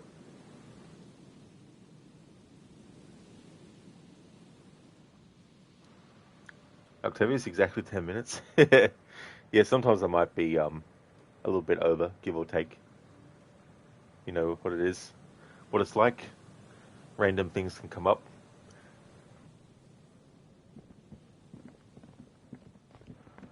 I was having a look at stuff on my break related to this game, and I need to reload an earlier save when it was the day before, day 3. Autosave day 3, so that was 1930, that was 1929, that's closer to that. Has to be on day 3 still. That should still give me enough time to do what I need to do. It's going well, thanks Octavius. And I do like this game, yeah. Yeah, this is my 3rd playthrough. And there's so many different ways you can play it as well. There's these things that are called thoughts in your thought cabinet as well. And if you decide to initialize or internalize, I should say, these thoughts, some of them actually give you bonuses and stuff like that, but others don't as well. So you can even go through and specify what kinds of ones of these you want to get. Thanks for the welcome back, Not Fry. Thank you very much. There's a quest to get Harry's gun back, and the only way to get Harry's gun back is by getting the mission from Everard to sign the signatures. And so I was having a look, and there is a way to forge the signatures as well. So we're going to go and do that to set it up for being able to get Harry's gun back. Yeah, Octavius, and you got different dialogue choices that will pop up. There's different skills, and they're kind of like different aspects of Harry's personality, and it can lead to some sort of like, you know, funny things that get pointed out to the character, which you then can figure out, okay, do you want the character to take this on board, or do you want to discard it?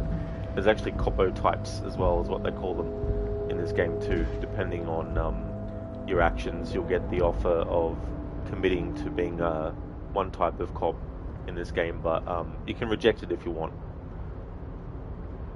Octavius, thank you very, very much for the 3 stream streak. Thank you, I do appreciate that.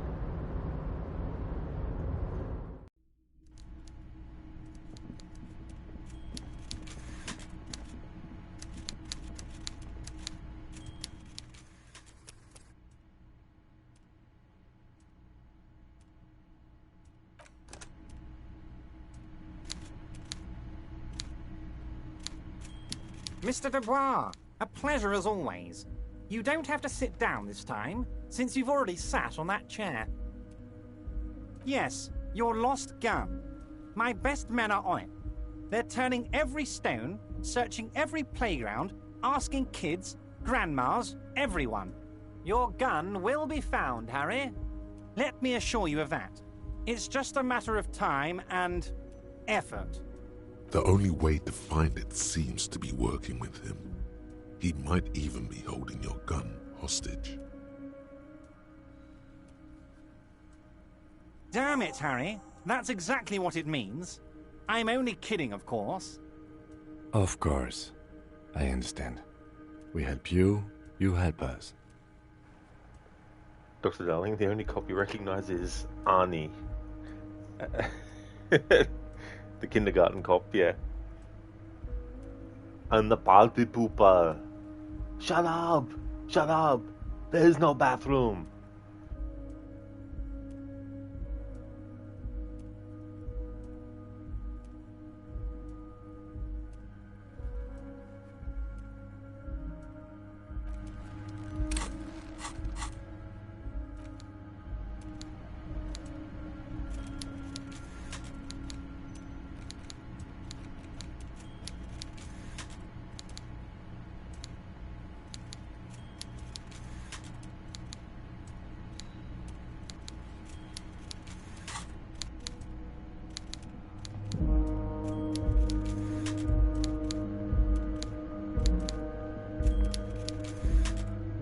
Dubois, every worker...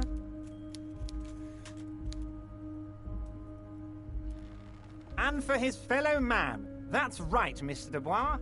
You're turning out to be quite the individualist there. So, you had business with me?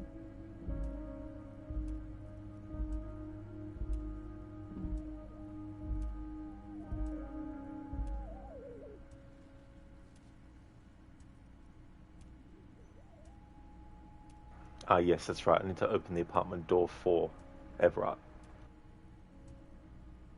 A fantastic change of heart, Harry. Go talk to Manana down by the gates. He'll brief you and give you the key. Just open one little door. You don't need to go in or anything. I just want that weasel to come home and see the unlocked door. That's it. Anything else we should discuss?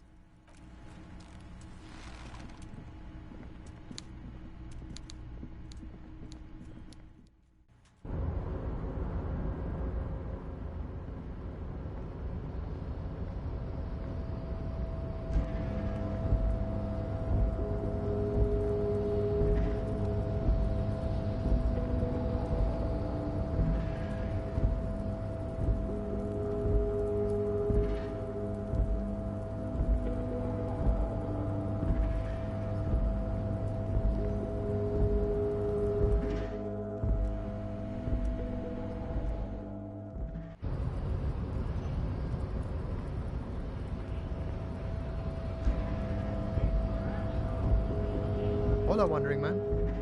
How can I help you? A key, huh? What door is this key supposed to open? Oh, say no more. I got you. I got that key right here. And let me tell you, it's mighty good of you to help us out during the strike.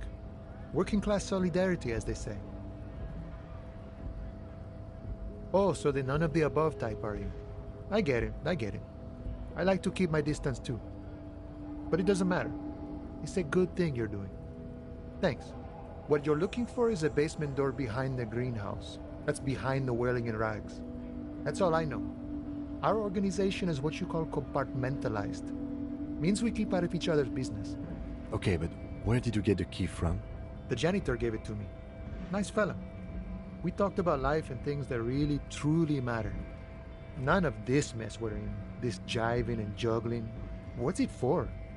To feed our children, I guess. I'm more of a philosophical dock worker. I like to talk about the big picture stuff. Who I am, who you are, what we are fighting for. He means he's not going to tell you cause he doesn't know. But he will shoot his mouth off with you now that you're working for Everard. Who he is and what they're fighting for. This is interesting. Los Ardis? They're an independent militant group. A bit too high-strung, but it comes with the responsibility. They're sort of like you. Preserve the rule of law and all that. Except it's Everard's law.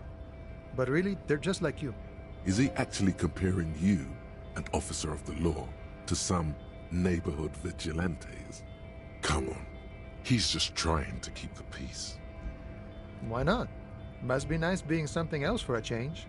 The rest of us are just folks. We're negotiating our share. Aye. This stuff, they already covered. Never grateful. Were we ever grateful, we'd have nothing. You fight for every piece.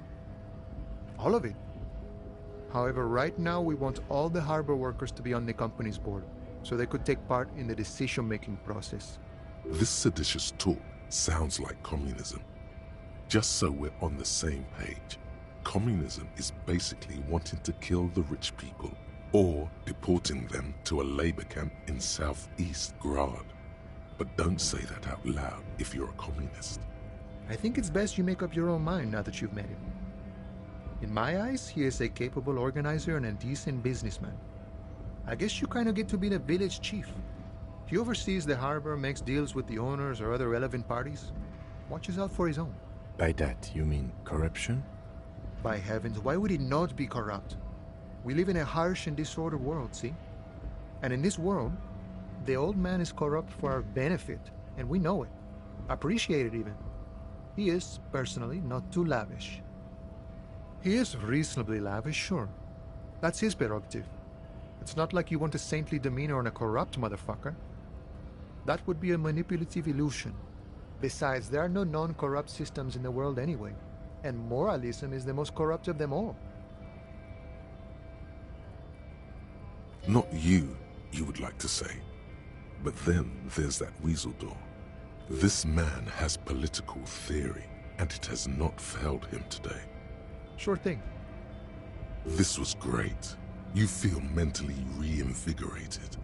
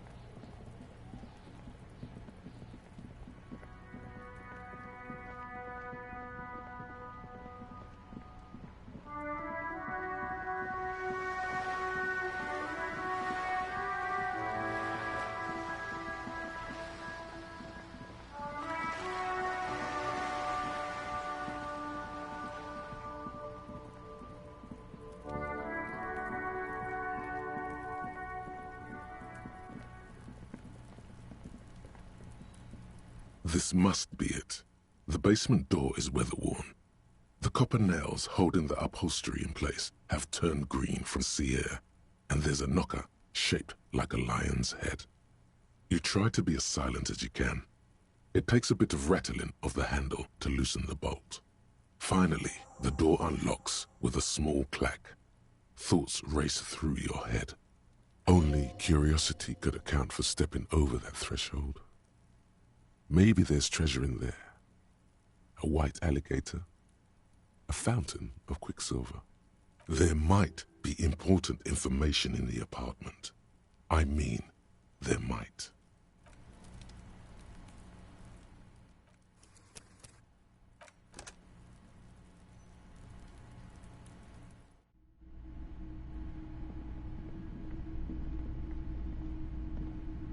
A row of mugs sits on the shelf. Each one depicts a human figure. A dark-skinned woman grinning amidst mysterious symbols. A broad-shouldered man shoveling potatoes, and others.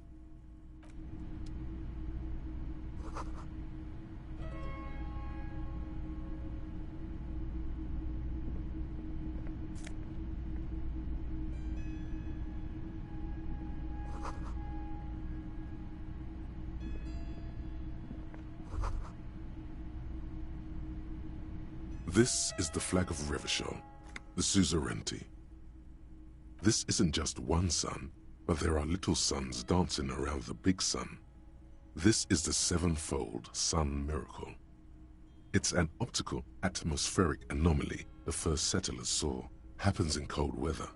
6 small suns around the big one.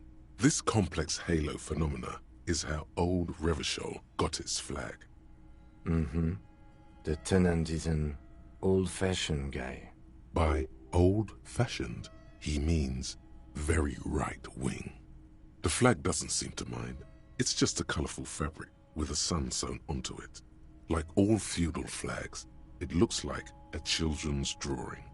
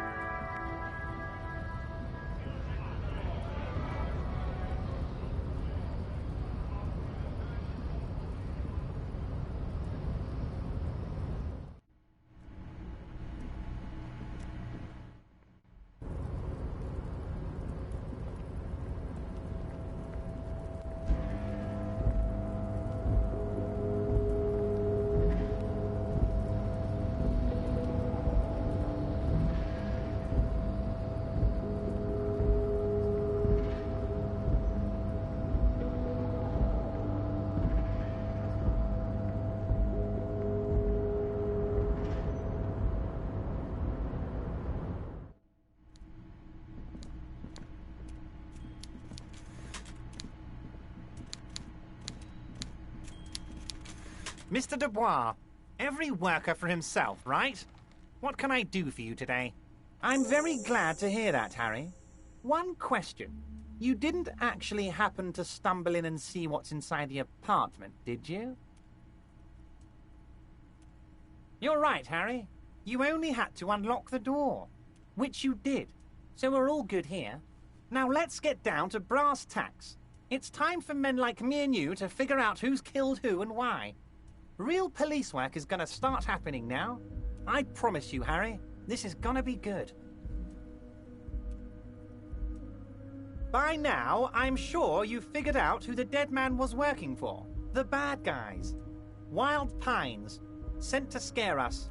Another violent measure of the top hats against us flatcaps. Harry, this strike is the culmination of many, many mistakes made by the Wild Pines group. They tried to shut the strike down by sending in armed mercenaries. You mean our victim? A security contractor? Can you imagine that? Workers standing in peaceful protest, united in the spirit of fellowship, and they send hired killers to mow us down with machine gun fire? He performs a motion as if spraying bullets from a machine gun.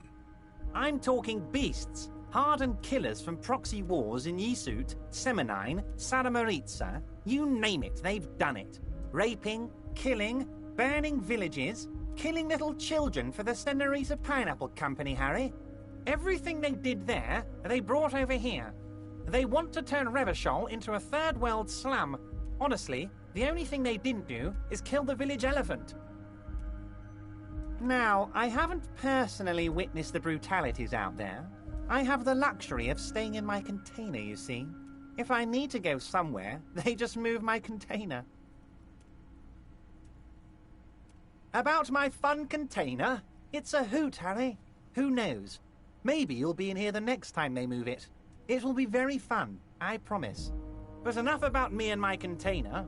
The killers the company hired, I think there were 3 of them. All hardened commando types. One of them got downright suicidal. Getting drunk, violent, a little rapey. Even their own negotiator couldn't control him. That's your boy. The one who likes hanging out and trees. By negotiator, you mean Joyce? Harry, what you need to realize is, we dock workers are not pushovers. We got grit, Harry. This whole neighborhood does. Push us hard enough and we push back. And when we do, we push to kill. Potentially, Harry, potentially. We got arm wrestling champions, rowing club people, ex-coal miners, tough guys, all ready to spring into action for their home base. There's a militant wing inside the Union. A group of people whose duties don't involve manual labor, but peacekeeping in the neighborhood, making sure everything runs smoothly. That sounds a bit like organized crime. They're like you guys. Idealistic people who want to make sure bad things don't happen. And if they already have, well, punishment must follow. Again, that sounds like organized crime. So these idealists killed our victim? One day Titus Hardy, leader of this peacekeeping faction, comes up to me and says, "Boss, socialist democratic fervor drove us to take it upon ourselves to kill this beast that was burdening the land." He probably worded it differently, but that was the idea. Sure sounded to me like they killed him. I gave them 2 weeks paid leave and told them to lay low to avoid retaliation. Aren't you worried we might arrest them for this? Oh, I'm not at all worried about that. These are not the kind of men who get arrested. They're Martinez boys, tough and gritty. I'd like to see the man who takes them in. Besides, I sent my lawyer girl to look after them. Uncertainty belies his boasting. In the end, though, he believes it. Or at least, he wants to believe. So he doesn't want to counter with a narrative that exonerates the Union. But why? How do I know? Let me tell you about these people. That's their MO. It's what they do. Last winter, some poor workers in Terminal E went on a little strike. The company sent in Sediment, a security contractor. The strike was over the workers' right to wear protective footwear, Harry. These guys turn up and start beating people. Tell you what, Harry, I wouldn't be surprised if we got the same mercenary company after a little rebranding. And I'm sure as hell not surprised to see an army of scabs under my gates. So you believe the scabs were organized by the security contractor? You said it. Hell, one of those guys looks big enough to take down that proverbial elephant. Boys like that don't just happen to show up during strikes. Of course, you're always one step ahead of me, Harry. I'm no genius. I'm in this position because people like me. Tribunal? That sounds serious, Harry. We union men should be shitting ourselves. I wish you hadn't told me that. I'm gonna lose sleep over this. Let's change the subject. He's clearly happy about the tribunal. Oh, Harry, what do I really think about the tribunal? You're trying to climb to second base with old Everard before you've even courted him properly. He wants you to do more things for him before. Oh, Liz is a bright one. I paid for that law degree myself, thinking it'll probably turn her all fancy. But hell, Harry, she came back a firebrand socialist. Sometimes she scares me with her zeal. Oh, they are simply fine young men, all 7 of them. Exemplary union members, always working to advance their position in the local socialist democratic movement. Core members. Old Theo used to run them, but things really kicked into gear when Titus took the reins and named the group after himself. Gotta love his initiative. Interesting. Who's second in command? They're almost all of them great guys, born leaders. Whatever happened, I'm sure they only had the best interests of Martinez and Revachol in mind. Work with them. Hell, interview them. But don't fight them. They really are just like you. Men who like beer, women, and some order on the streets. That's him allowing the police to ask his men questions. He's betting on them being useless to you. Was it a good talk? I'm not sure we made much headway here. I was hoping we'd bust the case wide open. Heck, I even wanted to tell you what I really want to achieve with the strike. I don't know what happened, Harry. I wanted you to feel like Mr. Martinez. And, of course, I also wanted you to find your gun. But it's like I can't completely trust you. Yet. Yes, Harry, it's like I can't fully trust you if you're not a man of the left. I want to, but I just can't. A man of the left, so you have to be a social democrat. He's been hurt too much in the past by men who aren't social democrats. What does your heart tell you about your lost gun, Harry? Does it tell you to forget about it? Or do you think it wants to be found? I think it's lonely and cold. I think it wants to be found, and I have a proposal for you. And what would this entail? Once again, I require nothing unethical or illegal of you.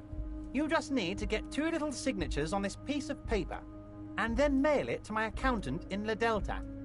I'm glad you asked, Harry. The Union is going to build a modern youth centre in Martinez. It will be righteous. We're gonna get those teenagers off drugs, and on roller skates. There's a nameless little street on the coast with some old houses around it. Most people have already signed. I just need 2 more signatures to get this mission off the ground, Harry. Yes, the little cul-de-sac on the coast, where all the men have drowned in either the sea or the bottle. A gloomy place, doesn't have that union attitude. They are just gonna have to deal with the construction noise for 6 months, and then they'll be living like kings. Right next to a fancy new youth centre designed by the best architects from Stella Marie. Is he absolutely sure the tenants won't be thrown out in the street? Am I? Harry, these people, Martinez is the most important thing in my life. I would never let anything bad happen to them. We're gonna build a youth centre there. The value of their properties goes up and kids have a place to play in. I'm looking out for these people, not pulling the rug from under them, Harry. I'm looking out for all of Martinez, not just the harbour. He means it. You bring joy to my heart, Harry. Such a pleasure to be working with you. Here, you need to get signatures from Isabel Sadie and Lillian Carter. The cul-de-sac is right past the pawn shop and across the canal. I heard there was some trouble with the waterlock. but it should be fixed now. Once you have the signatures, mail this to 13022 La Rocca in La Delta. Then we can talk about your gun.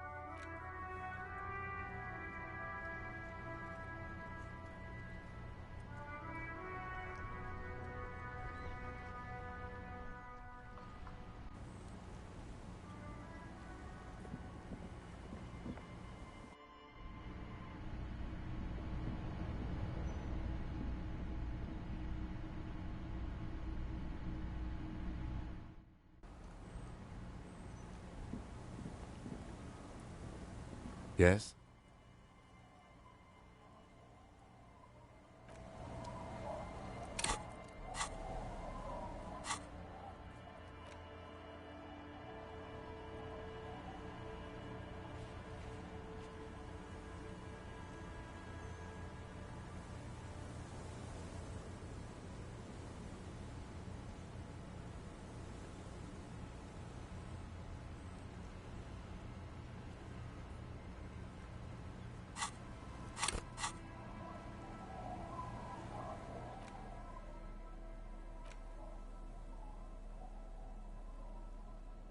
You take the legal documents out of the envelope, a 12 to 40 month construction period, and the zoning plan in the addendum.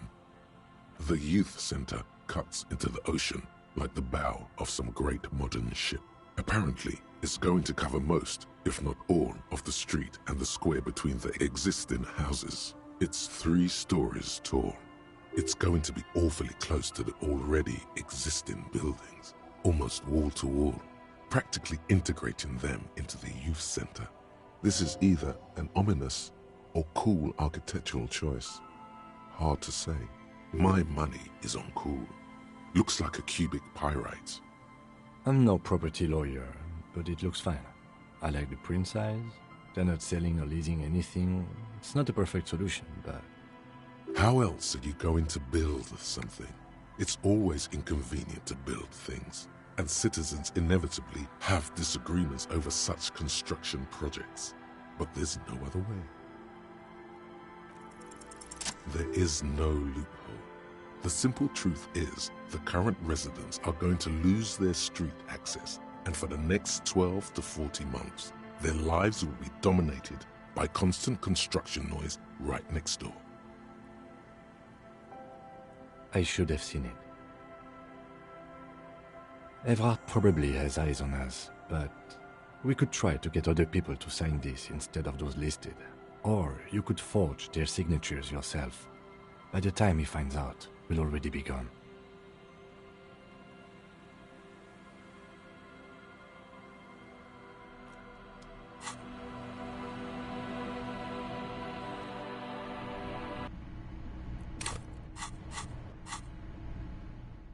You take the legal documents out of the envelope, a 12 to 40 month construction period, and the zoning plan in the addendum.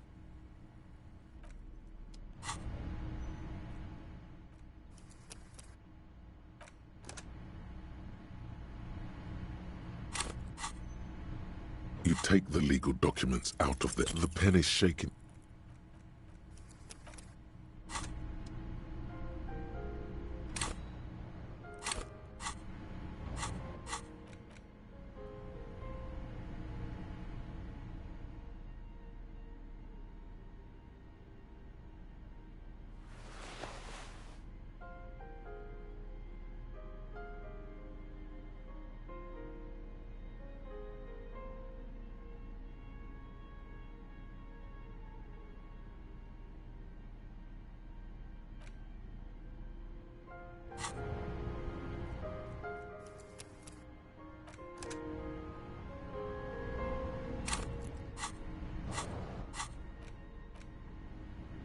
take the legal documents out of the envelope.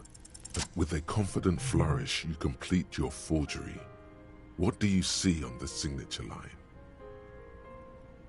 Indeed, they look distinctly different and very convincing. These might as well be their actual signatures, but they're not, and the document will be nullified if they dispute it. That means Everard will have to start over. All you need to do now is mail the signatures to Everard's accountant in La Delta. There was a mail delivery box in the plaza, near the corner of the bookstore.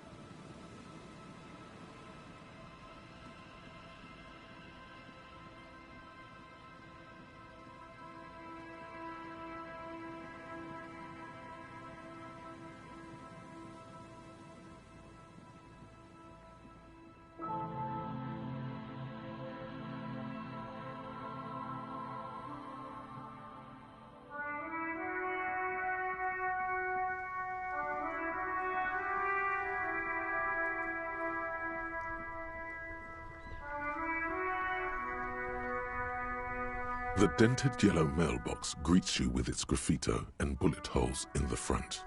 Yes, for sending mail. You drop the white envelope in the darkness. It lands with a soft thud on what sounds like a couple of letters. Probably did the right thing. You can't trust that slug, Everard. You know he's going to play you somehow. All right, let's go back to Everard. If we don't mention anything to him, he won't know before it's too late.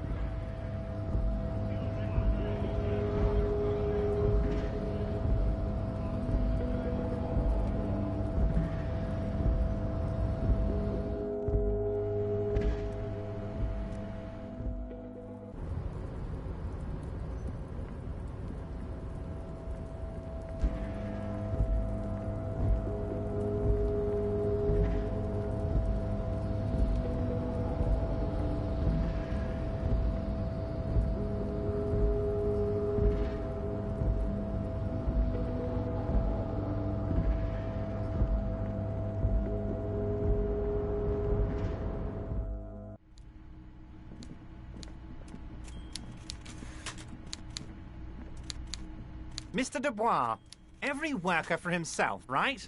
What can I do for you today? The Golden Boy returns once more. Wonderful. Simply wonderful, Harry. Of course. I already knew this.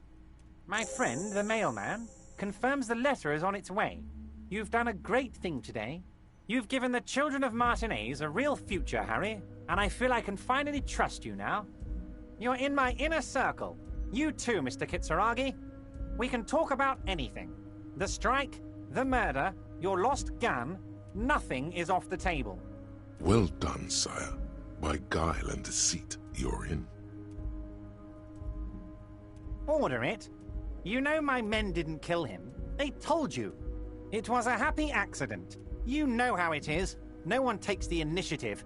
If I wanted him dead, I would have had to do it myself. And I'm too fat for that. Glad you asked. I've got type 2 diabetes because sugar and fat was all my mother had to give me and my brother Edgar when we were kids. Good job too, as it made me ugly. And ugly people, Harry, are much better at politics. And me too. Wonderful, simply wonderful. Yeah, the way this guy talks. Harry, I'm Everett Clare. It's got that nasally kind of sound to it. Why, a war, of course. And what do you have to gain from a war? Victory, Mr. Kitsuragi. I have victory to gain. We are going to start a war with the Wild Pines group and win before they even realize there is a war. I have. It's a great story, Harry. Did you also know how the bee colony kills the giant hornet? They swarm and blanket it entirely until it suffers a massive heat stroke and dies. He crosses his hands contently, thinking of the interior temperature of the wasp rising. Harry, we outnumber them 1,500 to 1, and that's just Martinez. With all the unions in Revachol, and with public opinion on our side, we can hold off 2 men, or 15 men, or even 50 men. The more they send, the worse it's going to look for them. They made a huge mistake hiring those guys. No one likes foreign mercenaries.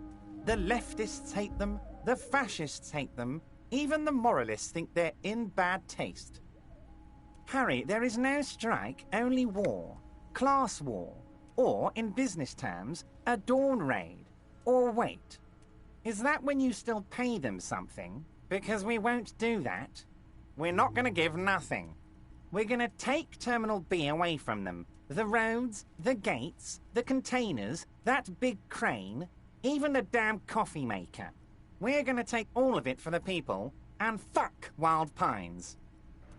And me too, I'm too fat for that. Everett grew up on sugar. Just imagine Steve Bonnet saying, "Take my sugar, take anything you like." It's like, take a truckload. So that's why you haven't let Joyce in? Yes. It's also why I let that midget Gaumont go. He's too nice. I can't put him through this. Plus, he knows how to get in here. That woman can't tell her tits from her arsehole. She has no chance. Tits from her arsehole. It's a local saying. Actually, no, it's not. Because we're friends, Harry. Besides, it doesn't matter now. You can go tell her if you want. It won't change the course of events. We have a significant head start. It's already happening. No idea. Could have been his own mother for all I know. If you ever find the guy, give him a big fat kiss from Everett Clare. Couldn't have done it without him. A guy, huh? I don't. I told you it could have been his own mother. I'm pretty sure it wasn't anyone from the Union. Maybe it was the mob. Or maybe he killed himself because he was a closet socialist. Truth is, I simply don't know. 2,372. Plus yours truly, of course. 2,373 is a sizable contingent for a labor organization in Revachol. And they're all well motivated. At least the ones you've seen. Oh, you mean what sort of goods are going to be flowing through? How am I going to replace all the contacts we'll lose once the poo-poo hits the fan? The clients will ditch us. Harry, we've thought of everything. Clients would take a well-known multinational conglomerate over a local mobster any day. We've been running back-channel negotiations with all the major clients.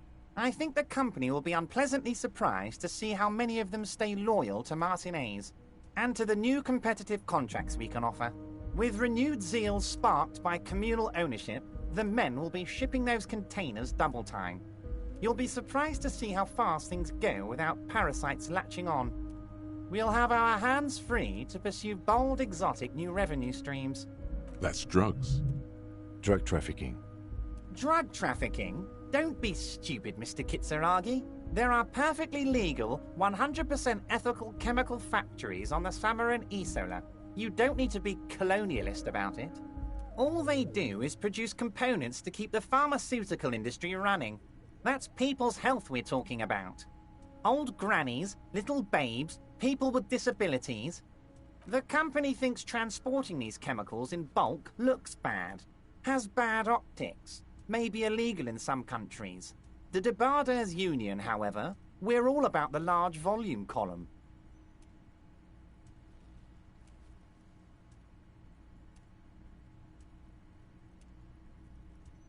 We're going to transport the living daylights out of those materials, Harry. So your sick kid can get his benefit and your wacky uncle doesn't have to come off risperidone. And wait till this guy reminds you of Duke from Resident Evil Village. Oh yeah, Duke from Resident Evil Village. Yep. It's funny how he references that he knows the merchant from Resident Evil 4. Hey there, Lynch Mob. How's things? Benefed is a children's cold medicine, usually apricot flavored, and risperidone is used to treat severe psychosis. And the kids on the street can get speed and pyrrolidone. I'm an old-fashioned guy, Mr. Kitsuragi. I sometimes grab a beer with the boys, but I have no idea about the things you just mentioned. But if I were to supply ingredients for some sort of rainbow party, I would make sure the Union took a fantastic share, and I'd keep that stuff far away from Martinez. He's basically admitting to it. Harry, if I was supplying raw materials to drug manufacturers, I would need an army of rubies. Understood. Lunchbob, just getting some pizza and hot wings before you head home to play more Mass Effect Andromeda. Oh, very nice. That sounds good. Sounds delicious too, as well.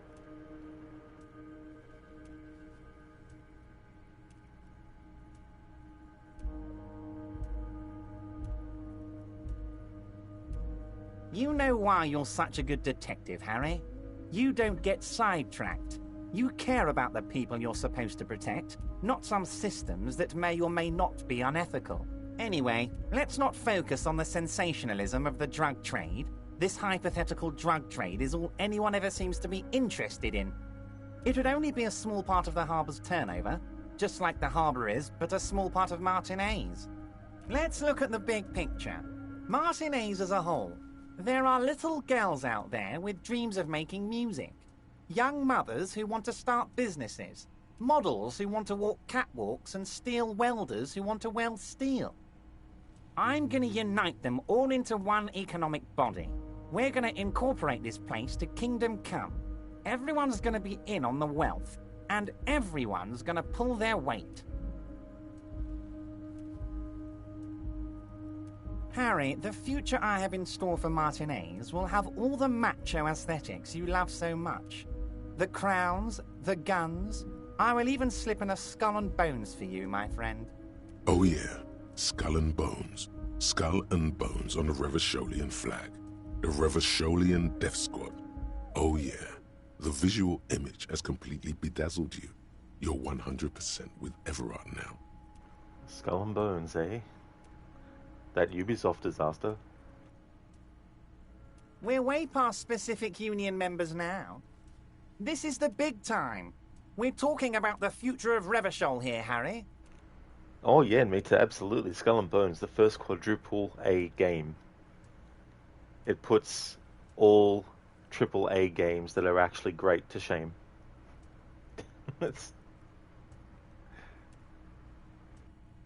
You can bother Leonard with that. He loves to run his mouth on such matters. But I'm in big-time mode, Harry. There's something different about him now. He's more vibrant, more alive in his big-time mode. Hopefully the Assassin's Creed Black Flag remake will also suffer the same fate.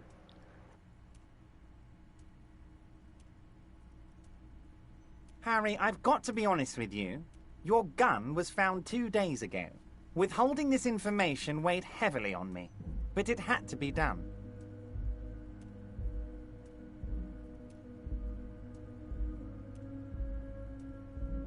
An old woman has it, and let me tell you, Harry, word on the street is she's a character, so watch out. Dr. Darling, what about quadruple A games? There's only one. That's Skull and Bones, Dr. Darling. Which means by default, it's better than any other game that is considered great in any other category of A's. This must be the woman who bought the gun from Roy, the one he described as terrifying. Yes, the same one. I see you've done your research. The pawn shop made the gun easy to track. Crazy stuff, Harry. Selling your gun like that? Wild. Anyway, the neighbors of this old woman contacted my men because they trust me and the Debarders Union. Apparently, she was waving it around at the entrance to her building. As I said, she's a character. I didn't have time for details.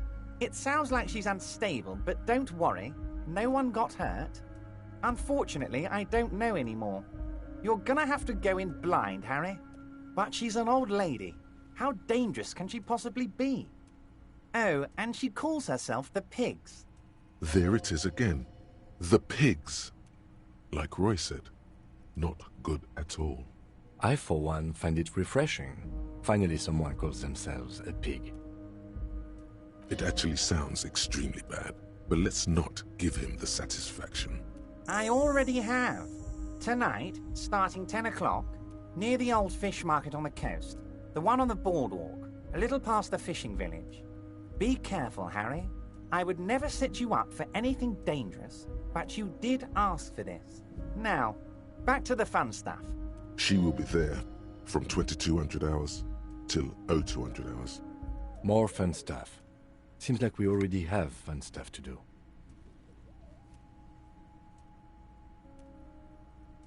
Great, Harry, great. I think we have truly built a bridge between Martinez and Jamrock today. We have united the RCM and the Debarders Union. This has been so great.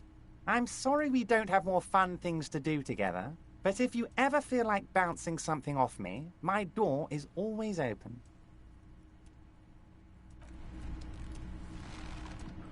Alright, so now we've set that up. Before, I let it go to the fourth day without doing that, and I didn't have enough reals to just simply make it move time to day 5, so I reloaded my save that I made while it was still day 3 and did all that. So now we've guaranteed that at 2200 on day 3 that woman's going to appear with Harry's gun so we can get it back.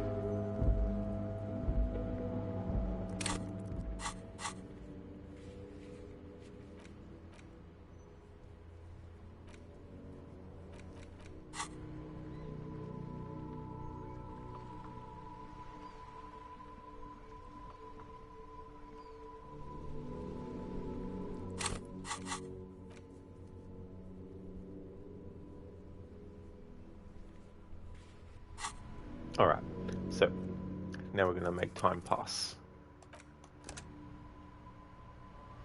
Hey there, Arctic. How's it going, dude? Welcome.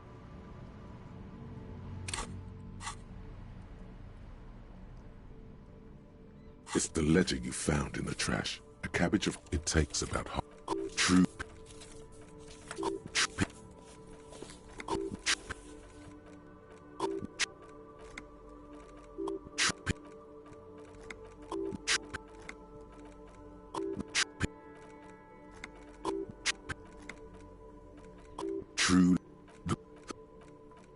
This one is relatively easy to reconstruct. Cause of fate, the mere true love. People call it. The Graffito crew is easy to. The crew, the 9,000 people, a staggering 7. In any case, it appears to have not much has changed in the mean.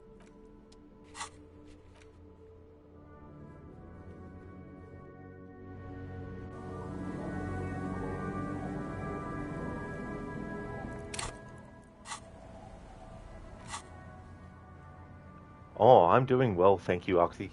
Having a good Sunday today.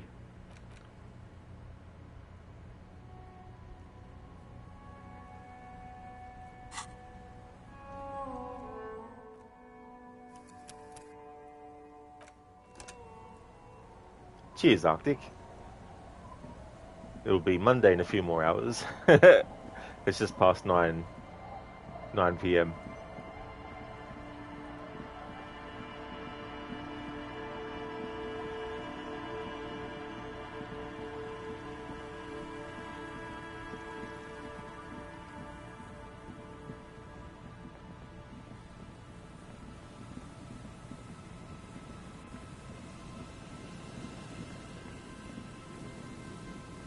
Put your hands where I can see them. Show me your hands. This is the pigs. Show me your hands. Right now! Show me your hands! Right now! Scavenged, battery-powered police lights protrude from her back. The flickering light show reveals a gun in her shaking hand. Artico, yeah, you always forget your time is far in the future that you could make you rich by telling the lottery numbers. Oh, dude. If I knew what the lottery numbers are, I wouldn't be telling anyone. Hey, Mareed? The scene is missing a sound, the siren. Yeah, you're right there, actually. Yeah, I don't know why there's no siren for that.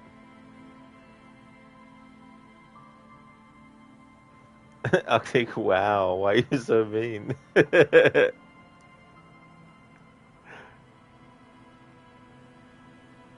Arctic, me neither, no worries, yeah. I don't blame you. I'm worried, yep, there should be. Yeah, I don't know why there isn't, but there isn't. Madame, please drop the firearm immediately. Failure to comply. Suspect is displaying aggression. Officer, under duress! Officer, under duress! I am the police. Don't move. Don't move. Hands on your head. Suspect is armed and dangerous. Lateral vascular neck restraint. Carotid sleeper. Carotid sleeper. Critically reducing blood from passing through the neck of the suspect. Be careful, detective. Don't do anything that might set her off. This is dangerous. You're 70% certain you always leave your gun loaded. It's the goddamn police, shitbag! Hug the pavement! You're under arrest! Back up! Back up! Back up! Status unconfirmed! Arctic looks like a very much homemade cop, a Temu cop. Pretty much, yeah. Wonder where she got all the flashing lights from. No, I thought Mr. Moran. Gareth. Aggravated assault! Man down! Officers in pursuit! There's a scenario unfolding in her head right now. It has nothing to do with what's happening here. What's the situation, officer? Law enforcement compromised! Impersonating a police officer! Does she not believe you two are actually police officers?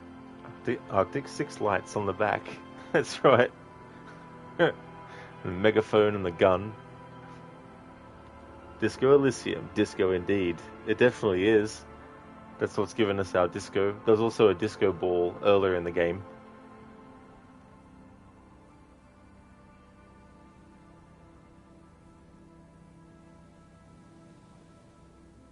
License and registration! License and registration! Come in, dispatch! Sector! Sector! Azimuth! It's not a code, just disjointed words. Officer in need of assistance! Suspect alert! Get on the ground! Ma'am, please. We want to help you, but you need to lower that weapon. Disturbance reported. Authorized deadly force. Sector, take the shot! Big red key! Big red key! Big red key? That's code for the battering ram. Cop talk. You know this. She's frantic, confused, teetering under all that gear. There's an opening if you just move fast enough. If not, the lieutenant's got her in his sights. Confined quarters, assailant coming at me! Split-second decision, fire at will! Oh my God. head off. What is this? This isn't police issue. Police weapons have bullets. This isn't real. Police guns always have bullets. What is this? Why did you sell me this? She looks devastated. Grab the gun, right now.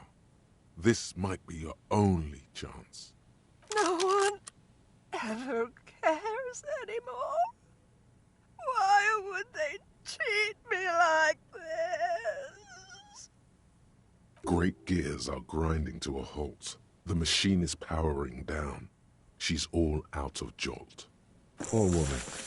We need to figure out what to do with her now. Nobody's ever around. Nobody ever comes to visit me. Her scratched skin is warm to the touch, but the person inside doesn't even know you're there. She's in a stupor. I've seen this before. God knows for how long. Could be days when they get like this. Honestly, I don't know. Dementia, probably. Dementia and Channel 8, and loneliness. Probably not. But more pressing is the question of what to do with her right now. I don't think there's any need for that. In her current state, and without the gun, she isn't really a threat to anyone. We could let Titus know. This is a perfect problem for the local peacekeepers to handle. They might even know her family.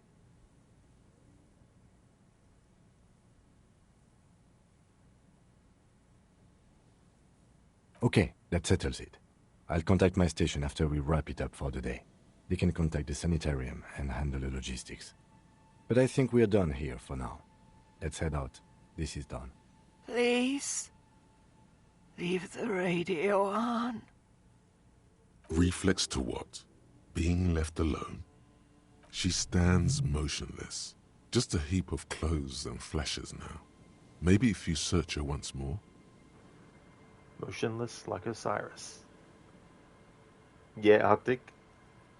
The game does a good job of building it up there where you think, damn, if I fail this check, is it going to be a gunshot?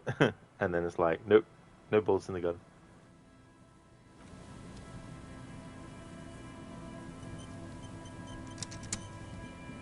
The woman stands slumped.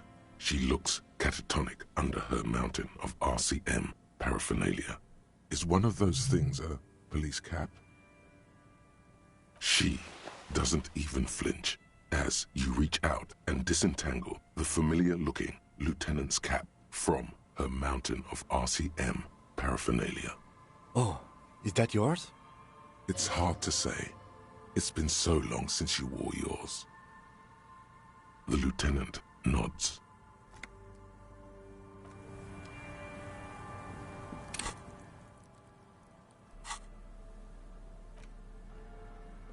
Tools.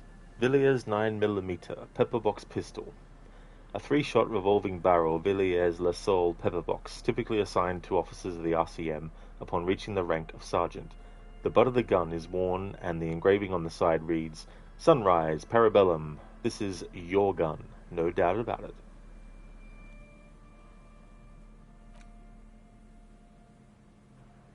RCM Lieutenant's Cap, +1 authority, member of an organization. The cap is sturdy and comfortable, and seems to retain its form very well. It fits you perfectly. The inside of it smells like cheap tobacco and typewriter ink. It feels familiar somehow. Perhaps it, too, is yours, though how the pigs got it is a mystery.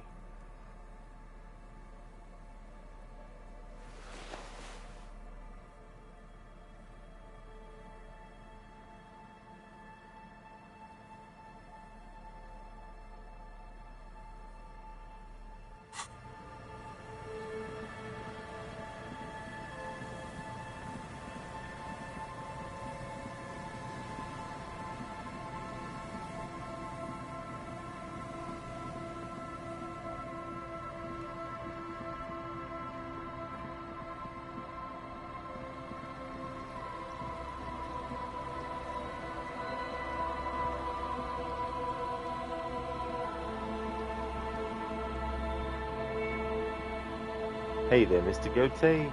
Thank you very much, dude, for the 10 stream streak. How's it going? Thank you very much for that.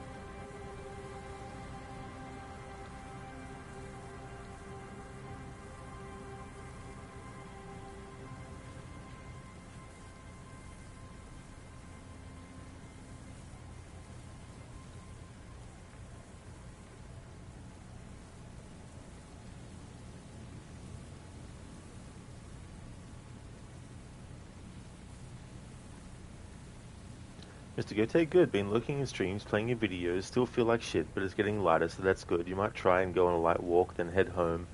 You've been on Ocarina of Time and Expedition 33 still. Oh, that's fair enough, Mr. Gote. That's cool that you've been lurking in streams. Thank you for lurking.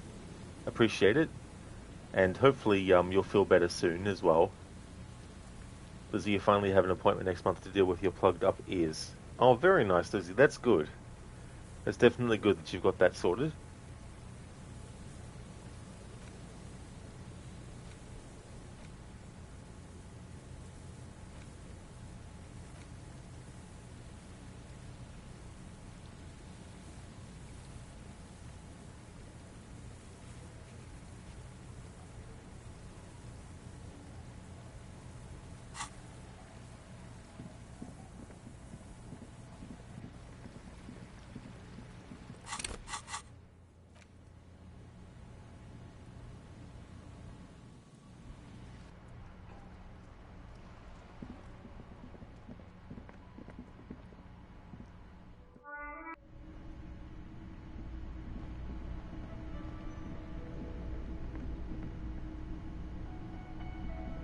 Can I help you?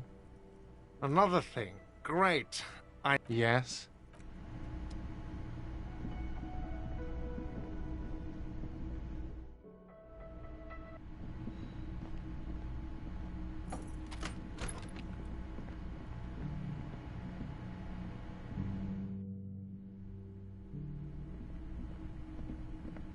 Yes?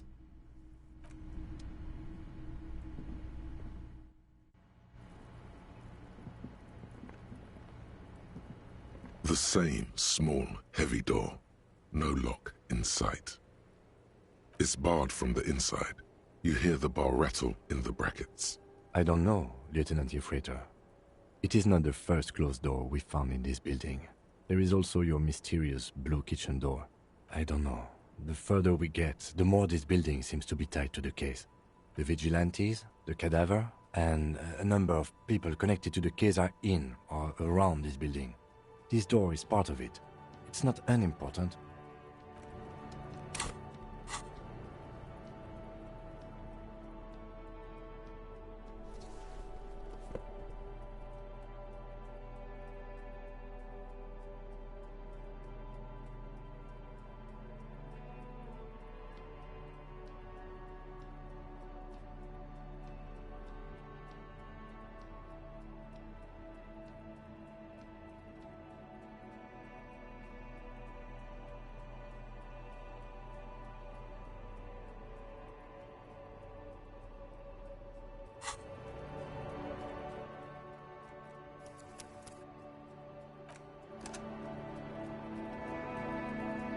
The same small, heavy door. No lock in sight.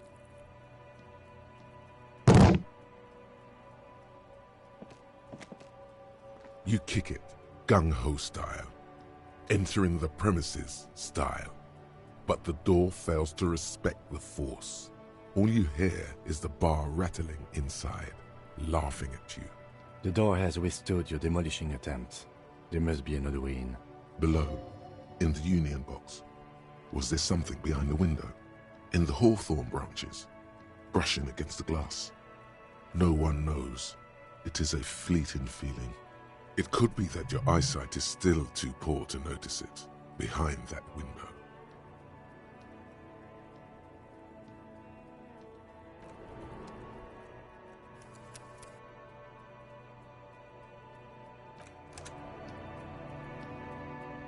Oh, really enjoying it, Mr. Gote. This game is really good.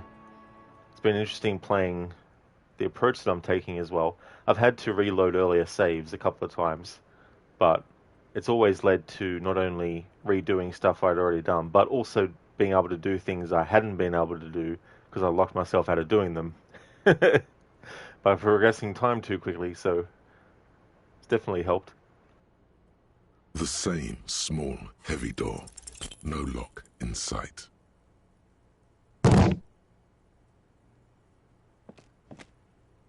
You kick it.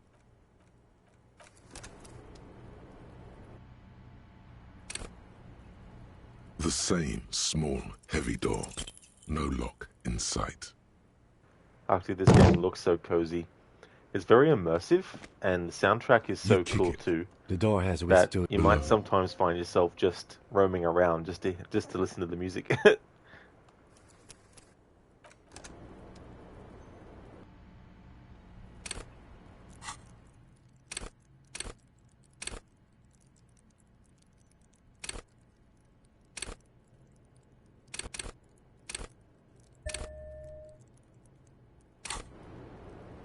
The same small, heavy door. No lock in sight. Hello there, Maxi. Good day to you too, dude. I am having a good Sunday. It's going really good, thank you. How's your day going today?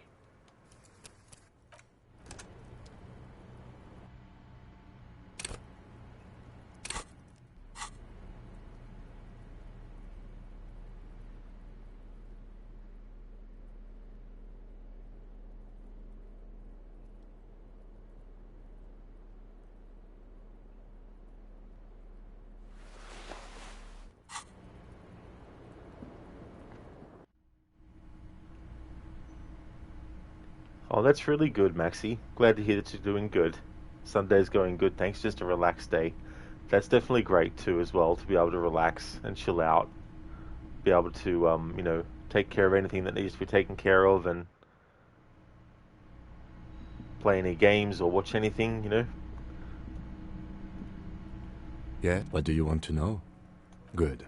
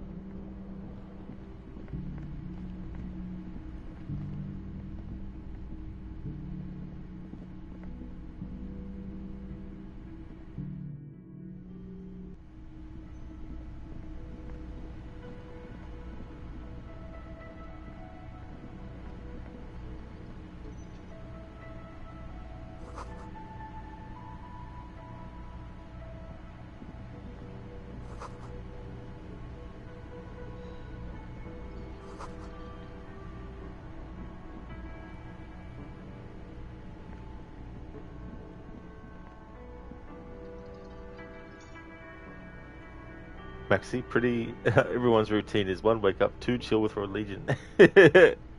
Yeah, which is muchly appreciated. People checking out the stream. Octavius, do I have any favorite popular streamer? Not really, to be honest.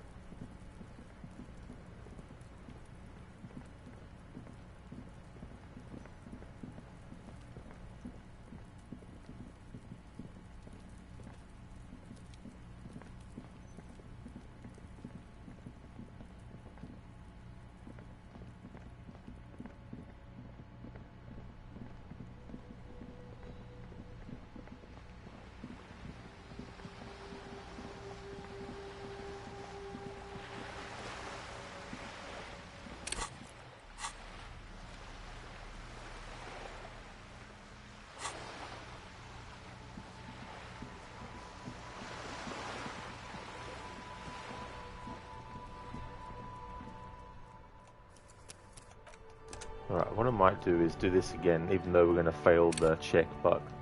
The same small, heavy door. See no lock in sight. what this other thing was after it. You kick it.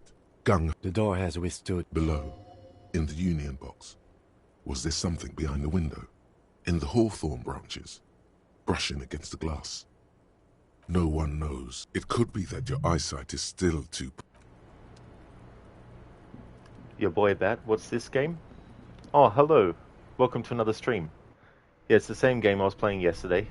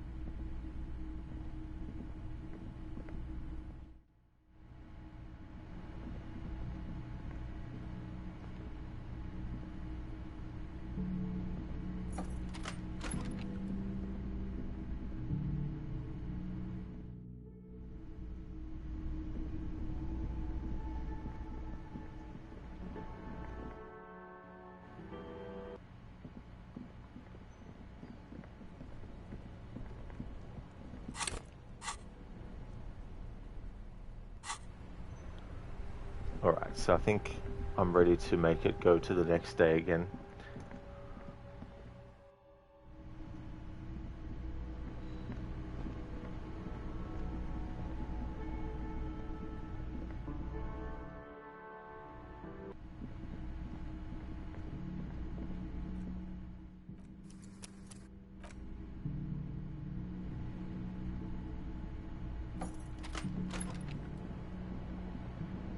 The bed is still cold from the broken window, and not too in. It's not easy, but your bones are so tired from what feel like weeks of work on the case. Already heard this stuff, so I'll skip it. Thoughts, baby. Recorded in you. No. You're spinning tapes at the disco. On and on it goes. Behold. It's you can never forget this shit. It's not possible. You're the reading your awful. You solving your little crossword puzzle. Beep, beep, beep. Do it for the...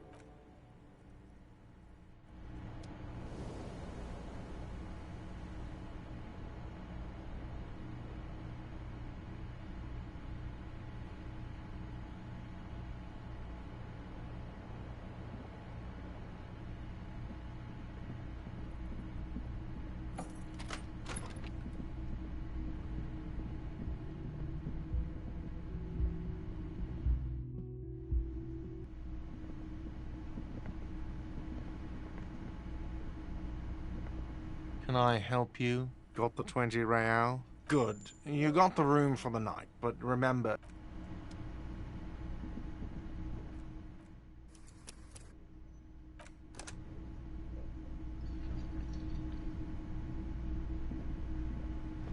Again? I can't believe this shit. Okay, why not? Let's do the old thing over again. You think he was hanged as a cover-up? Okay, well...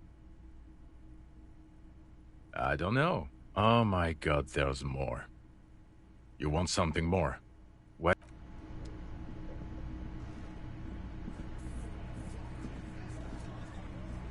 The Coppernado is back. What do you want?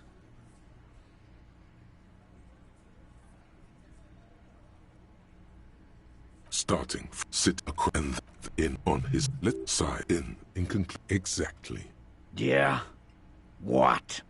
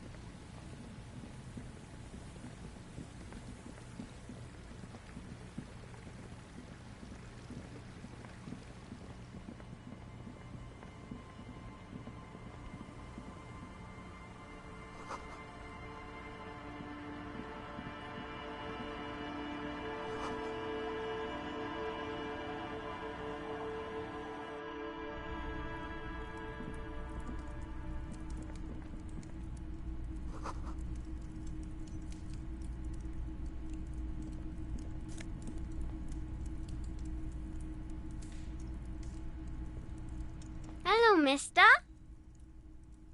She clutches a small stuffed animal. Occasionally, she twirls it around. Luby.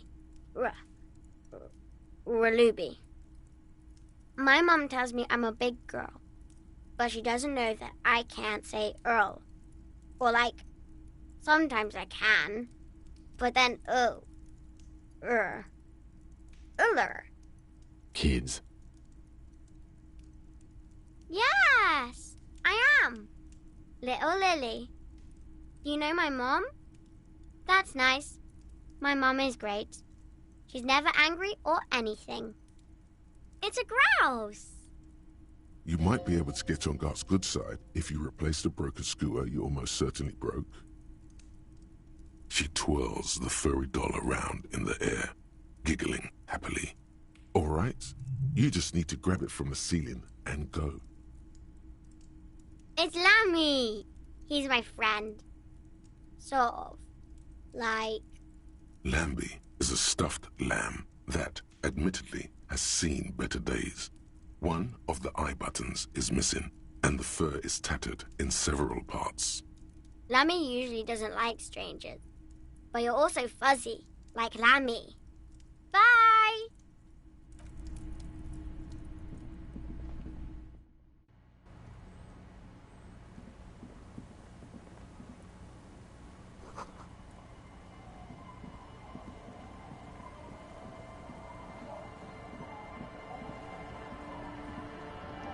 Waves are beginning to die down. Look at those little bastards. Simmer down. Simmer down, bastards. Why does she care about the waves so much? Of course. Question time. Oh? Who? Okay. When did this person stay here? Oh. I've been out on the sea for most of the past week. The weather's been good for fishing, so I usually start at 4 in the morning. Yes, that's the optimal time. Sorry I couldn't help you out. Well, how can I assist you then, officer?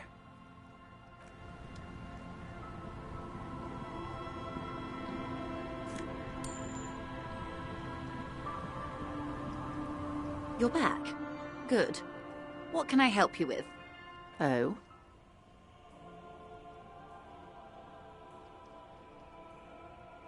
A takeover?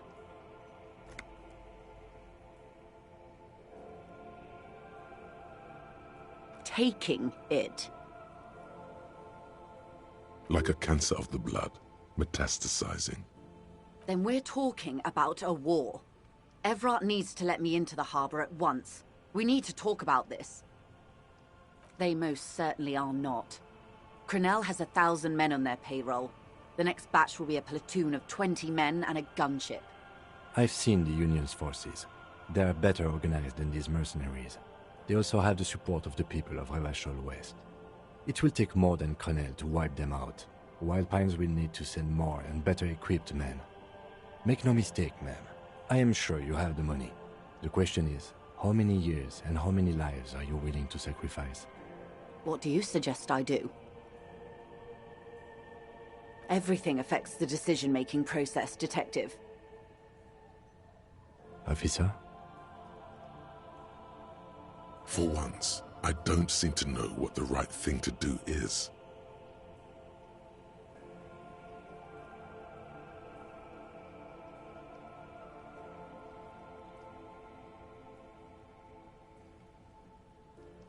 Like the previous leaders of the Union were assassinated.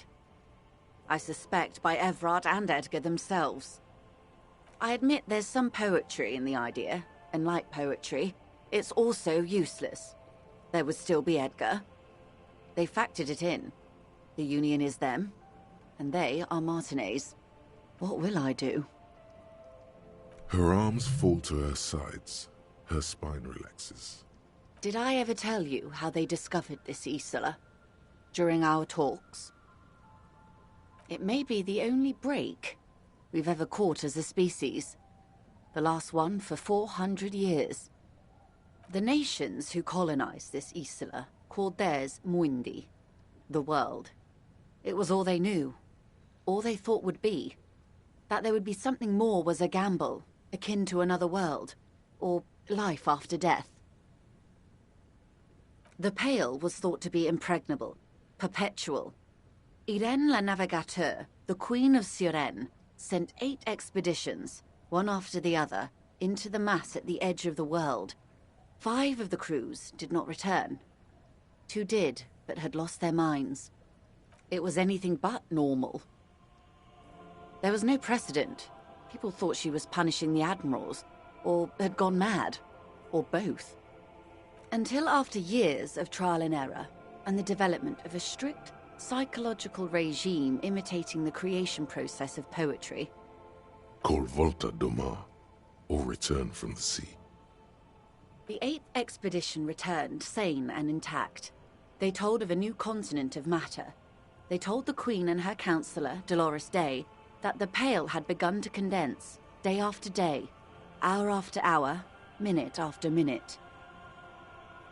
Slowly raining down until it formed a vast ocean. The phenomenon has never again been encountered.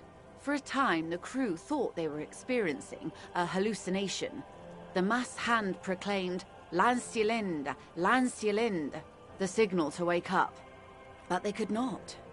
They were sane and conscious, as islands began to appear on the horizon. There are 78,000 uninhabited islands in the Insulindian archipelago, officer. The freckled face of God. You've thought it 1,000,000 times. On the second day, a great skua was shot down above the flagship Lizargique. The bird was preserved and brought back, along with pollen. 4 years later, the Queen's Counselor was proclaimed Her Innocence Dolores Day, the elected world spirit. The age of humanism, internationalism, and parliamentary rule followed. We were high. The nations of Mundi proceeded to discover 5 more Isolae. Or they discovered us. All in the rush of the great inter-Islary reconnection. That's all good, Maxi. Definitely understandable, dude. Thank you very, very much for leaving the lurk. Appreciate it. Hope Disco Elysium goes well. Thank you very, very much. Been enjoying my third playthrough. Definitely recommend people check out Maxi's channel if you haven't before. He's been doing Tomb Raider Remastered. He's also creating a lot of different tools that streamers can also use, but also viewers of channels. He's got a tool that allows you to automatically leave lurks on Twitch channels that you set up for that.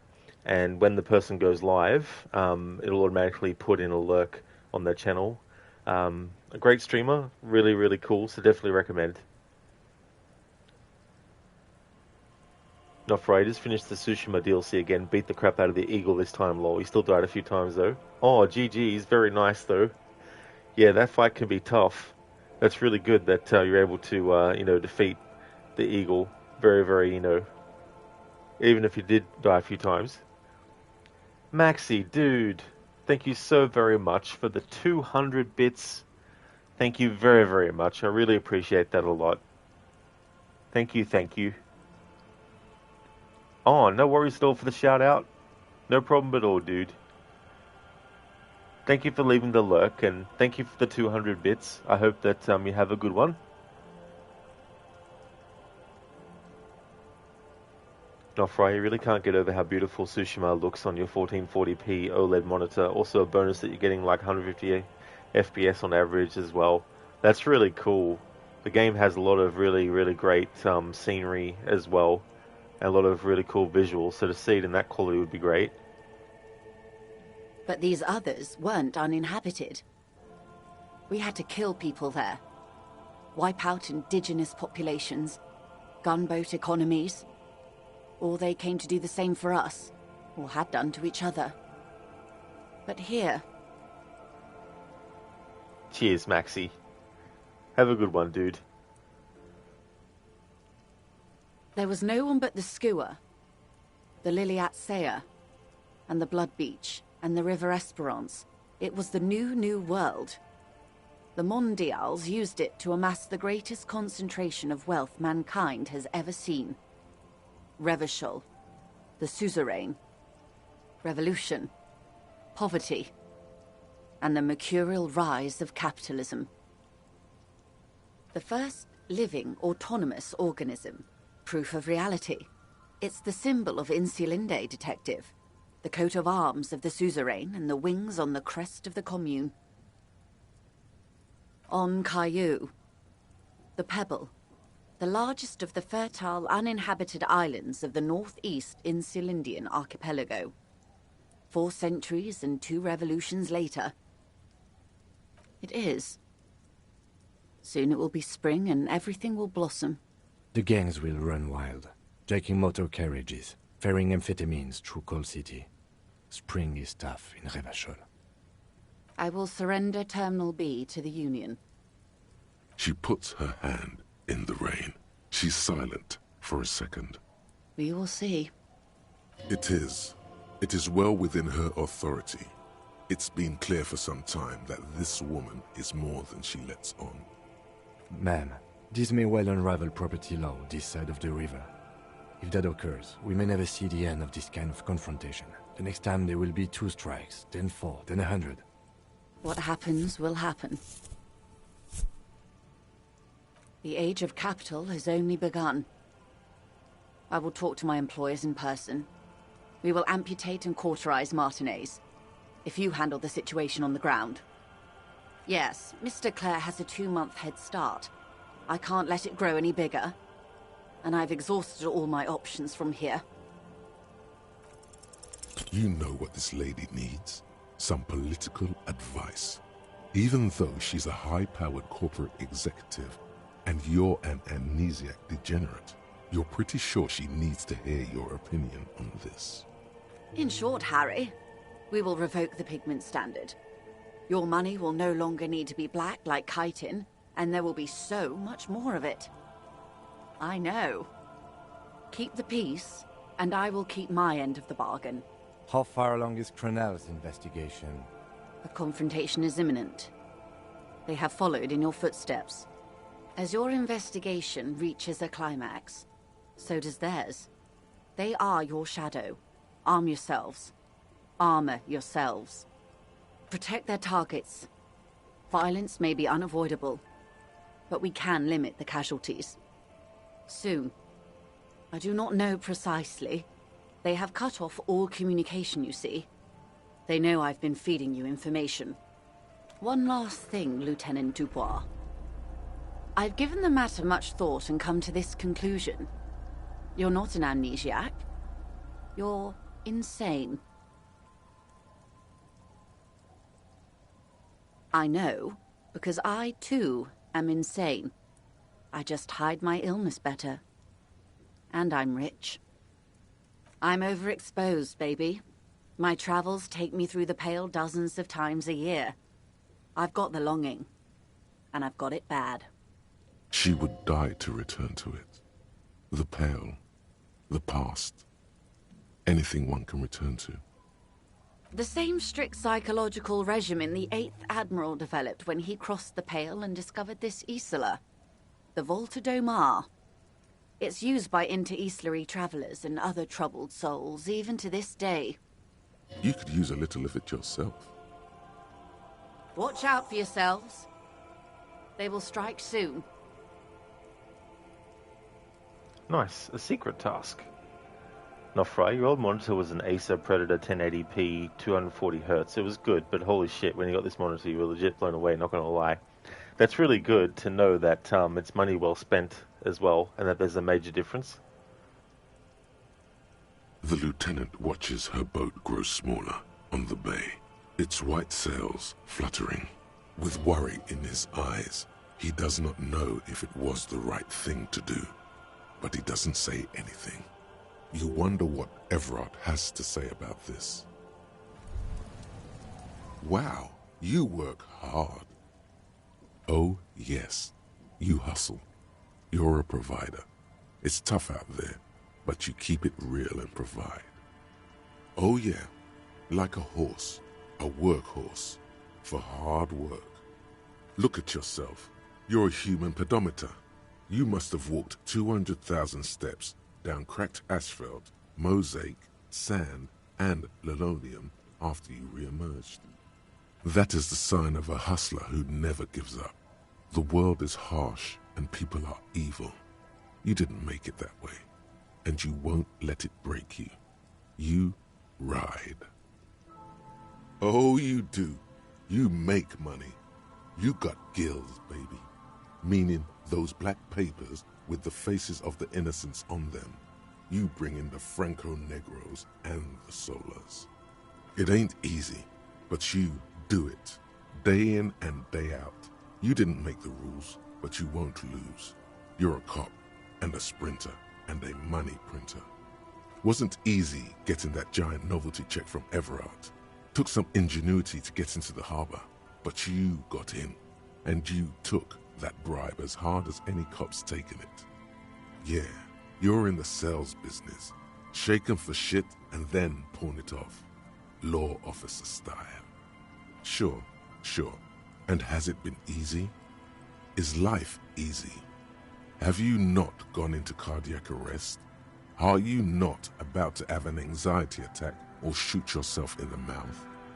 But you still hustle 24/7, ride or die. Now, ask yourself, are you rich?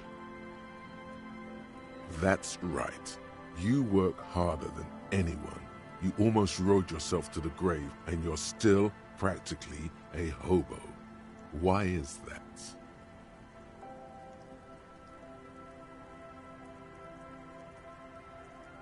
Because of the taxes. G-Man's got his jam-covered sticky fingers in your pocket, stealing from you every time you buy, sell, walk, talk, fart, so much as sneeze. Aren't taxes almost non-existent in the Gossamer state that is Revachol? You and I both, but they got those indirect modes of taxation. Sales tax, excise duty, extraction tax, this tax that doesn't even have a name. Plus, there's the stuff people in other countries pay for that makes them ask for more money from you here. The Gotham Estate's a myth. In total, the coalition government is taking 98% of all your money.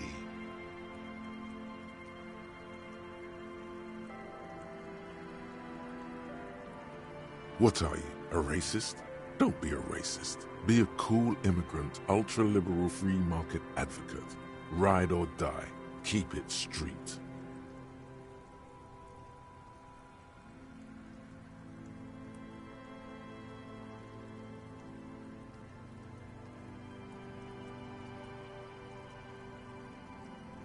Here you go, hustler.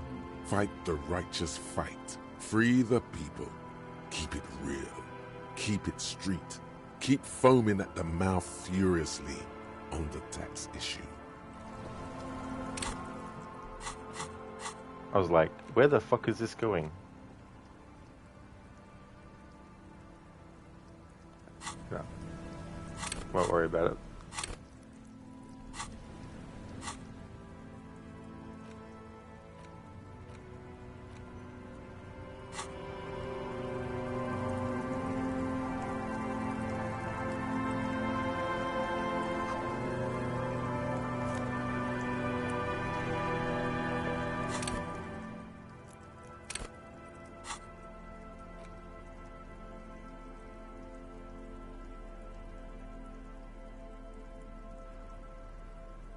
Franco-Nigerian cavalry boots. Good old calf-length cavalry boots. Mount that horse and ride into the night. The heel comes in handy too. It definitely makes you some good 5 centimeters taller. But could it be that it's also making you sharper, more perceptive to your surroundings now that you've gained a new perspective? Adds +1 perception, a view from above.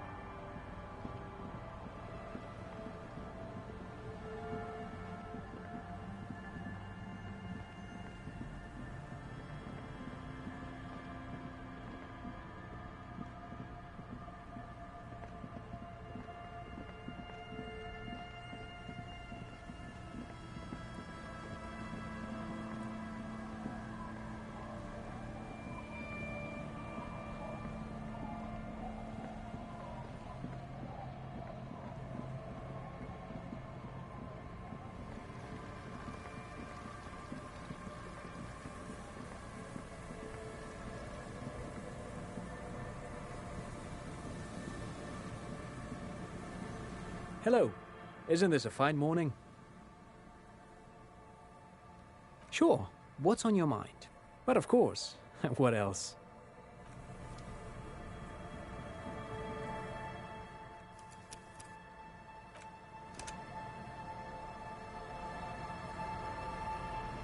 The once bright mural towers above you, saying, "Felled electric suddenly."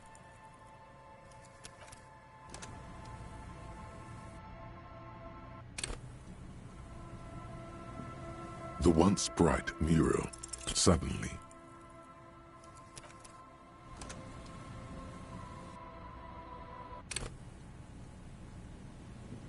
The once bright mural suddenly. All is quiet.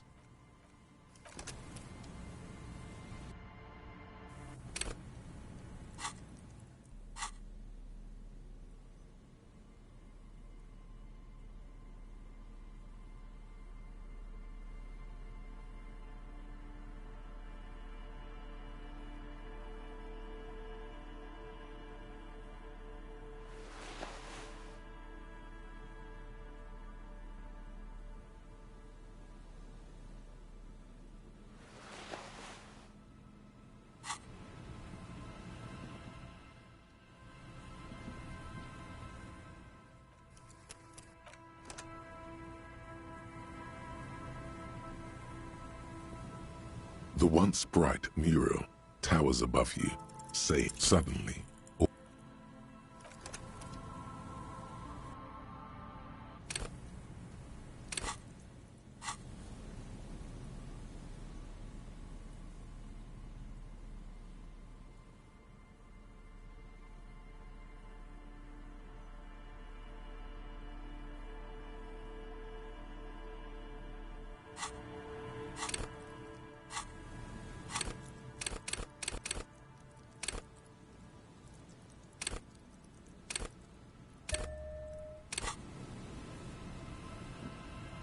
The once bright mural towers above you, suddenly.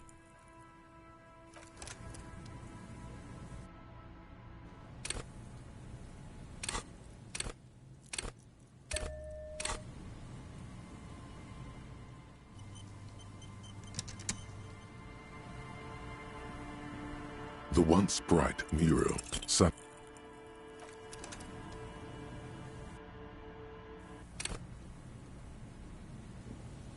The once bright mural suddenly.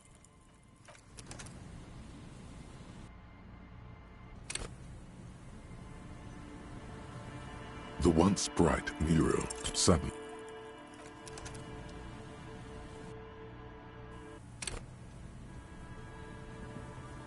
The once bright mural suddenly.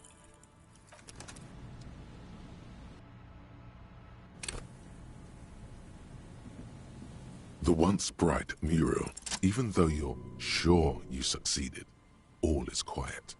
There is no cold hand brushing against your forehead, no rustle in the reeds. The wind has died down.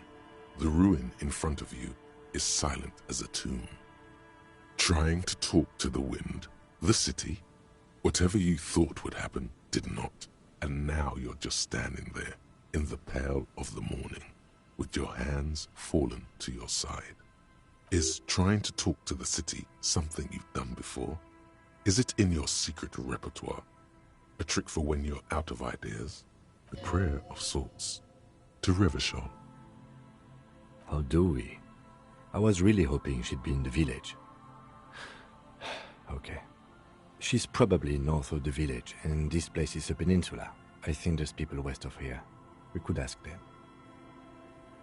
Indeed.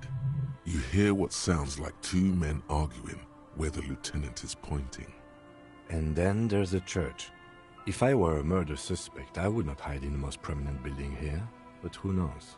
Maybe she's reckless. Or spiritual. She could be looking for refuge. Anyway, we do it the old-fashioned way, sector by sector. Go over the whole peninsula, ask the locals, enter the places where we can enter first, like we did in the village. Then, if we're desperate, we can look where we can't enter. Bunkers, storm drainage, this place. I'm sure it won't come to that.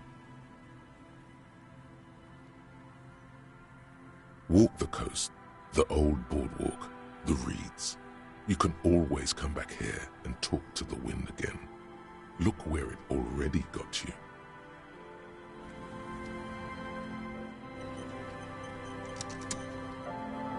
The once bright mural towered a breeze.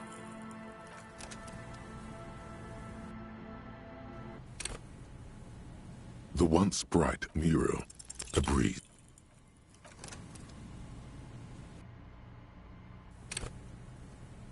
The once bright mural, a breeze.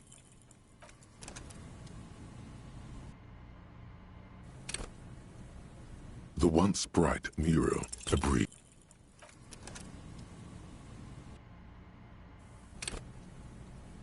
The once bright mural, a breeze.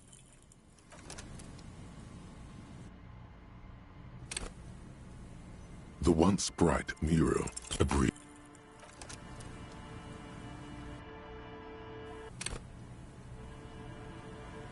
The once bright mural, a breeze.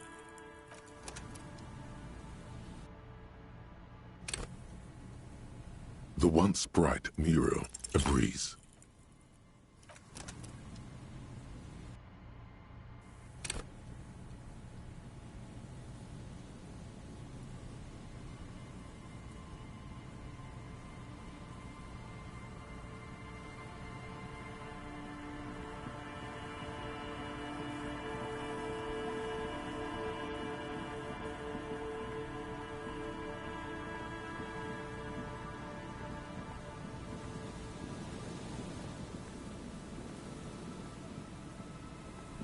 Someone has left an unidentifiable article of clothing on this railing.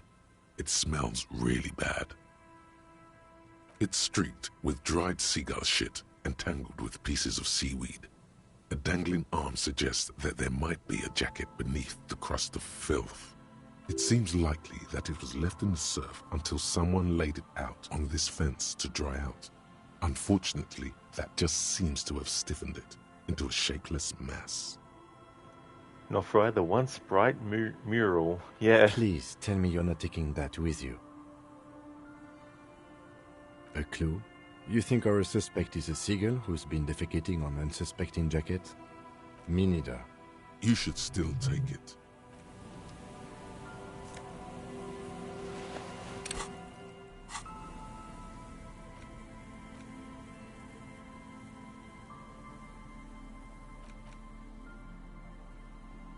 As you hold it in your hands, it makes an uncomfortable crunching sound. It's a sordid, filthy tale, not for the weak. Are you sure you can stomach it? It occurs to you that you're not even holding the jacket itself, but rather the thick crust of jetsam and seagull shit that ensconces it. It smells like a dead sea creature, tangled in grey strands of seaweed. It must have spent quite some time in the water before the tide deposited it ashore. Why? Why did you think about it? Look at your hands. They're covered in muck. Now you're just flicking that shit everywhere. This is a disaster. You'll never get the smell out.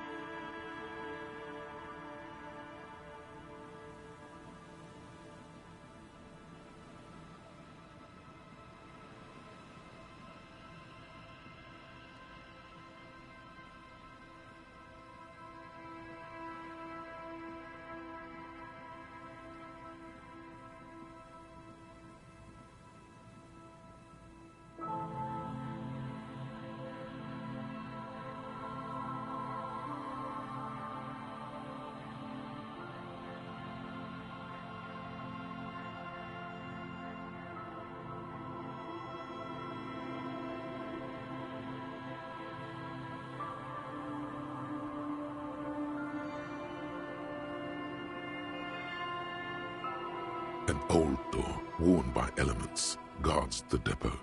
The wind has blown a sand dune in front of it. It's military. A service depot of some sort. Probably something that is no longer there. From here to the whirling, I can't see how. The church is in the way.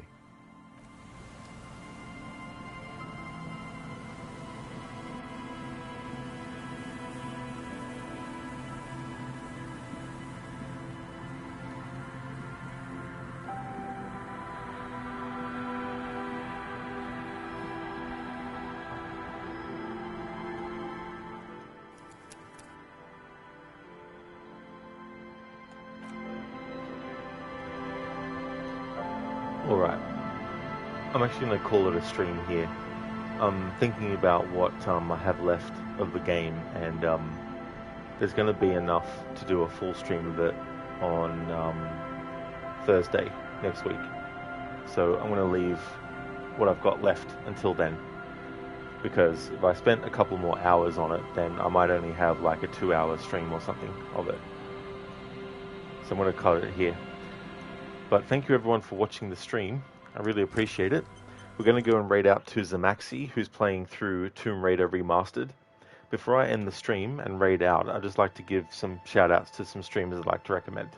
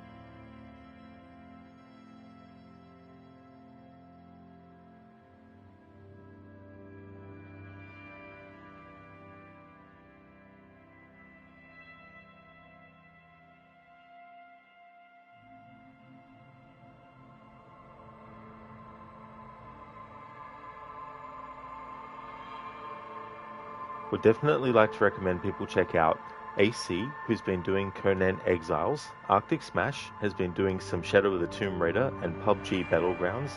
Inmita has been doing a playthrough of Elder Scrolls Online, as well as games like The Long Dark and Horizon Forbidden West. And Shaky has been doing some Far Cry 6. Dr. Darling, what? It's only 1 PM. This is true. If I go on for another 2 hours, then I'll probably have a really short stream on Thursday. So I'd rather have a longer stream on Thursday to help with the scheduling as well.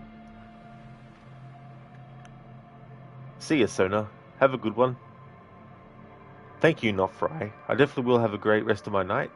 Thank you for enjoying the stream. I'm glad that you did. Oh yeah, Arctic, that's definitely no problem at all for the stream and for the shout out, dude. No worries. Here's a general raid message that everyone can feel free to copy and paste, and I'll put one in chat for subscribers as well.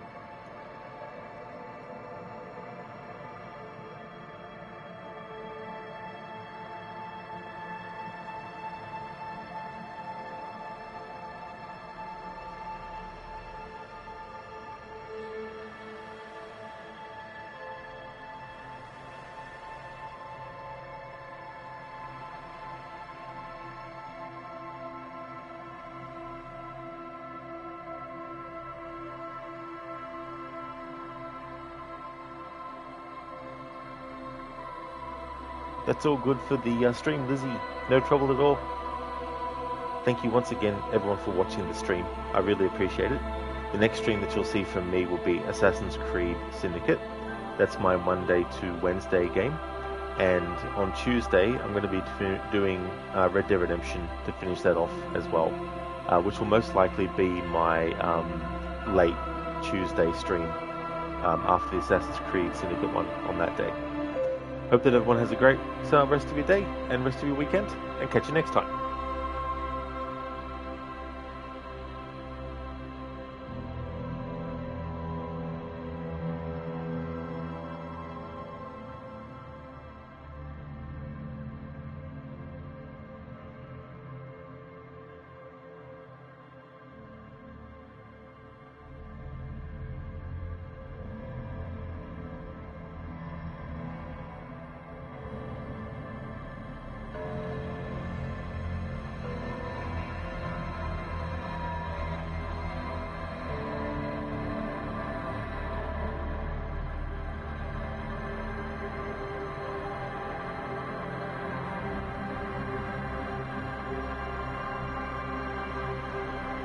Limita for the stream and the shout out.